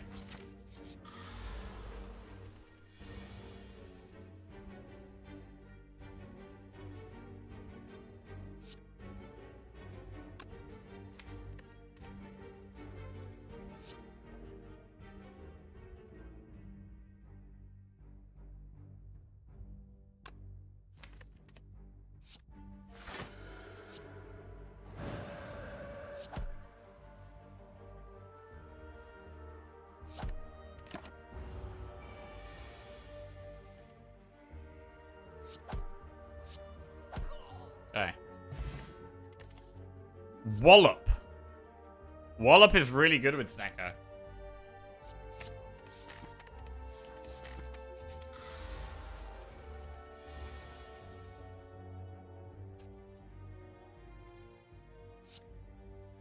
He's grown too arrogant. Thinks he can win with PP on demand.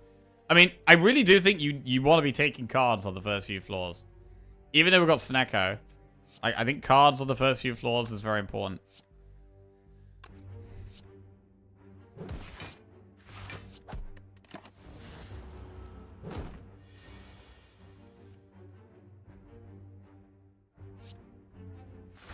But yeah, so far Pressure Points hasn't been great.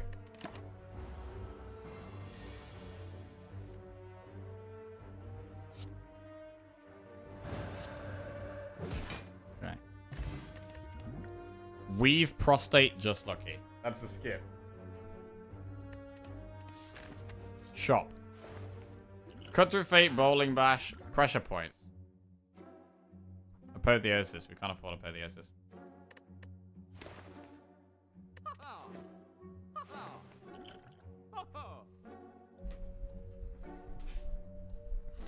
We could go Cut Through Fate, remove. Second PP. Cut Through Fate, second PP.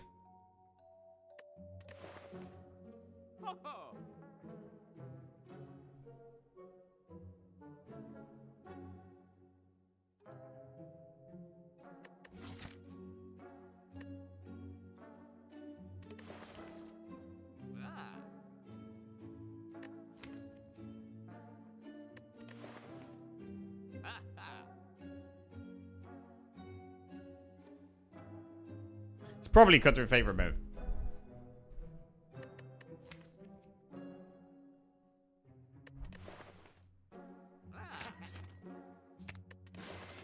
Okay.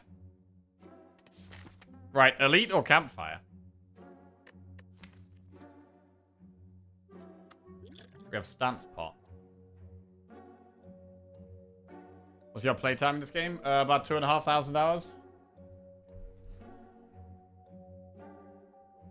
On Steam, it says my playtime is 2,248 hours. But that's just on PC. I've also played quite a lot on mobile and on my tablet as well, so it's probably more like 2,500. You could have learned half a language in that time. Also, my teachers told me. Oh, yeah?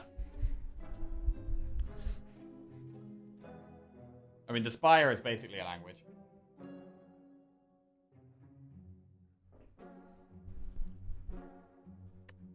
Scrying ignores Snecko. Yes. So Scry gets you to another card. Oh, no. The card will still be randomized, though. It draws the card, so its cost will be randomized. It won't be what it shows. Or it might be.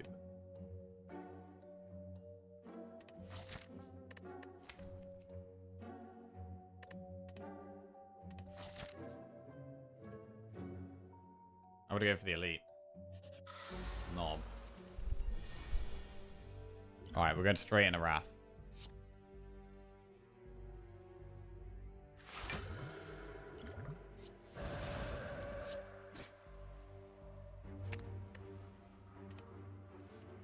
Oh, why's it got to cost 3? You kidding me? Oh, it's brutal. It's really annoying. We're going to take quite a bit of damage now. That's horrible. Okay, this is a pretty good draw, though. Hang on a sec. How much damage do we have? 18 plus 14. 32. I think we got lethal.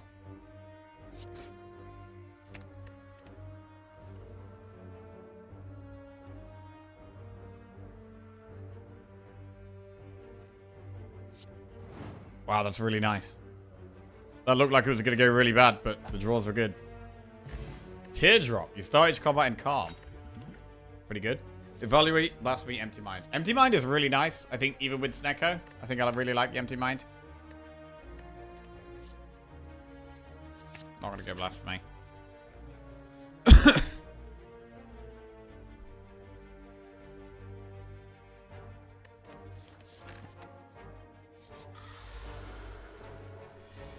God, the Wallop has been so big so far. The Wallop has been such a great card to have. The Pressure Points has not been such a great card to have.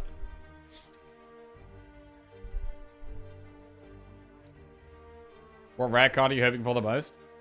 I mean, Ragnarok would be great. But I'd love to just get loads of Omniscience. Also, Diva Form. Diva Form's not a card you really get to pick very often, but this is definitely a spot where we could take it.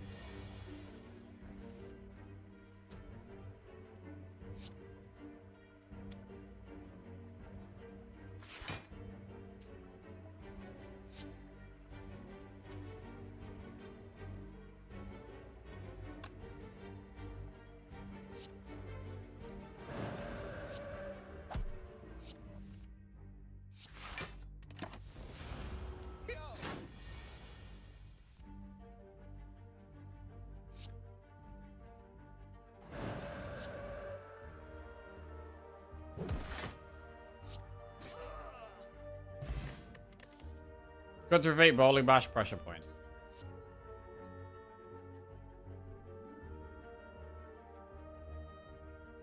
It is cut to evade. Sentries.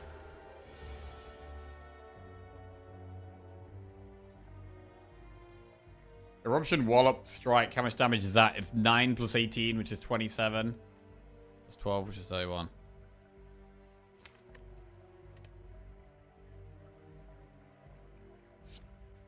39, sorry.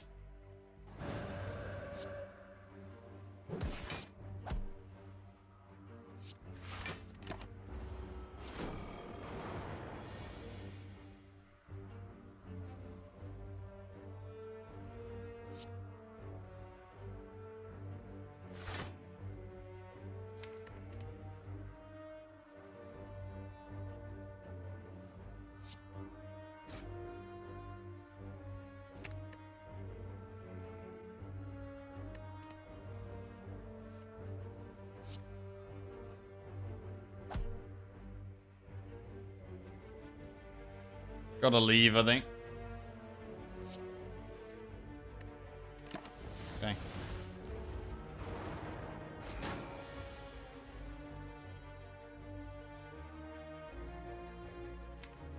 Vigilance and Wallop next turn.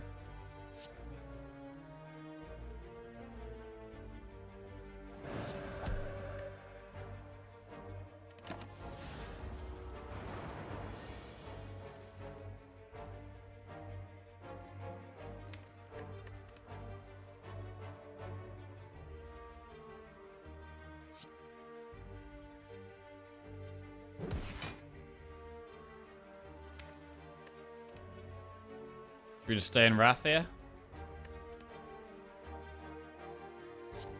I think so. Got 2 turns.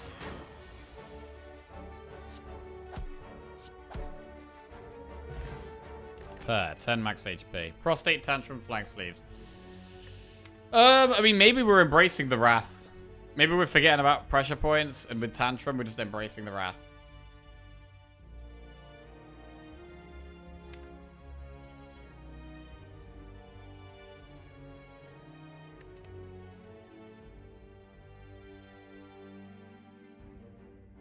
Alright.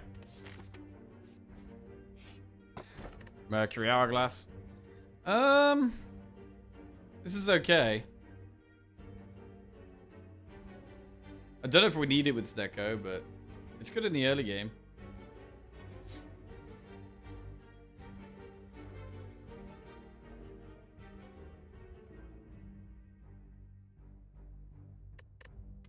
I'll take it. Right, we're gonna go towards the other elite.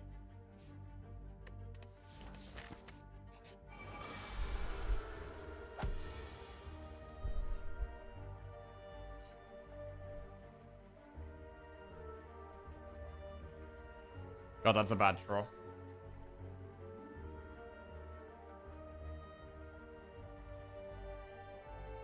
Jesus. We have a skill pot here. Yeah.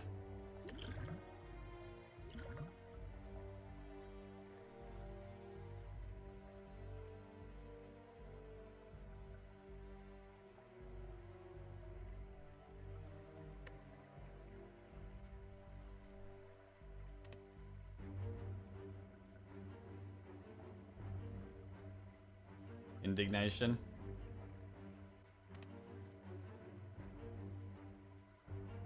Could go forward influence.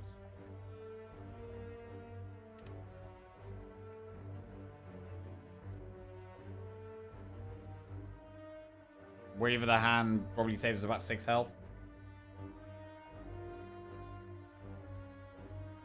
Could save 8 health by killing one though.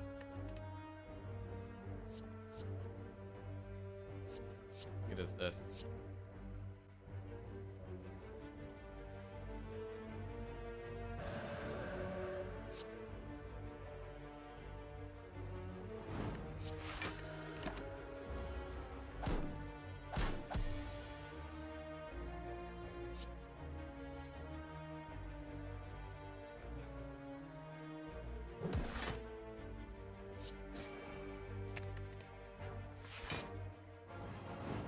Huge pressure points value there.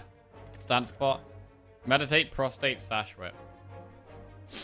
Meditate, put a card from your discard pile in your hand and retain it. That probably works with 0 cost cards, right? If we have a 0 cost card in our discard pile, we can meditate it back. So could use that on Wallop, could use it on Wrath cards. It sounds kind of good. We're gonna do it.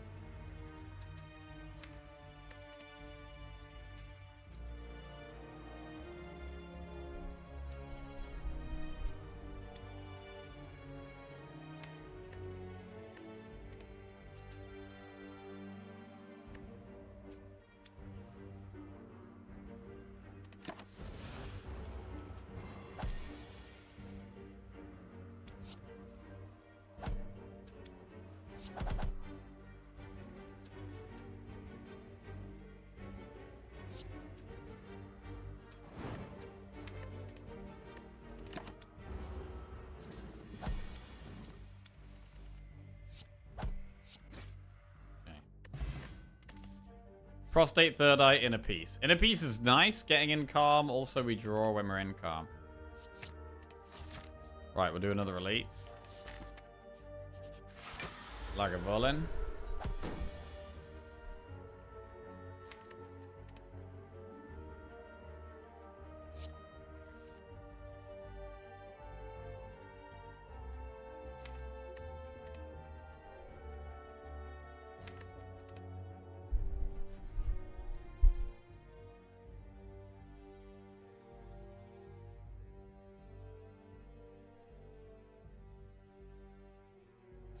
Gonna be patient here.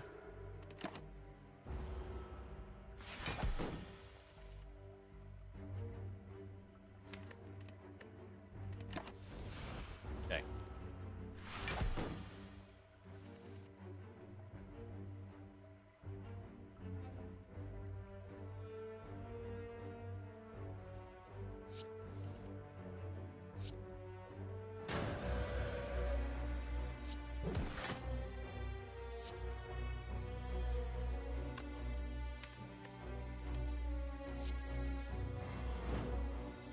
Right, what do we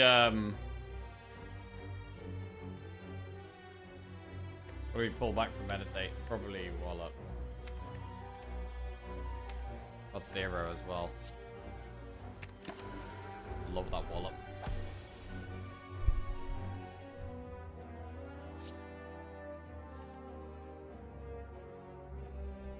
Not the best hand.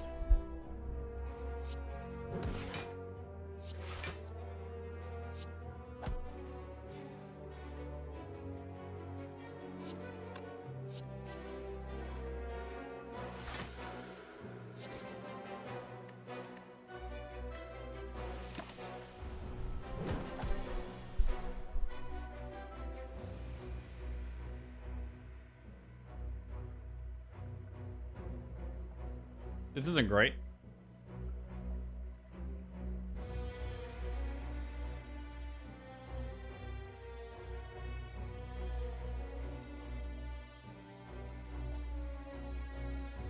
Just take 10. It's probably fine.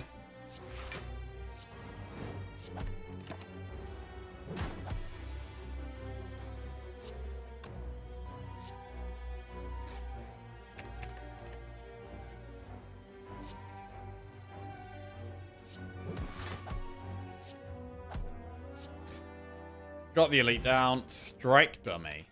We have 3 strikes left in the day. Devotion, prostate, wish. Now, wish is a card I don't normally take. But with Snecko, I think we might be wishing upon a star here. Well, I never take wish, bro. Wish. Okay, now we got 2 campfires. What's the best upgrade? We could upgrade wish. Meditate and Empty Mind are really good upgrades. Wallop's a really good upgrade. But we could just upgrade Wish. Wish Plus! Oh, Lord. Wait, what does Wish even do? Do we try and milk gold from that? 30 gold a fight, potentially. Lose Stance Pot. 87 gold or Cut Through Fate for a relic. I really want my gold. We have 2 Cut Through Fates. We can lose a Cut Through Fate. We can lose Stance Pot. We have a 50% pot chance.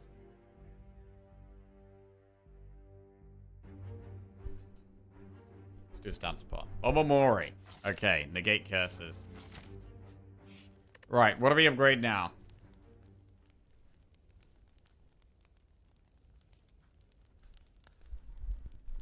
Empty Mind, Wallop. Empty Mind feels important, to be honest.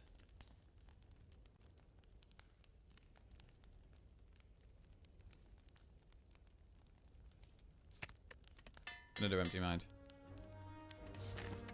Okay.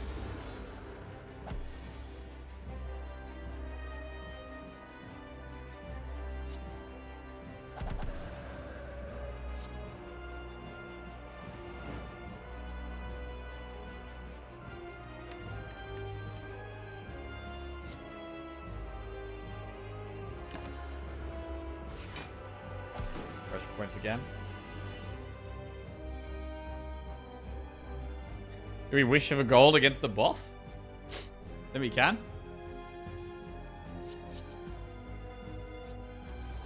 Haha! Greed. Absolute greed.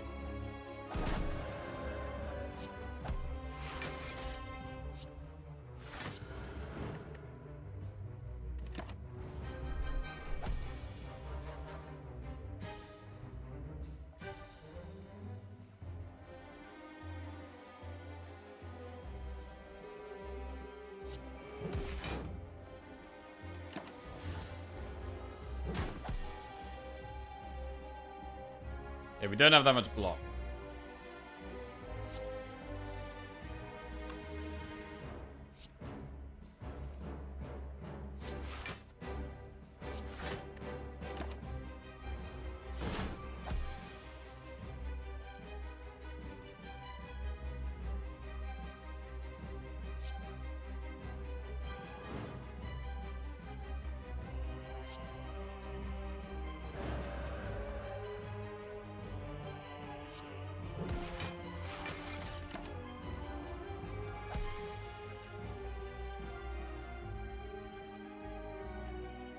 Wallop vigilance. So if you wallop, the Guardian, you don't take the damage. But if you wallop a Spiker, I think you do take the damage.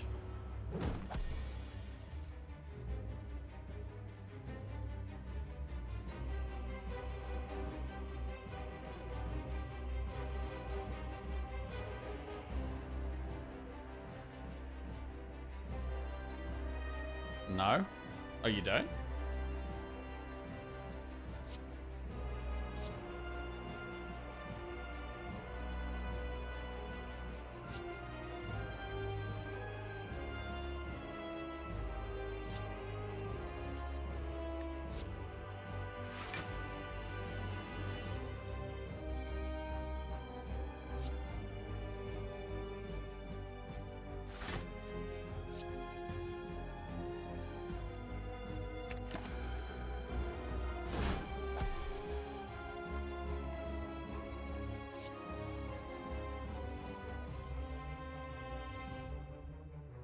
You definitely do some more blocks.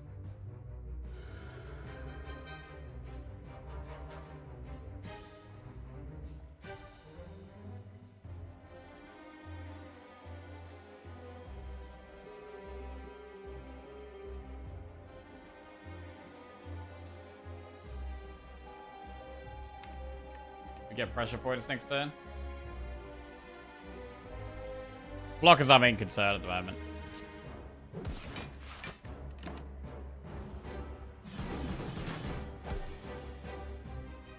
Zero cost pressure points? It's still damage.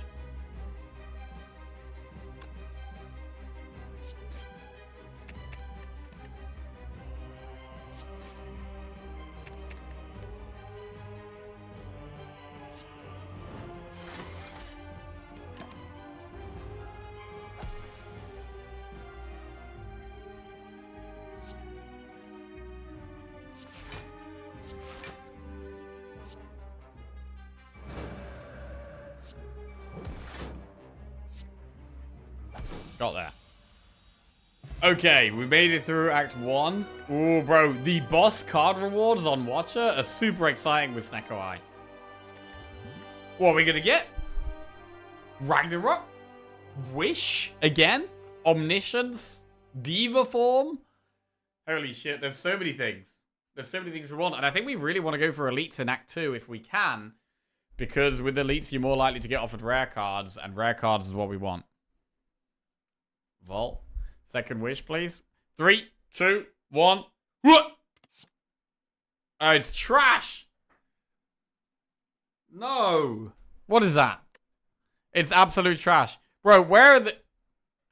The one time we go Snecko or Watcher, we don't get any expensive cards. I swear, every time we play Watcher, it's like Ragnarok, Diva Form, Conjure Blade. Like every time.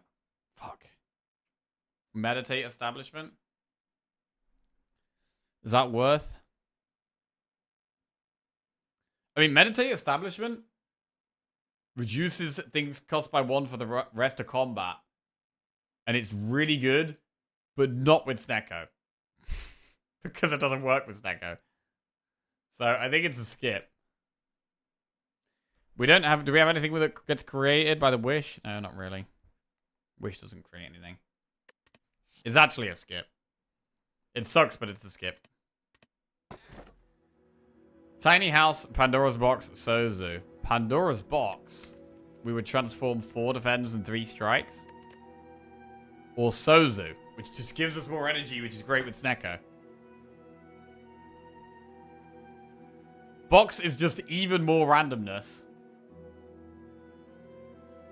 Energy is really good with what we're doing right now.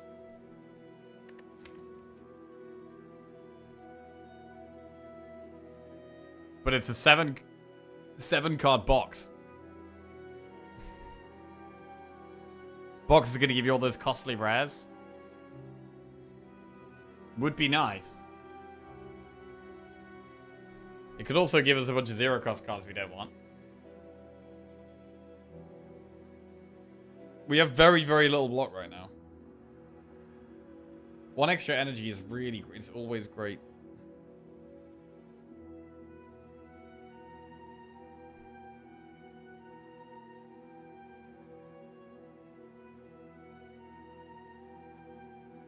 If you could create an innie of yourself to grind Hearthstone Battlegrounds all day in another stream, would you do it?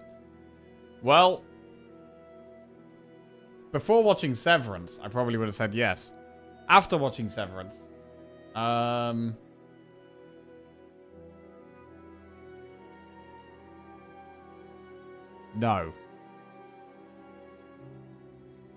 Yeah, no spoilers, no spoilers. Oh, it's good, bro. It's good. It's good.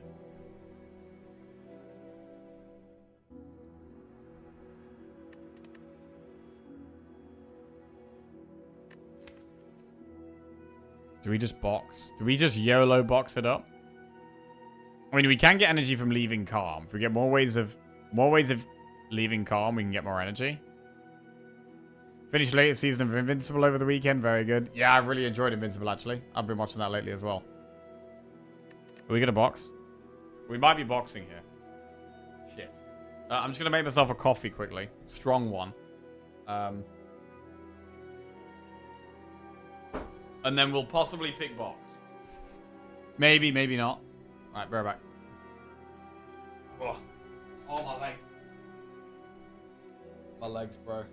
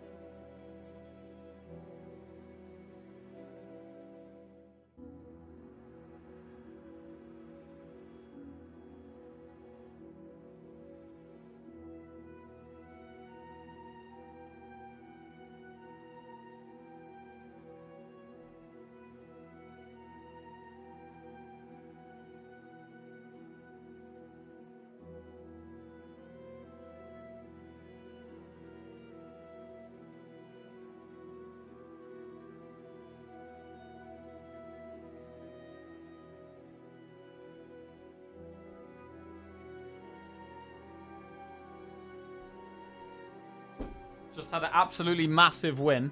Humongous win.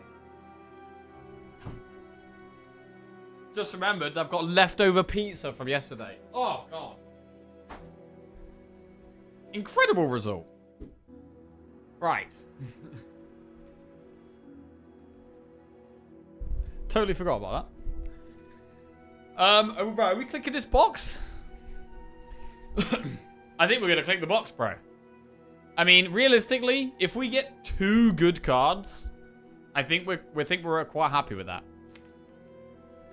If we get 2 cards that are good with Snecko, either card draw or expensive cards, I think we're pretty happy with that. What is that emote? P-box? Mr. Burns? Right, let's go. 3, 2, 1. Huge P-box. Oh my god. Wait, Diva form is kind of good, I guess? Wheel kick is good? Diva form is actually good, I think. Wheel kick is really good. Third eye is solid. The rest, not so good. Windmill strike with dummy. Oh shit, windmill strike dummy, yeah. And do we want the battle him? We've got 2 smite cards now.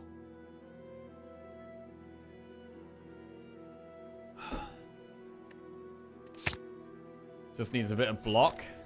So Demon Form can potentially solve our energy problems. Wheel kick is a bit more draw. I think this was, I mean, it wasn't incredible, but I think that was all right.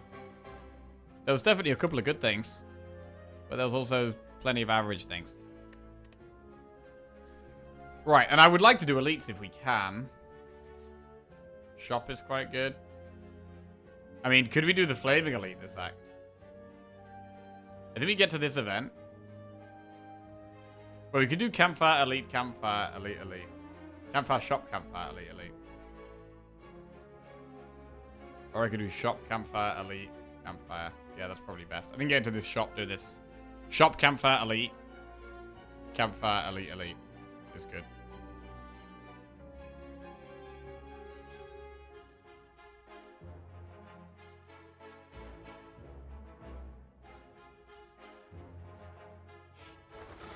Birds. Birds are kind of hard.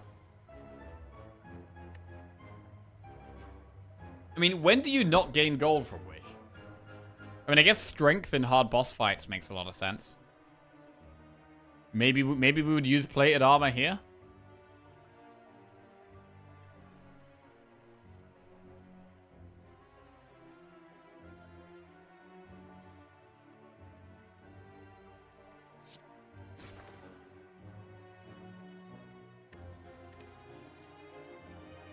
Tantrum knocks one down.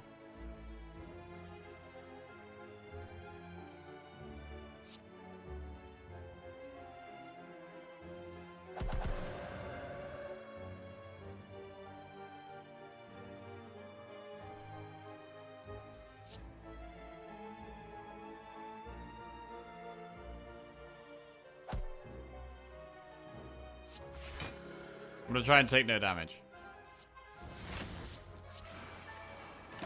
I guess with the Diva form, we're getting more energy. We can actually play these smites we're generating.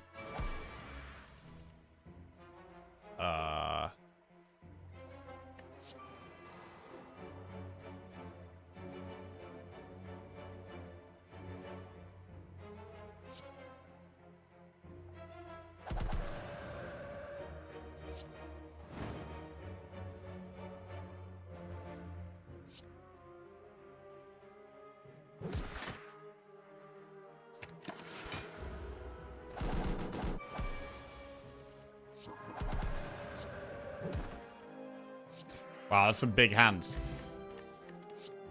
Flurry of Blows, Indignation, Tranquility. Could go Indignation. Don't know if we really want it, though. Double Elite in Act 2 kill you? I don't know. I think we're quite strong right now. We don't have that good block, so maybe, but...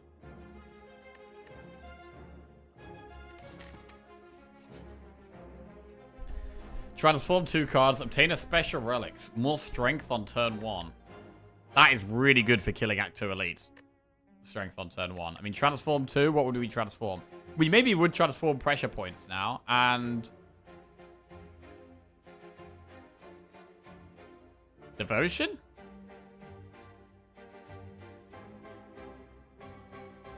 Transform pressure points and devotion?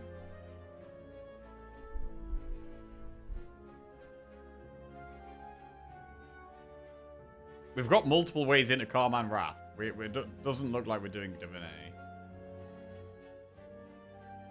I think I'm going to transform... I mean, we could go for the damage. We could go for the strength. We get more draw on turn 1. We're more likely to find damage. Is very good for killing elites.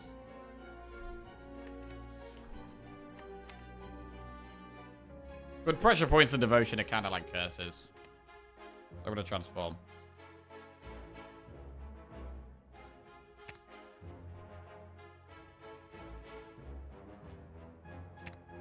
We got Empty Mind, which is really good. And what? Sands of Time? Wait. Retain, deal 20 damage. When retained, lower its cost by 1 this combat. I mean, I guess that's just a 20 damage card. And it will reduce its cost? Bro, this deck is expensive. Look at all these expensive cards.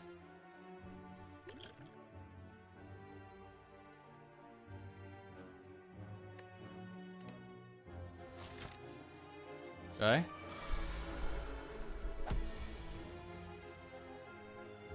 Oh, I think we got to wish for plated armor again. I mean, to be fair, wishing for plated armor does seem kind of good.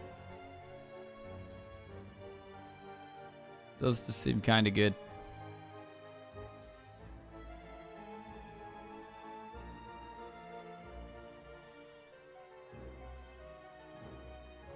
This is pretty bad, actually. This hand sucks.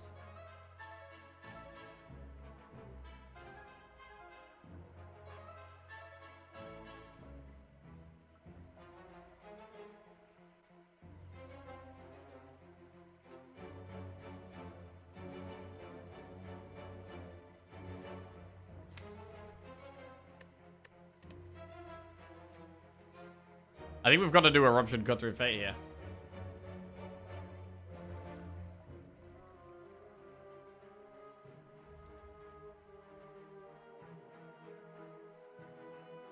Wish for Strength, not better with Tantrum. We got what, 4 Strength? This will do 7 times 3, which is 21. I mean, we can Eruption Tantrum and kill one, but then we're still in Wrath, and there's one of them attacking, so it's not really that good.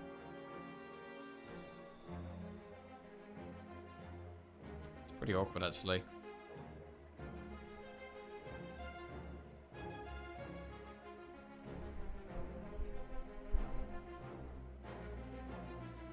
The pots are awkward as well. I mean, Speed Pot doesn't do anything right now.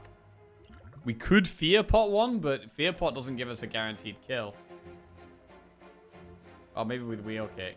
But then we can't leave Wrath. We can't leave Wrath.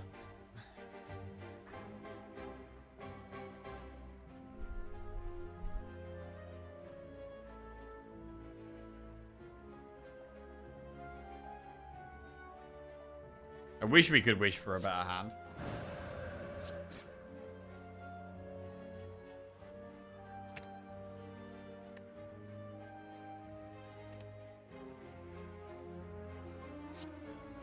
Empty Mind's great here.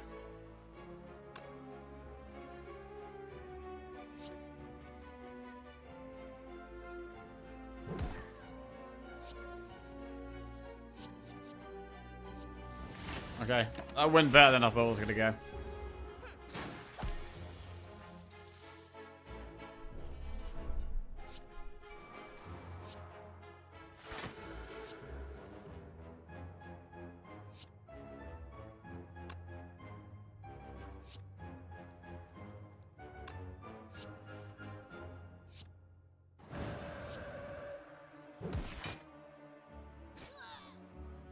Okay, that could have got a lot worse. Follow-up plus Wallop or Bowling Bash. Well, we're learning that we like Wallop. I'll take another one. Double Wallop. Event. Upgrade a card. What do we upgrade? We could upgrade an Empty Mind. We could upgrade a Wallop. We could upgrade Meditate. I do like the Empty Mind. Do that. We've got 2 Empty Mind plus. And where do we go now? Do we do Shop Campfire? I mean, we're not doing another shop this act. We could do 2 elites. We could do 2 elites here.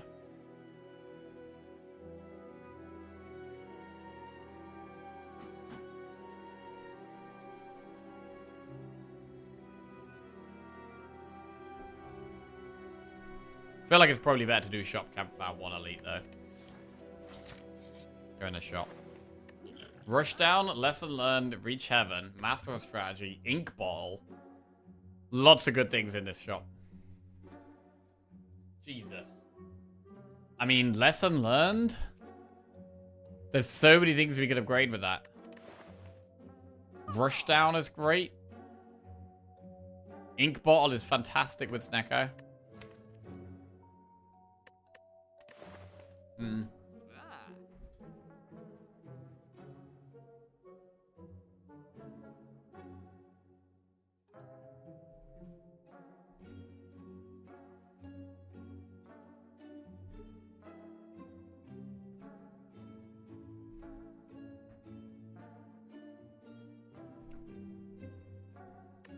Lesson Learned is very expensive.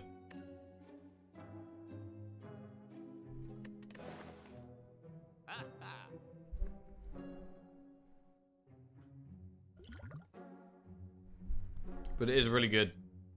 Conjure Blade Chemex combo.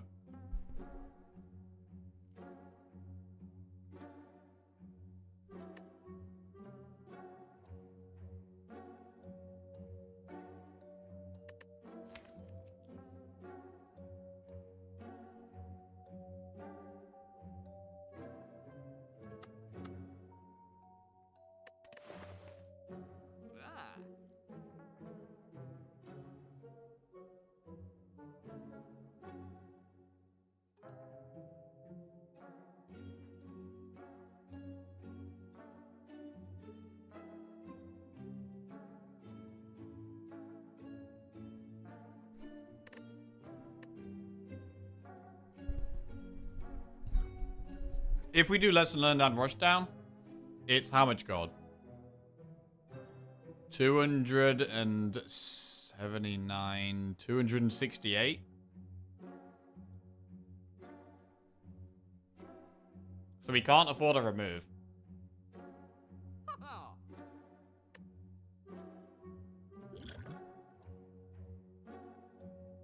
Income Rushdown is good, 360.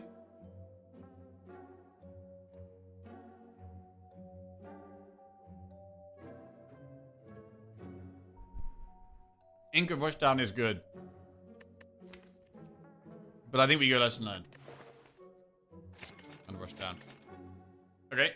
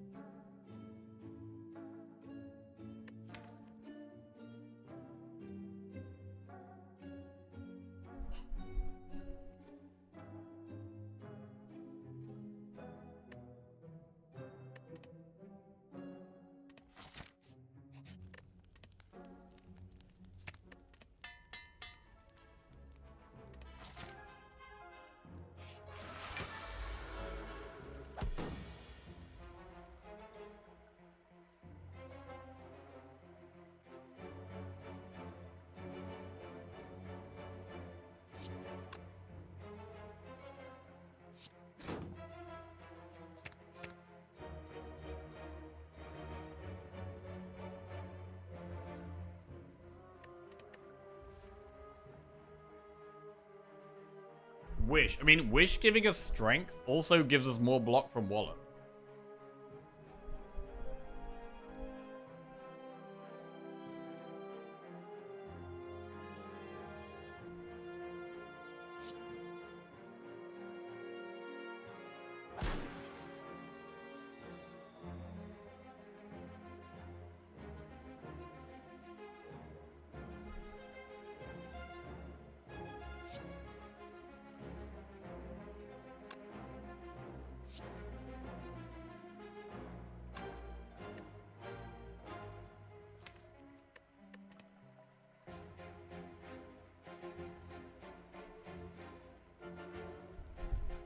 It's amazing that we have a 1-mana Diva form and it's still unplayable.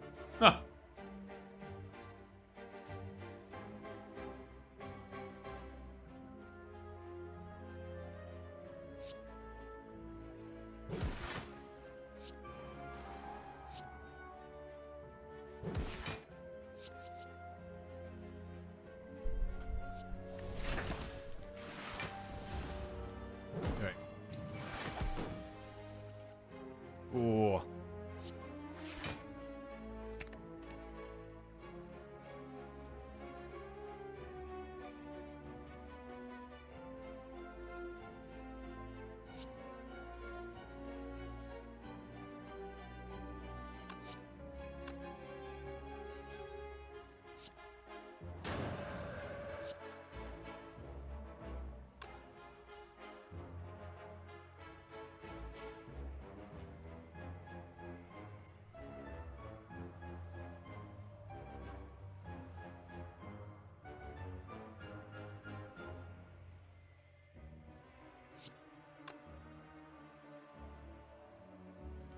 We could use Fear Pot.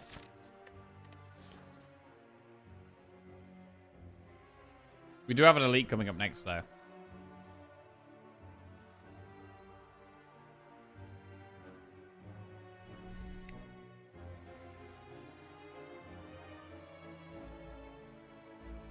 Oh, wait. 40, 24.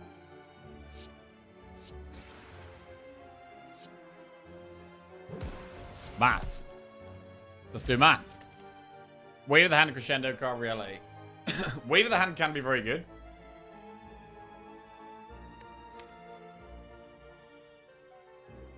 I think we should take Wave of the Hand.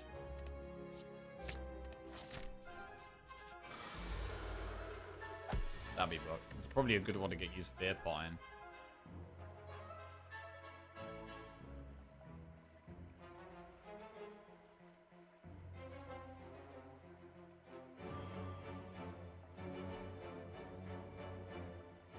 Pretty bad starting hand, though.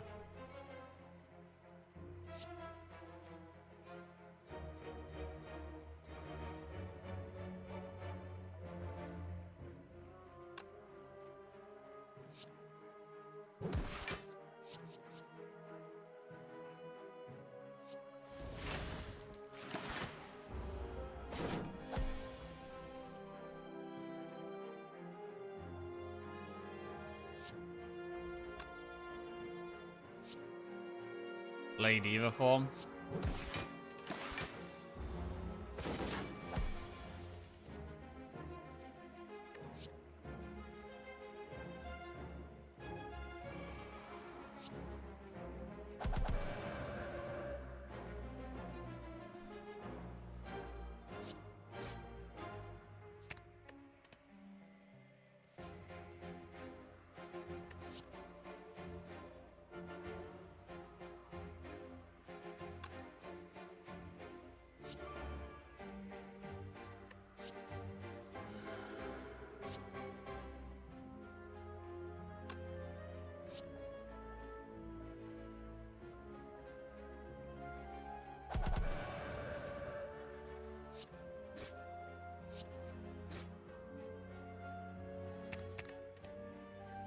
Try and find lesson learned.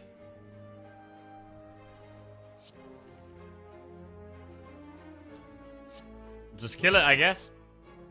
Letter opener. Empty fist, consecrate hole. I'm gonna skip. We are gonna go towards the flaming elite. Singing bowl. Right, upgrade or rest here.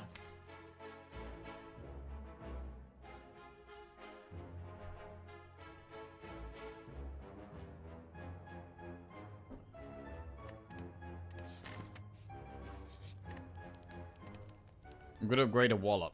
Oh, Wave of the Hand is a pretty good upgrade. Nah, I'm upgrading Wallop. We're playing it so often. This is a hard enemy.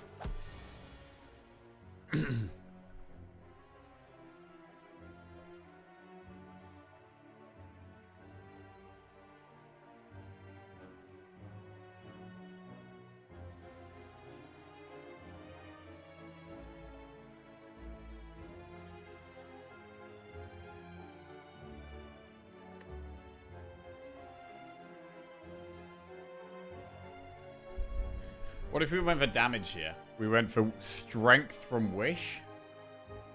Eruption would do 13.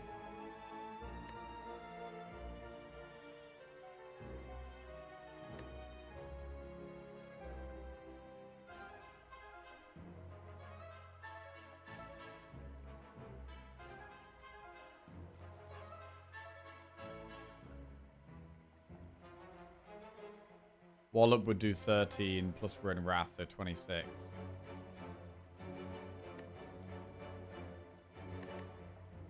$26, 52. 65. Plus 20 is 85. But because of the armor it keeps getting, I don't think we kill it. So we're going to go with a more defensive play.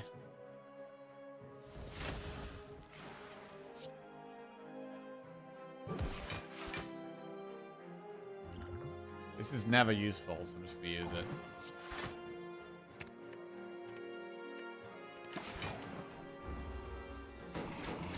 Actually, maybe we didn't need it there. Ooh, Wallop. It's not that good after Tantrum, though.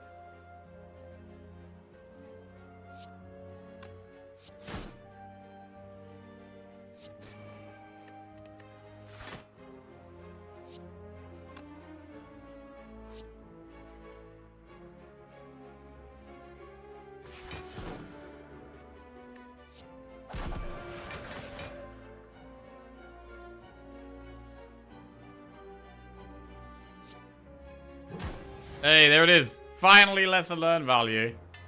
Cut through Fate Plus. It was all worth it. It was all worth it. Third Eye, Nirvana, Prostate. Nirvana, whenever you scry, gains reblock. We have 3 cards that scry. We've got 2 Cut through Fates and a Third Eye.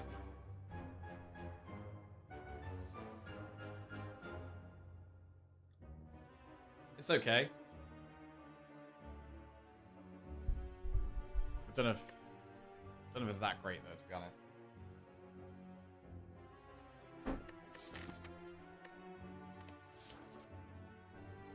It might be better to just get the max HP.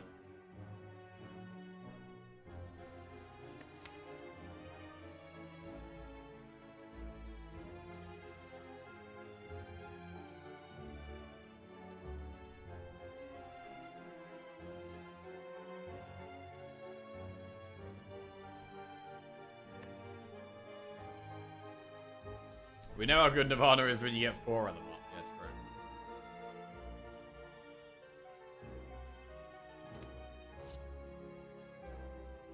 true.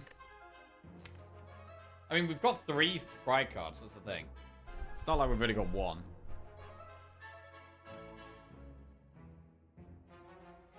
And we play them whenever they cost 0.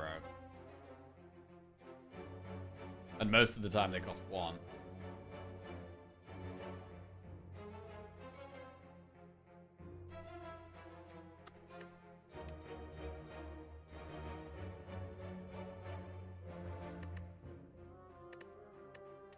I'm gonna skip.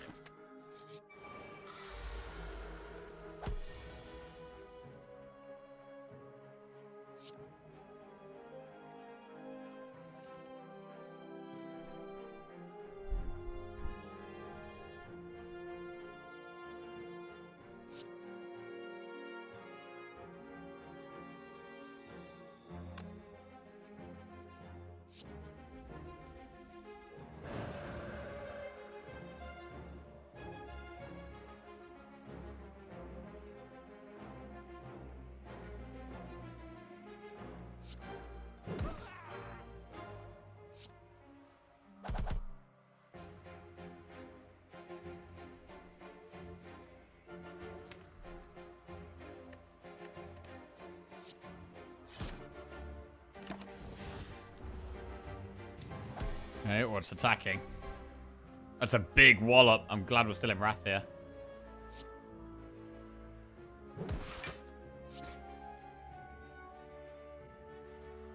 We could probably wish for money here. Big money.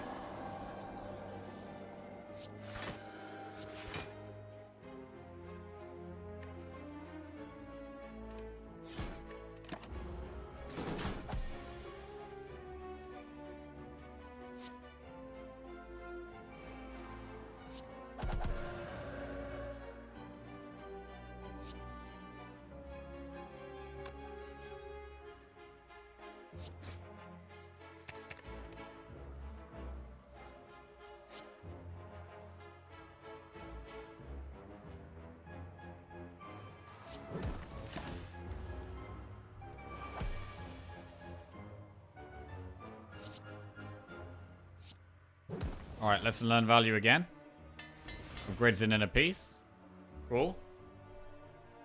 Sands of Time doing a really good job of pretending to be a good card. Showing up for 0 cost 40 every time. Bottled Lightning. Ooh, Mental Fortress goes in. What do we bottle? We could bottle Lightning Wish? Wait, hang on a second. It's always in your starting hand. Does it its costs still get randomized?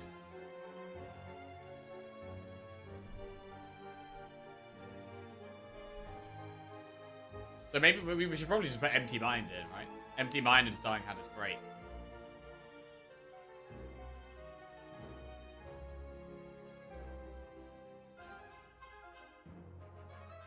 Inner Peace.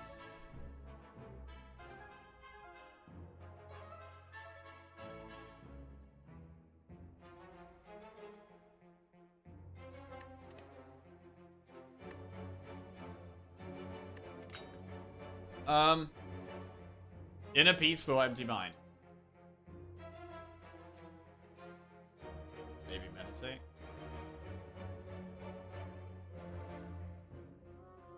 I like Empty Mind a lot.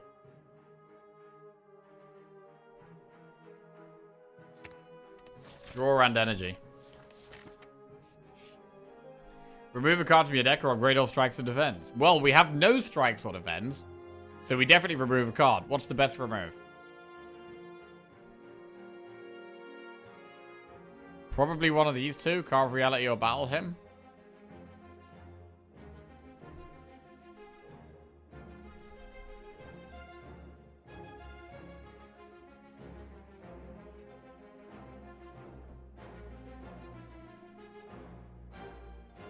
Man, average discount with Snecko is minus 0.17. That's very high. I feel like normally it's like minus 0.3 or something. Could also be Windmill Strike. Yeah, Windmill's pretty terrible.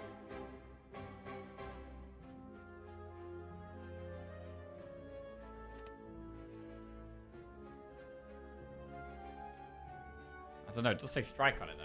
We got strike dummy. I don't want to get rid of the strike card. Our only strike card. It probably is.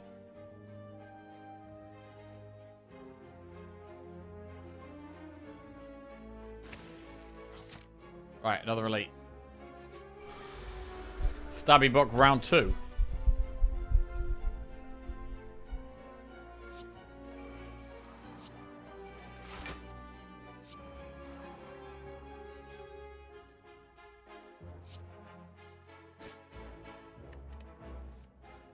Zero cost Diva form. There it is.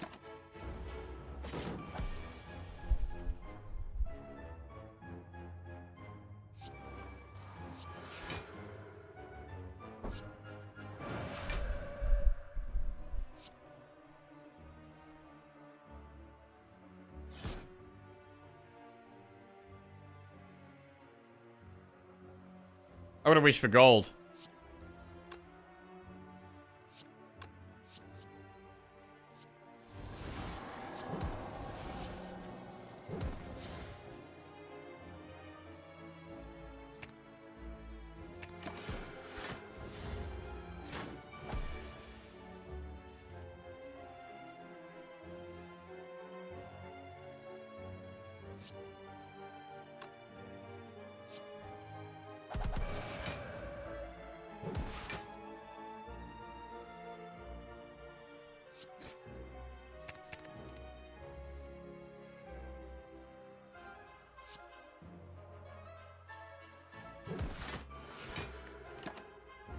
Lesson learned.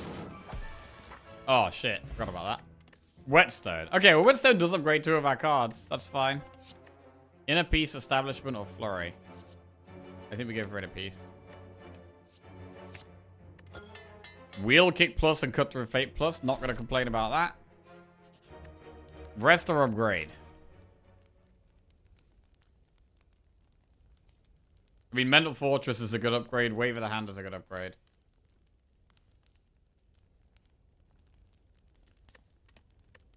Let's upgrade Mental Fortress.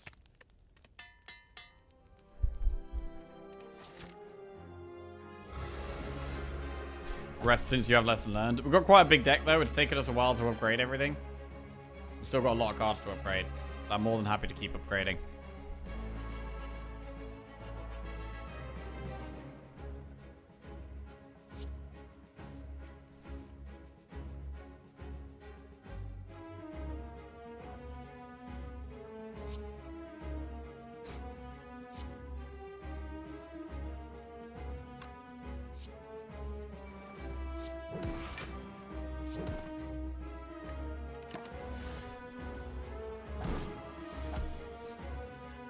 $27 damage.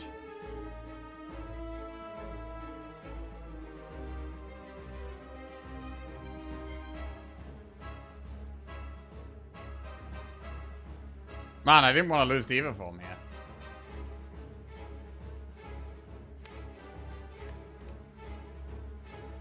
We used to Stoke Chaos, I think.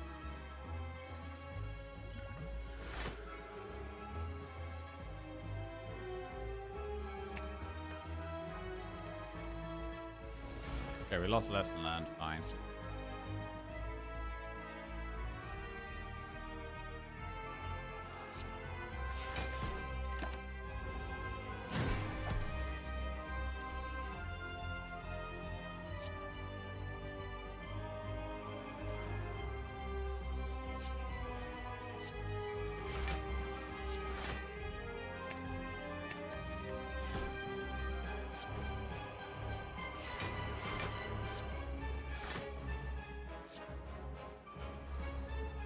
Right, what do we wish for here?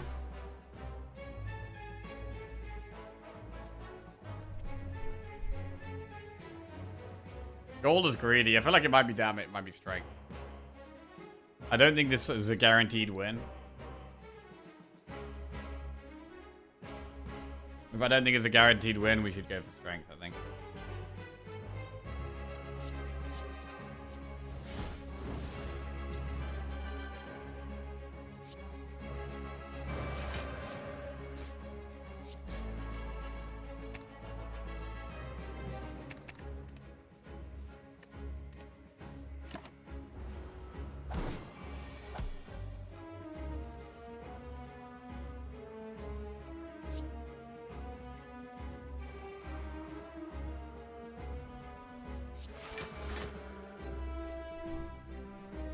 Okay, strength is correct, but gold is fun. Gold is fun. I mean, this deck is already pretty fun, to be fair, as far as Watcher runs.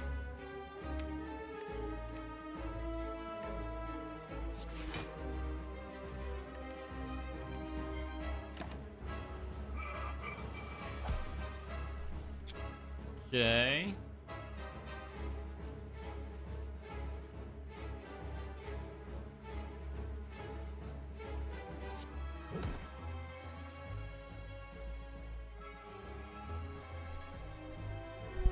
The hell do we do here?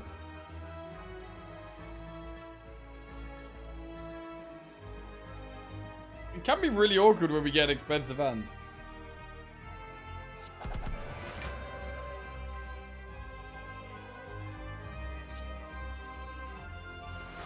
Stand swapping gets us blocked. We can just do that.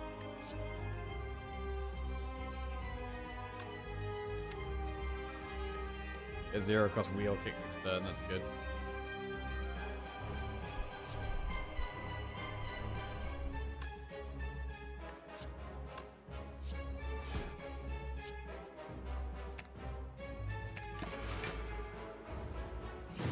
Right, now we pop off. Now we do damage. We are weakened, but I think we still go for it.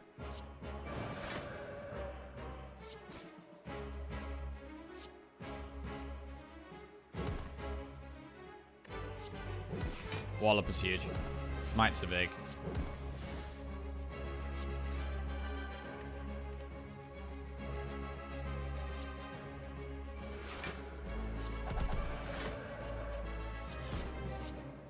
Got there. Right, we already did lesson learned. Solid. Fairy in a bottle. Lesson learned, Spirit Shield, or Deus. We could take Spirit Shield. We've already got a lesson learned. We could go for 2 lesson learned. I think Spirit Shield is much safer. We've got a lot of draw. Spirit Shield is a good block card. Runic Dome, Calling Bell, or Black Star. God, I hate Dome. It could definitely be a Calling Bell. We've got Obamori. Calling Bell is fine.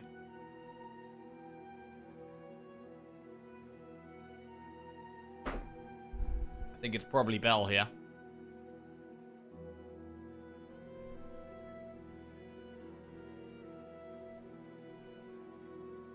Let's go Bell.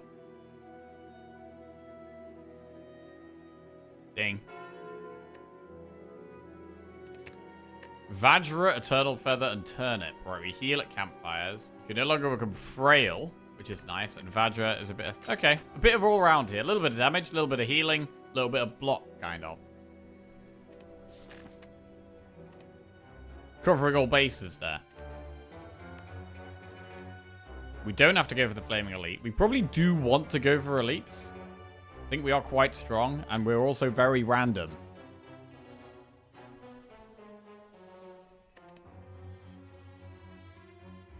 Elite, Campfire, Elite, Campfire, Elite. There's no shops at that path, though. Campfire, Elite, Campfire. Shop, Campfire, Elite. Yeah, that's the way, I think. Campfire, Elite, Campfire, Shop, Campfire, Elite. So we'll go through quite a few events here.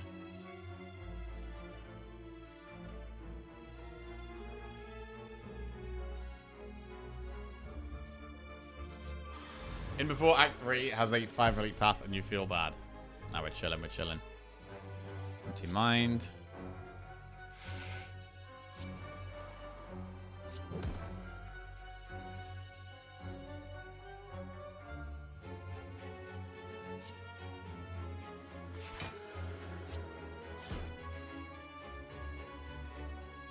We still don't have that much block.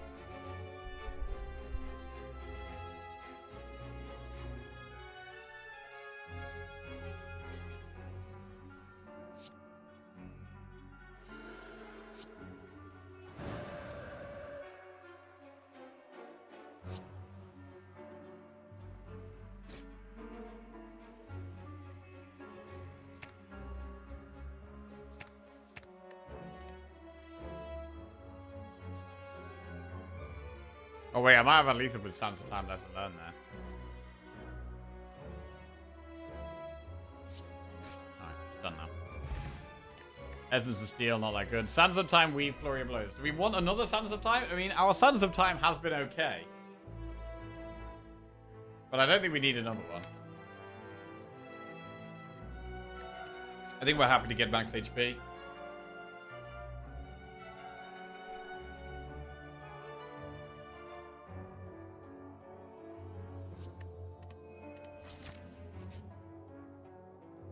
Add 1, 2, or 3 colorless cards to your deck. With Singing Bowl, we're going to add 3. Sadistic Nature, Mind Blast, Good Instincts. Madness, Purity, Discovery. Chrysalis, Bandage Up, Violence. I think these are all kind of bad. Maybe Discovery's the best card here.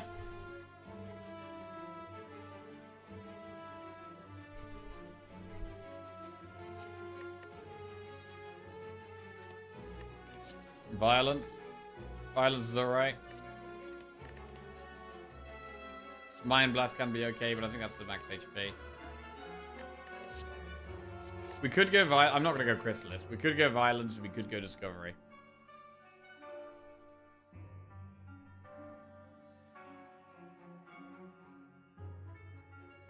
Discovery is generally a really good card.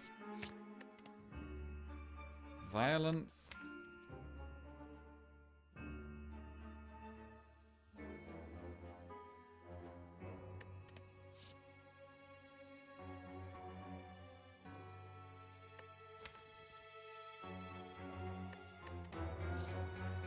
We'll get violence. Draw is good. It's draw. Gain 333 gold, lose golden idol. Well, we're kind of rich here. Heal to full and lose 14 max HP. 745 gold here.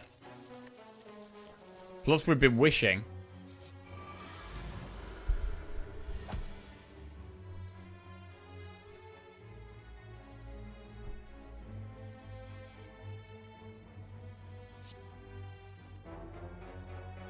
We are low on block cards. We're definitely low on block cards. I'm consistently struggling to block.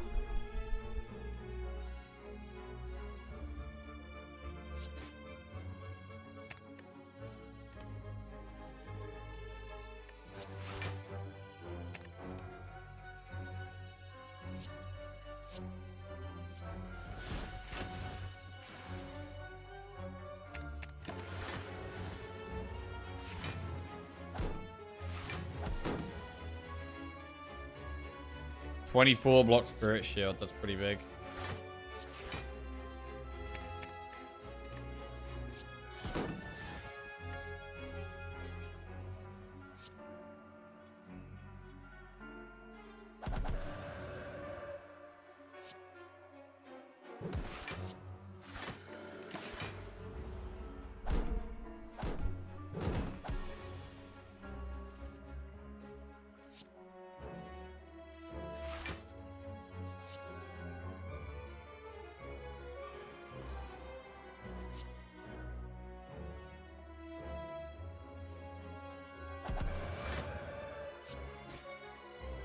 Ah, maybe Sands of Time is good. Maybe we could have gone with the second Sands of Time.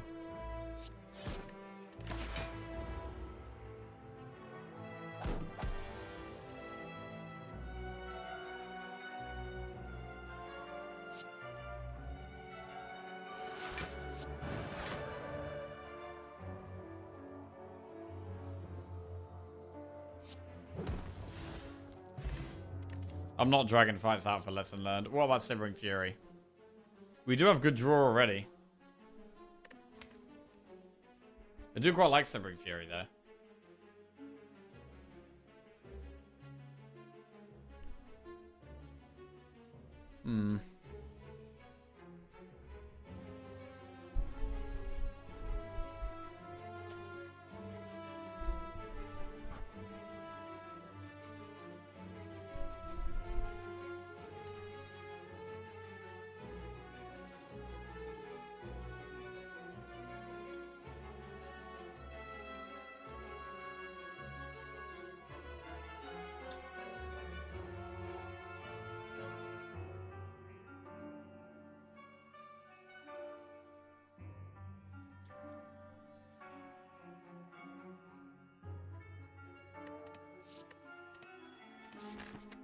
Gonna go max HP.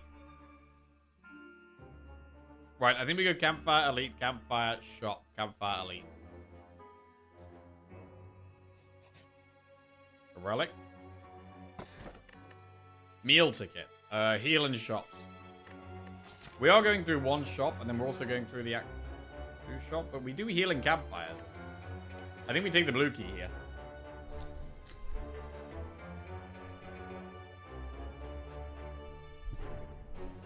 If we didn't have Eternal Feather, I might take it, but because we've got Eternal Feather, I think we take blue key. Right, we need the red key. We could just get it now.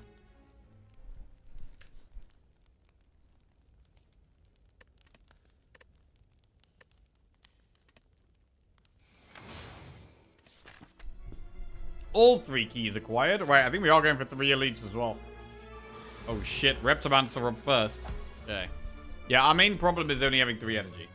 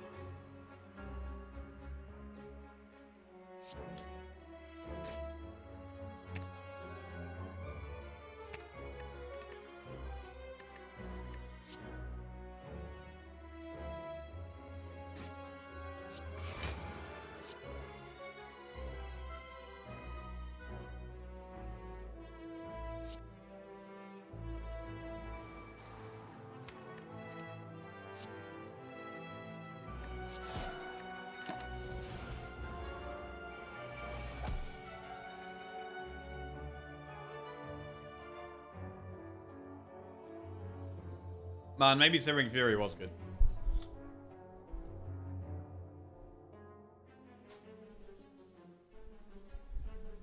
Lesson learned doesn't work on minions. You have to use it on the main enemy. These guys have this little skull icon under them, which says they're a minion. And lesson learned doesn't work on those.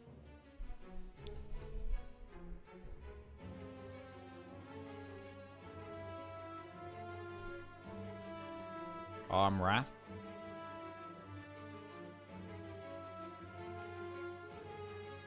Jackie, if you could play your own music on stream, what would you play?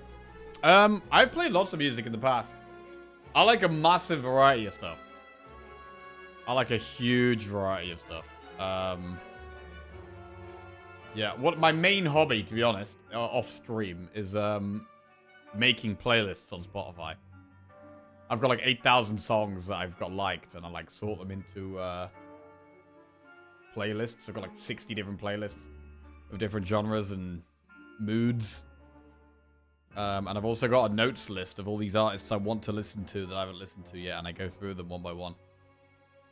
And I go on every artist on their Spotify page. They have like a this is Shakira, or this is Kasabian or whatever. And it has like their top 50 songs. I listen to their top 50 songs, I cross them off my list, and then I move on to the next one.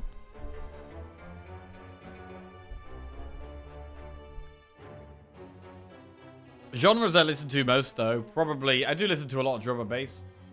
I like high energy, drum and bass. I like songs that I can sing along to. I know the words to. Note to self, listen to Shakira. Bro, Shakira's got some bangers.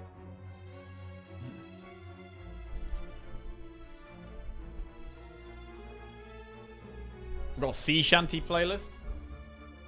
Let me read you out some of these playlists. I got so many. I don't even know how many playlists I've got, actually. Full Relax. Hot Right Now. Oh, Hot Right Now? That playlist is like just like my favorite songs at the moment. Full Relax. Hot Right Now. Powerful. Get Fucking High. Chill. Casual. Shanties. Jack Sing. Marbles. Morning. Sleep. Drum and bass. Rap. Feel Good. Background. Sing Along. Dance. Dubstep. Classical / piano. Kitchen Party. Trip Hop. Cool. Deep. Energy. Electronic Mix. Party Time. Lo-Fi. Jazz. Old School. Guitar. Barbecue. Country. Grime. Halloween. House. Horror Playlist. Rock / metal. Duets. R&B. Twitch Chat. Run. Gaming. Reggae. Blues. Drive. Holiday. Not English. Bardcore. Brass. Indie / light rock. Trance. Progressive trance / house. Hardstyle. Live. Electro swing. Surprise. Pop. Garage. Nice vocals. Social. Okay, I think that's all of them. That's on my playlist at the moment.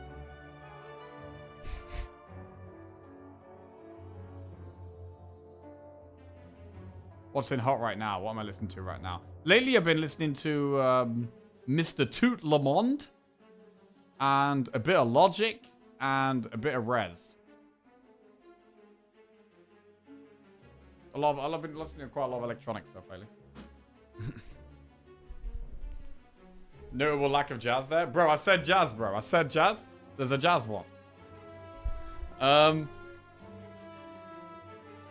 Who in their right mind doesn't have a sea shanty playlist? Yeah, it's essential. Essential? Yeah, I remember the last time I needed a sea shanty. Bro, sea shanties are actually really good if you've got, like, a job to do. Like, any kind of, like, labor work. Any kind of labor job. Or if you're in the gym. Sea shanties are great for that. Fantastic for that.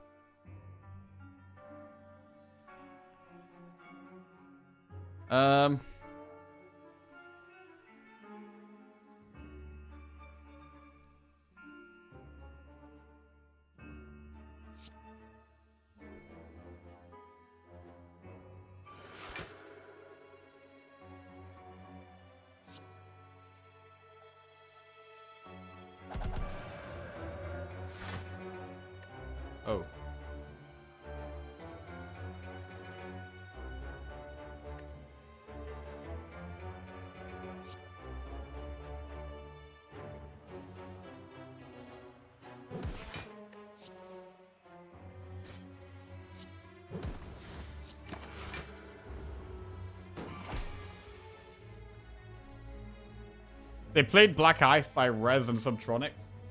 There's walking music to a few concerts I went to. That was fun with a proper PA system. Yeah, I really like Rez, actually. She's got a very unique style. And some of her songs do sound a bit too much like robot sex, but I like her vibe. Okay.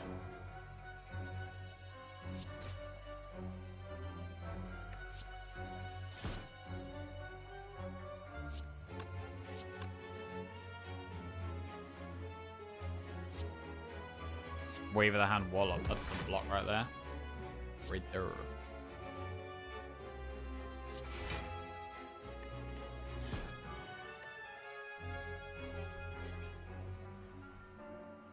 You don't have video game soundtrack? Yeah, I've got a playlist called Gaming. That's got loads of video game music in it. Favorite soundtrack from a game is gotta be Hollow Knight, I think. I love the Hollow Knight music. Specifically, the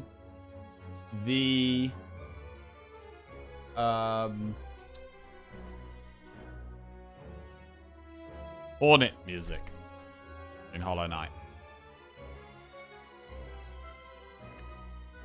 Specifically, the advanced Hornet fight music. That's the best one. Right. Anyway. Try and get lesson learned value.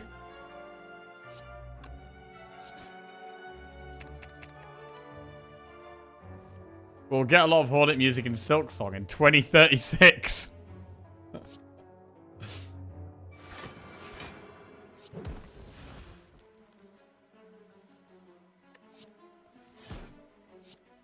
Oh.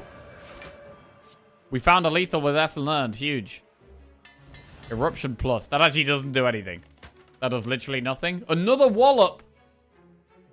Bro, we got 3 wallops right now. We're walloping good.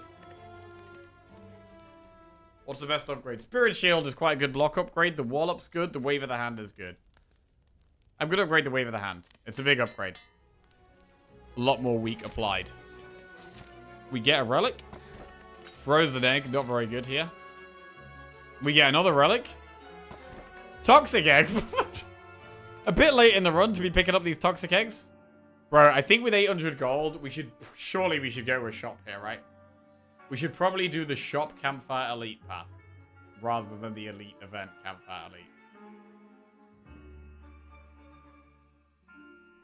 Just finished Persona 5 and I love the music. Most PTSD-inducing Hollow Knight music, White Palace. Donkey Kong Country, Metroid Prime, Yoshi's Island has some pretty damn good chill music. I like the ones, I can't remember what the company's called. What do they make? What do they make? Super Giant Games. I mean, like Bastion and what else they make? Transistor. The music in Hades and Pyre. Like Hades, Bastion, Pyre, and Transistor. There's some really good music in those games as well.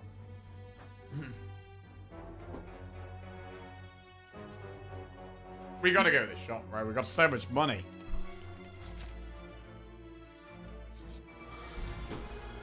Transient.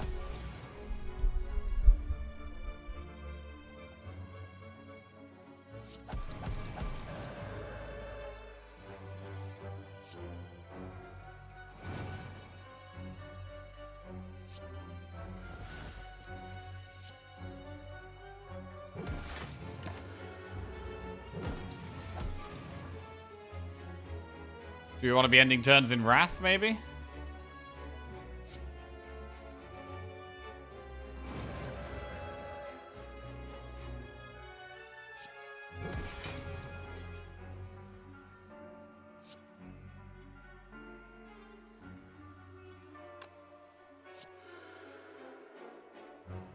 Yeah, we already blocked this, so we can play Diva form.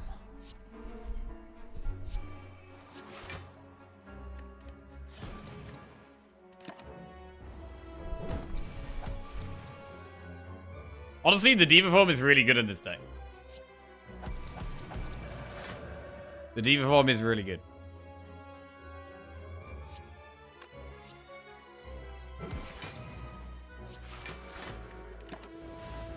We do feel like we need energy.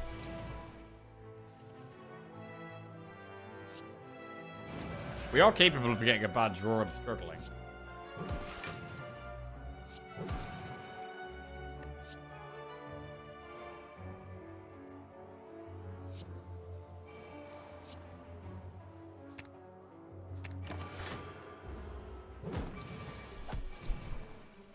I think I want to hold the Sands of Time if we can.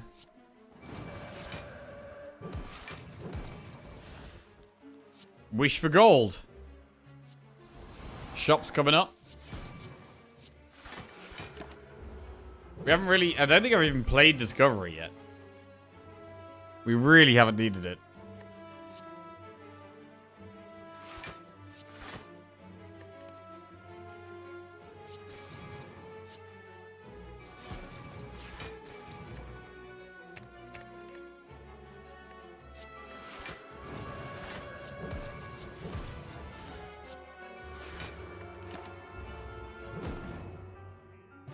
Entropic Brew. Is that better than any of our current potions? Worship plus Halt or Balling Bash.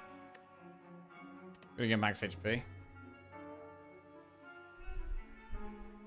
Do you think getting a successful lesson learned proc on Transient is one of the rarest things to do in Spire? Probably, yeah.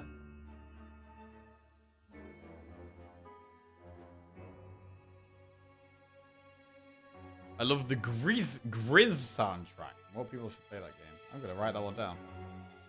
Grizz. Add it to the list. Honestly, though, I'm never going to finish this list. Like, I think I've already gone through, like, I've gone through hundreds of artists already, and I've got hundreds more. Like, I don't even want to know. Anyway. Do we want Entropic Brew? I mean, the potions we've got are good. I'm gonna skip. Shot. Another Wallop. Tori. Melange. I mean, I've got so much gold that we could probably just take Tori. And Wallop. What would we remove? Carve Reality or Battle Him? Probably battle him.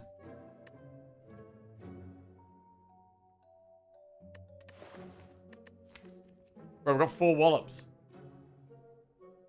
We haven't even got that much lesson learned value, somehow. I mean, we're ending turns in calm a lot. Like water doesn't seem bad.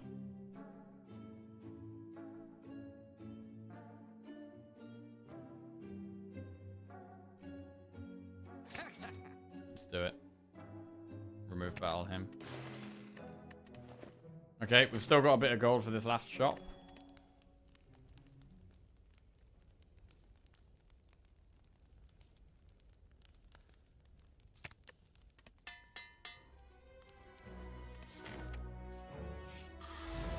Nemesis. We should be able to wish here, right?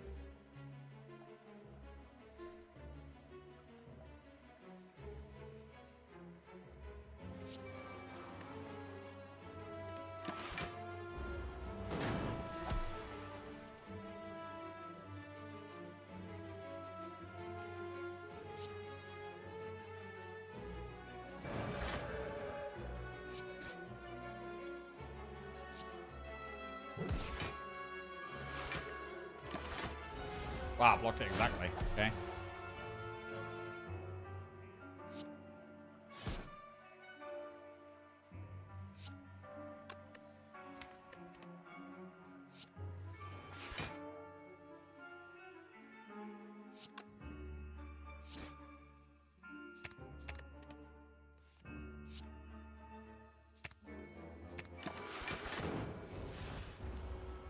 Need to do damage now. That's lands in the draw pile, unfortunately.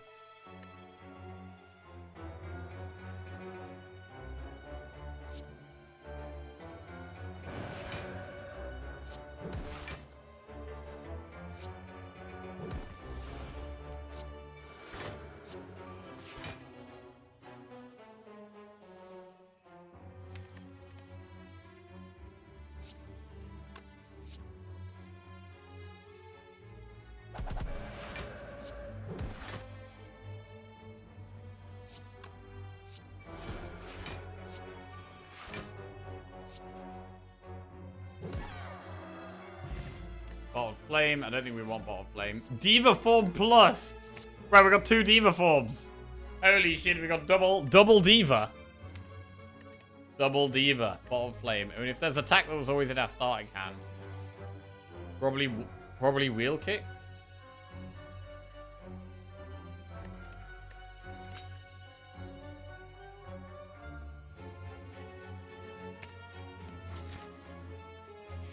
Right, what do we upgrade now? Upgrade another Wallop? I mean, they're the cards we're playing, right? The Wallops. Why does Jackie suddenly like Diva Form? Because we've got Snecko. We very rarely get Snecko on Watcher. But this is a rare Snecko Watcher run, and we're making the most of it. Our deck is very expensive.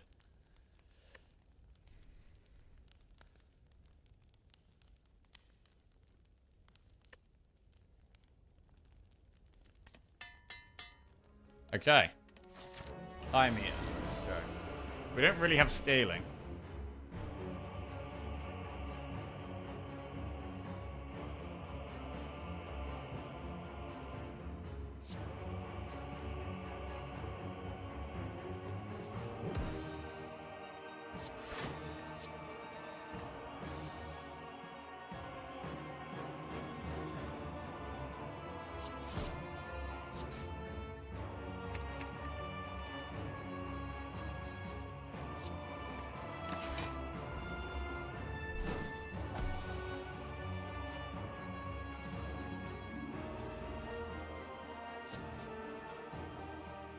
Pressure. I guess pressure. Could play all 5 cards here.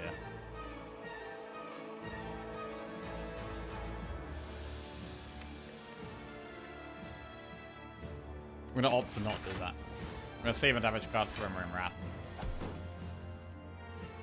Right, we can go into Wrath and use Wallop, and then we can also get out of Wrath.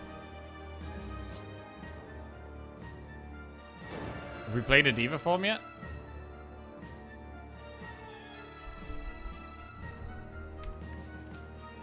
No.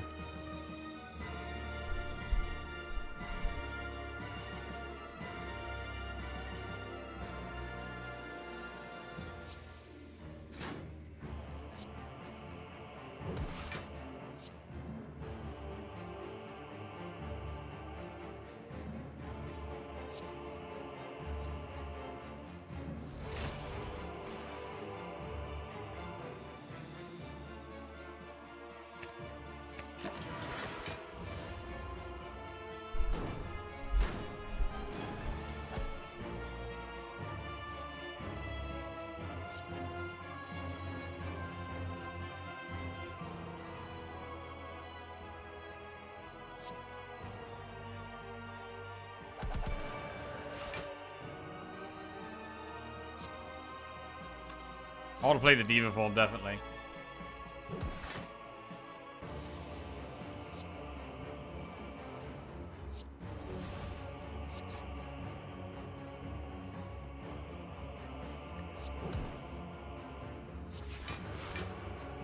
Gonna play 4 cards next turn.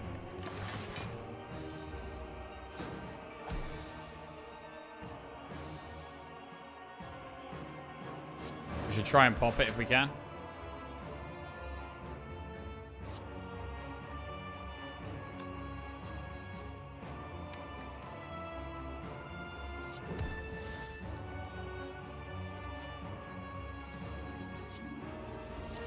Successfully popped.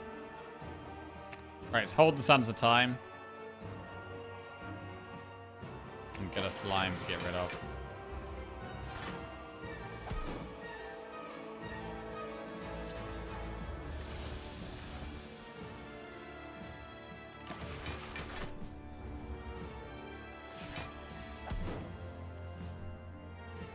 Wave of the hand is nice.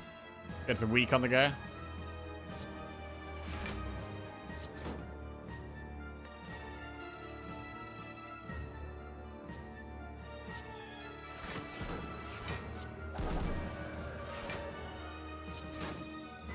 Four cards here. 1, 2, 3, 4. Meditate. I mean, the Spirit Shield, and again, the 0+ anti-time is nice. 45 damage incoming. But Spirit Shield is great. We can erupt, and we can Spirit Shield again. Wait, we got 2 Spirit Shields? Oh, we got one from Discovery. Yeah, we got one from Discovery. Pretty solid.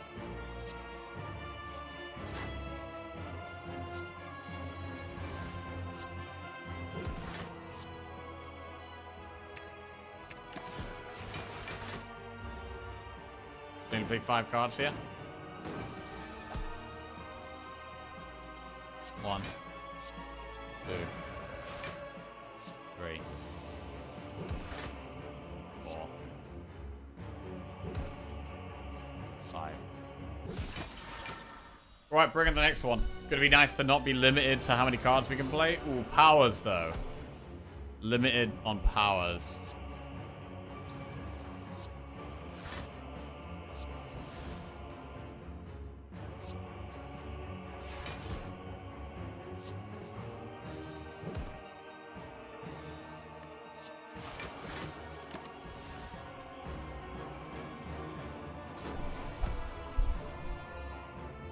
We still really want to play these powers. This is a bit of a bad hand.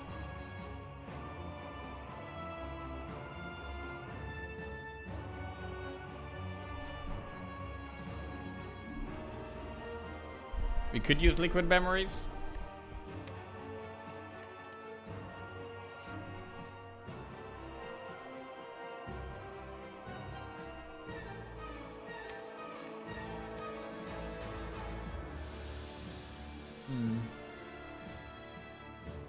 Not sure what the play is here.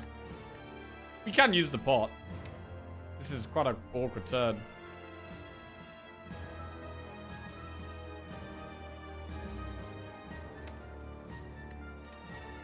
We could pot a Wrath card, go into... Oh, we can't get back out easily there.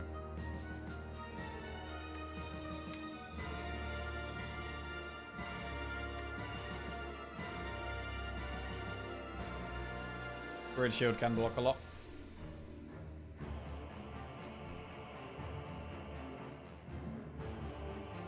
Yeah, this is pretty awkward.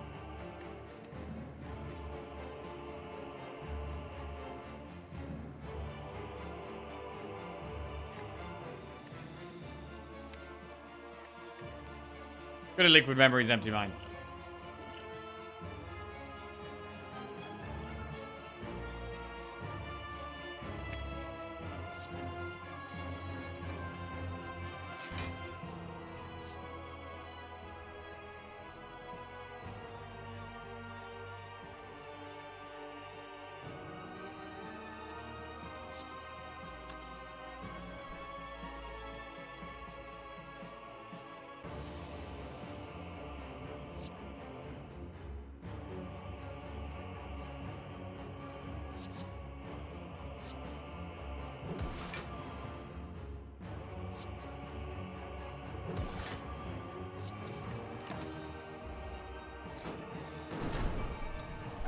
Yeah, we're gonna heal in the campfire after this fight anyway.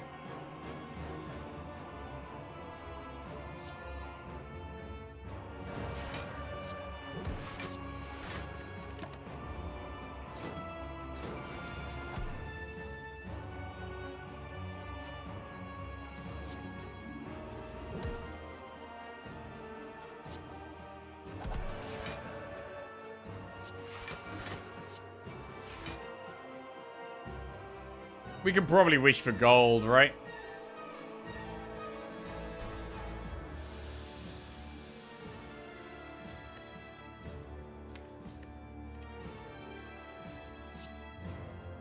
Next turn could be a bit awkward.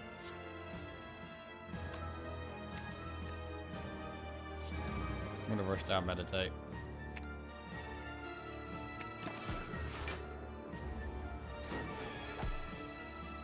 Ten times 4, that's even with it being weakened.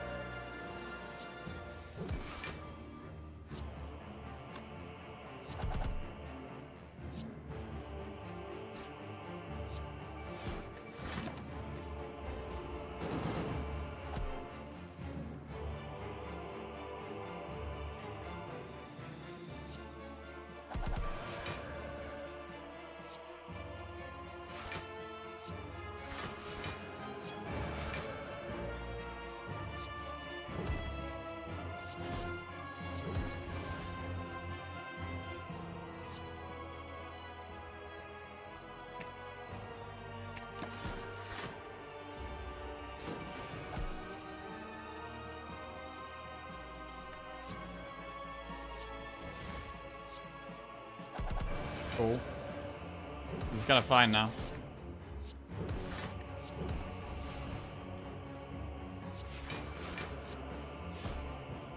Wish for gold. Big gold. Lesson learned doesn't work on the first half of the boss, right?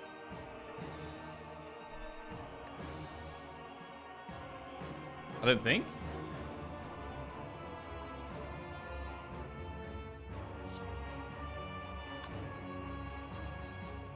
It does work?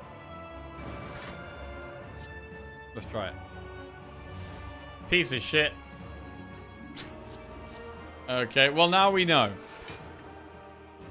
Confirmed does not work. Okay.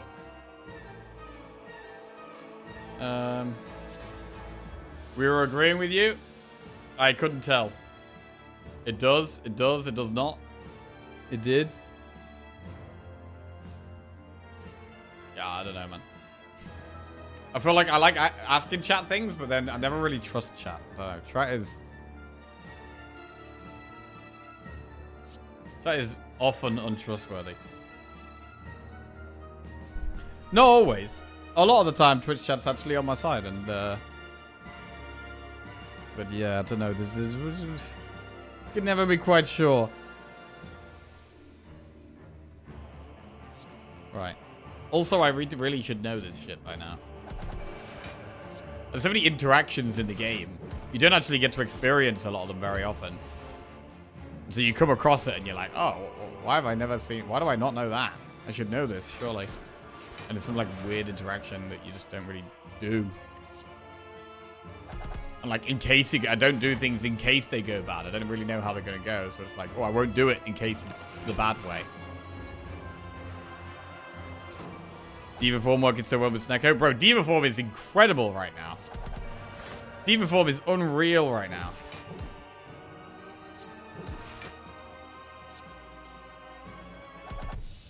That's a dead boss. And we've made it to Act 4. Most of the time, Mr. Streamer is fine, but sometimes he will not pick Claw, so room for improvement. Yeah, fair. The last message in YouTube chat for the last 4 hours has been about clapping cheeks. Bro, we got 43 viewers on YouTube. God damn. Hello, YouTube chat. How we doing?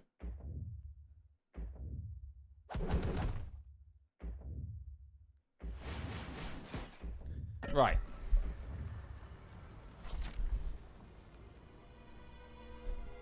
Campfire. Last upgrade. What do we upgrade? Wallop. I mean, Sands of Time is quite a big damage upgrade. We could upgrade Diva Form so that if it's really expensive the first time we draw it, we can play it the second time. I do really like Diva Form.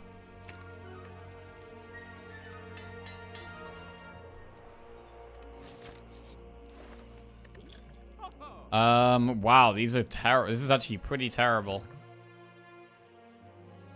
What the hell do we even do here?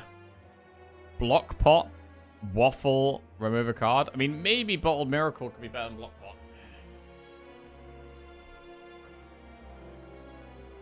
What's the best remove? Carve Reality.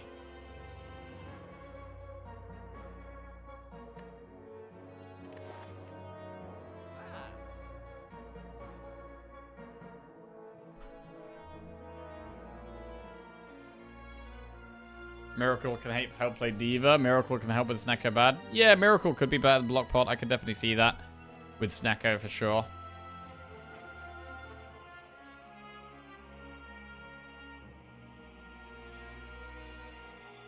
I mean, Third Eye and Carve Reality, I think these are our two worst cards. Get rid of Carve Reality. Absolutely massive waffle. Huge waffle right there. And we'll go Bold Miracle. Right, let's go. 89 health. We've got Spear and Shield followed by the Heart. Let's do it. Diva form turn 1. Not much else though.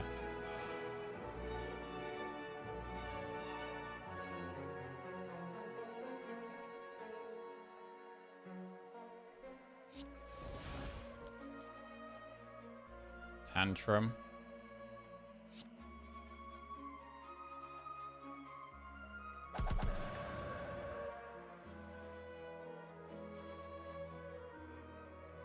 I mean, honestly, this might be a good Bold Miracle turn.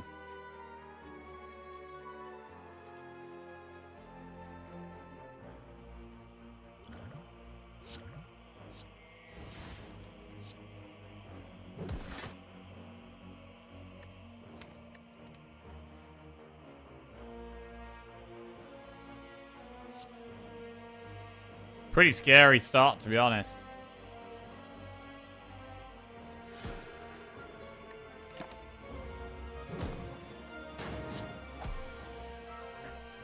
We do have the Fairy in a bottle. Well, we can wish for a block. I like the Mental Fortress here. Even though it's 3, I think we still play it.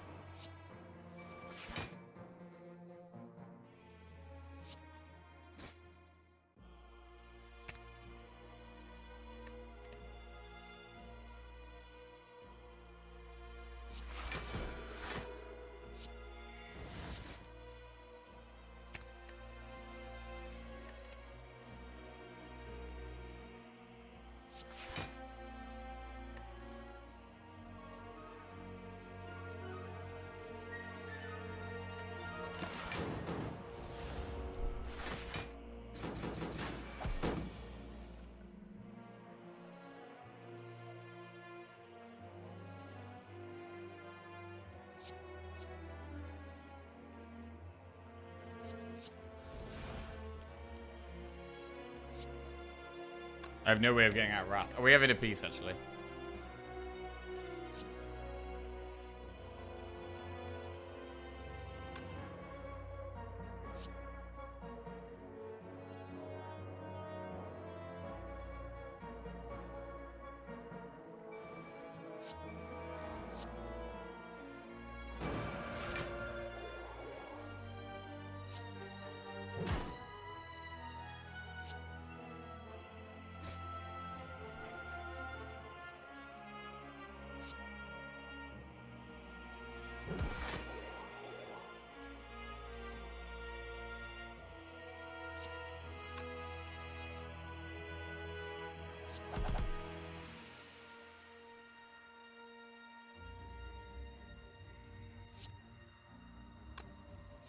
Get lesson learned value.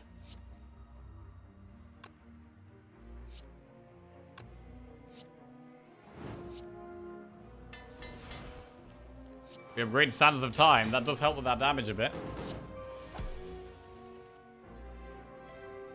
Damage up.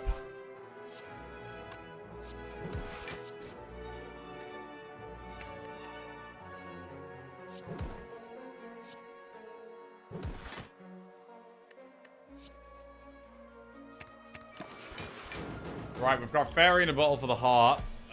This could all come down to our first couple of turns. I mean, I kind of always feel like that against the Heart. Fossilized Helix.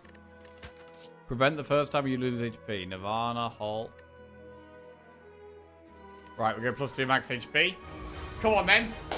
The heart. This is for 7 wins in a row. If we can do this.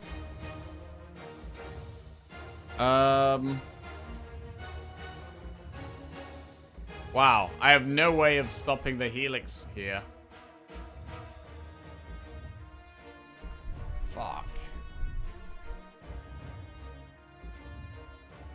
Do we have to play cards? Or do we play nothing? I mean, I can play nothing. If we play nothing, we keep the healing. It's a 50-50, though.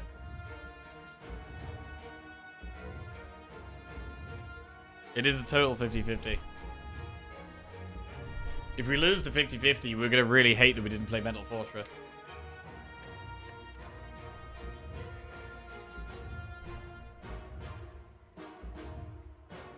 Helix doesn't get good value on heart regardless, no. If it's doing the multi-attack next turn, Helix might do completely nothing.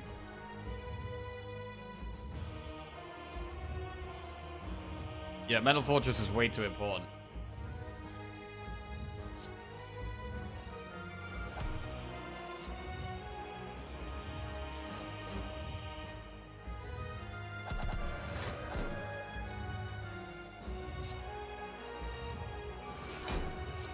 We also get Light Water, so we get 2 powers in play.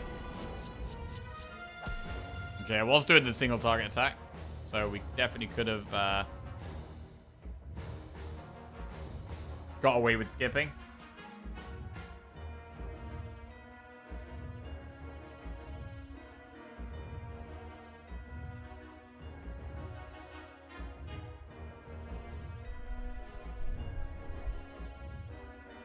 Wish is plated armor.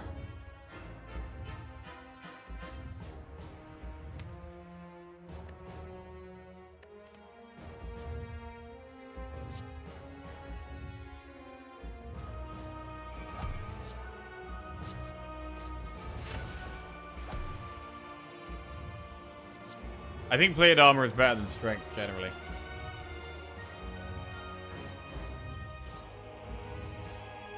Actually, in this fight, maybe it's... Well, because we've got Wave of the Hand, we really want the block. I really want to weaken it.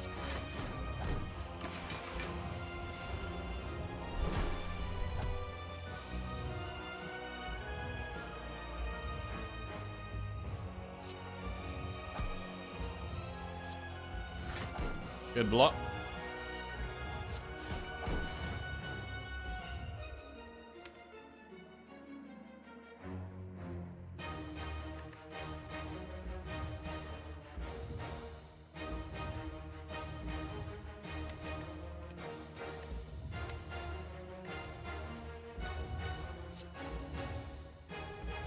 I'm about to take the rush down so I can play that.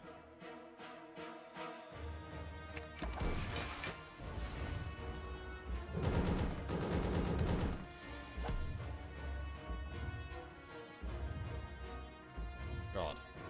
Diva Form's bottom card in the deck. Yeah, that's not good.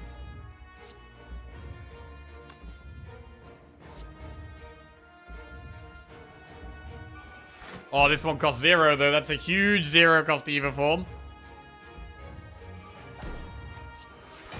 We haven't played Rushdown,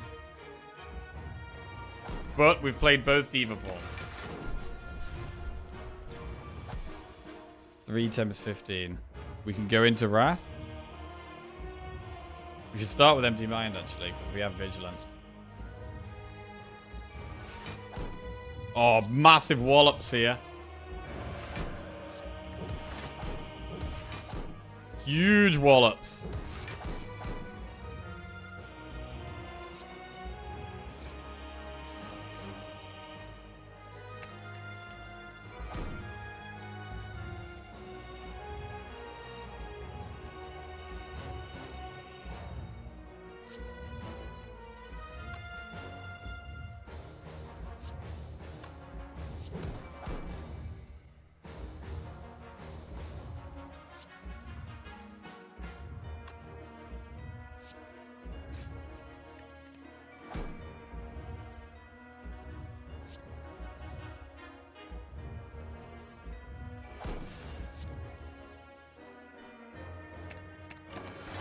Right, go Rushdown back.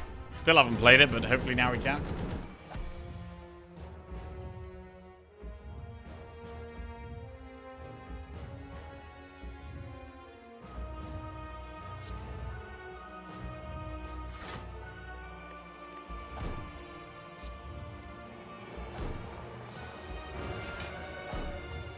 Wallop, wallop. God, I love the wallop.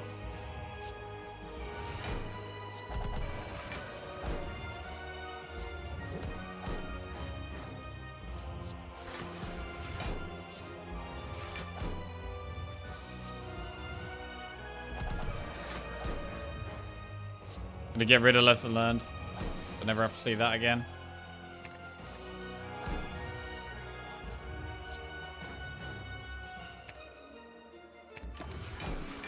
$388 damage to go.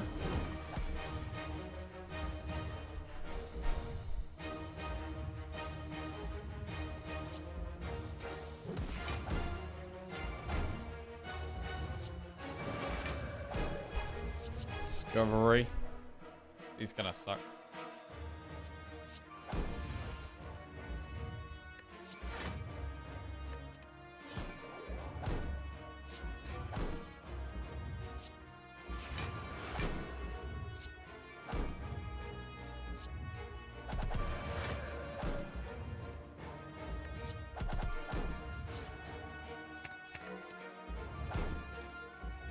Meditate for...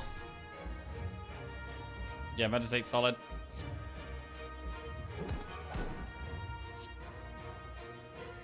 All eruption wallop back. It's weakened forever, so I don't need to worry about that. If we can do 200 damage this turn, we have lethal. There's a lot of damage to do. We would need a lot of draw. But we've got 11 energy.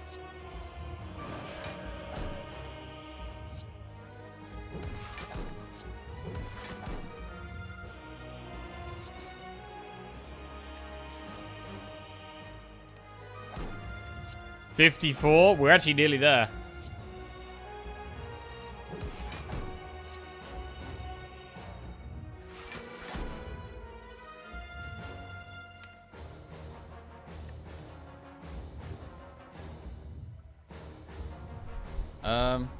I think we have it.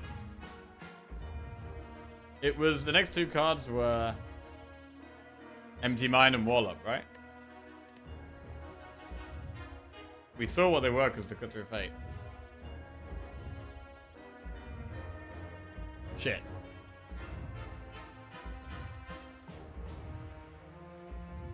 Yeah, I mean, it doesn't matter, right? I'm just going to end turn. I can't remember, so I'm just going to end turn. Okay. Yeah, it was Wall Up, Empty Mind.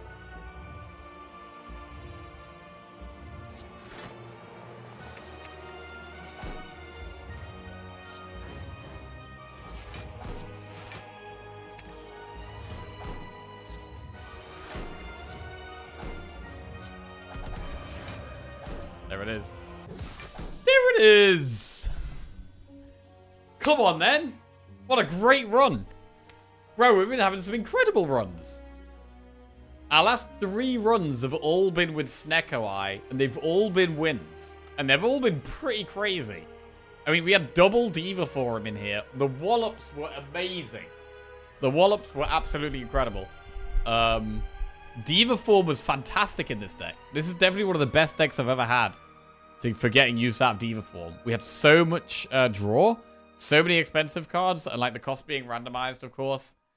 Meant that there was a lot of energy we potentially could have spent that we couldn't do, but Diva Form allowed that. We had some of the standard Watcher things. We had Wrathcalm, we had Mental Fortress Rushdown. But it was mostly the Wallops, honestly. It was great. Do you join my assessment of Snecko being the best swap on Watcher now? Yep, that's it. Totally agree. Snecko, best Watcher boss swap, 100%. $1,000,000%. We even have Wish in here, bro. I mean, I wanted more stuff. Like, I wanted Ragnarok. I wanted Omniscience. But, yeah, our actual boss card rewards weren't that good. But, Fall of Wallops was definitely not too much. Bro, it actually wasn't. Every time we drew Wallop, it was great to find. Maybe I need to take Wallop more in normal Watcher runs. I take Wallop sometimes, but maybe we need to take it more often. Like I said, one run. Easy. Wait, let's have a look at our last few runs. How many Snecker runs have we had in a row? Right, let's get that updated on the screen. Incredible win streak. We've won 3 Watcher runs in a row and 7 rotating. That's huge. That is absolutely huge streaking going on here. Beautiful.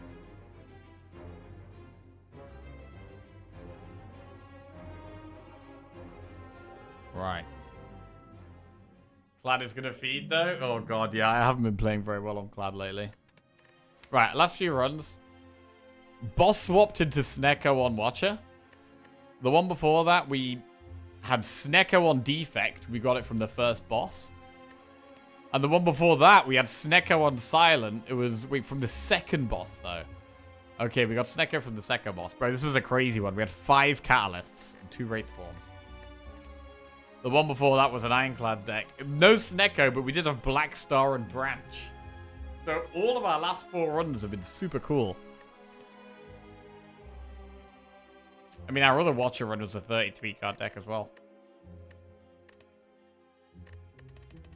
Killing it, man. The only time Wallop is not necessary are Infinite, but other than that, I think Wallop's always a good card. Yeah. I mean, it's hard with Watcher, because a lot of the time I will end up thinking about Infinite right from the get-go, but sometimes that means I don't take cards like Wallop that are actually good cards. Like, I will sometimes not take good cards because I'm trying to go Infinite, and I think sometimes that is a mistake. What's your PP win rate over the last 2 runs? Well, we did have PP in this deck briefly. There was PP in this deck, right? And the one before this, there was no PP. There was no pressure points. We did take for pressure points on, like, what was it, floor 2 here? Floor 1. Floor 1 pressure points. But we ended up getting rid of it. It was fine. I mean, I think you need to take cards on floor 1. I think you do. I think taking pressure points was fine.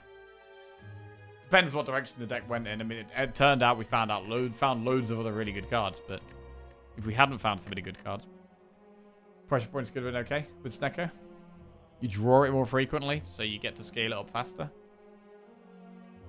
So it's about 2 pressure point synergies coming. Oh, lovely. Right, well, I'm gonna call it a day there.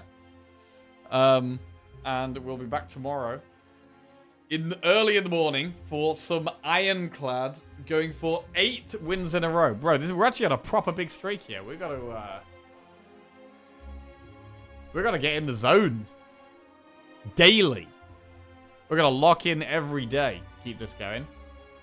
And if we do lose the rotating streak, we're going to try and keep the streaks on the other characters going. 3 on Silent, 2 on Defect, 3 on Watcher. Want to bulk them up. But hopefully we get a big Ironclad win in the morning.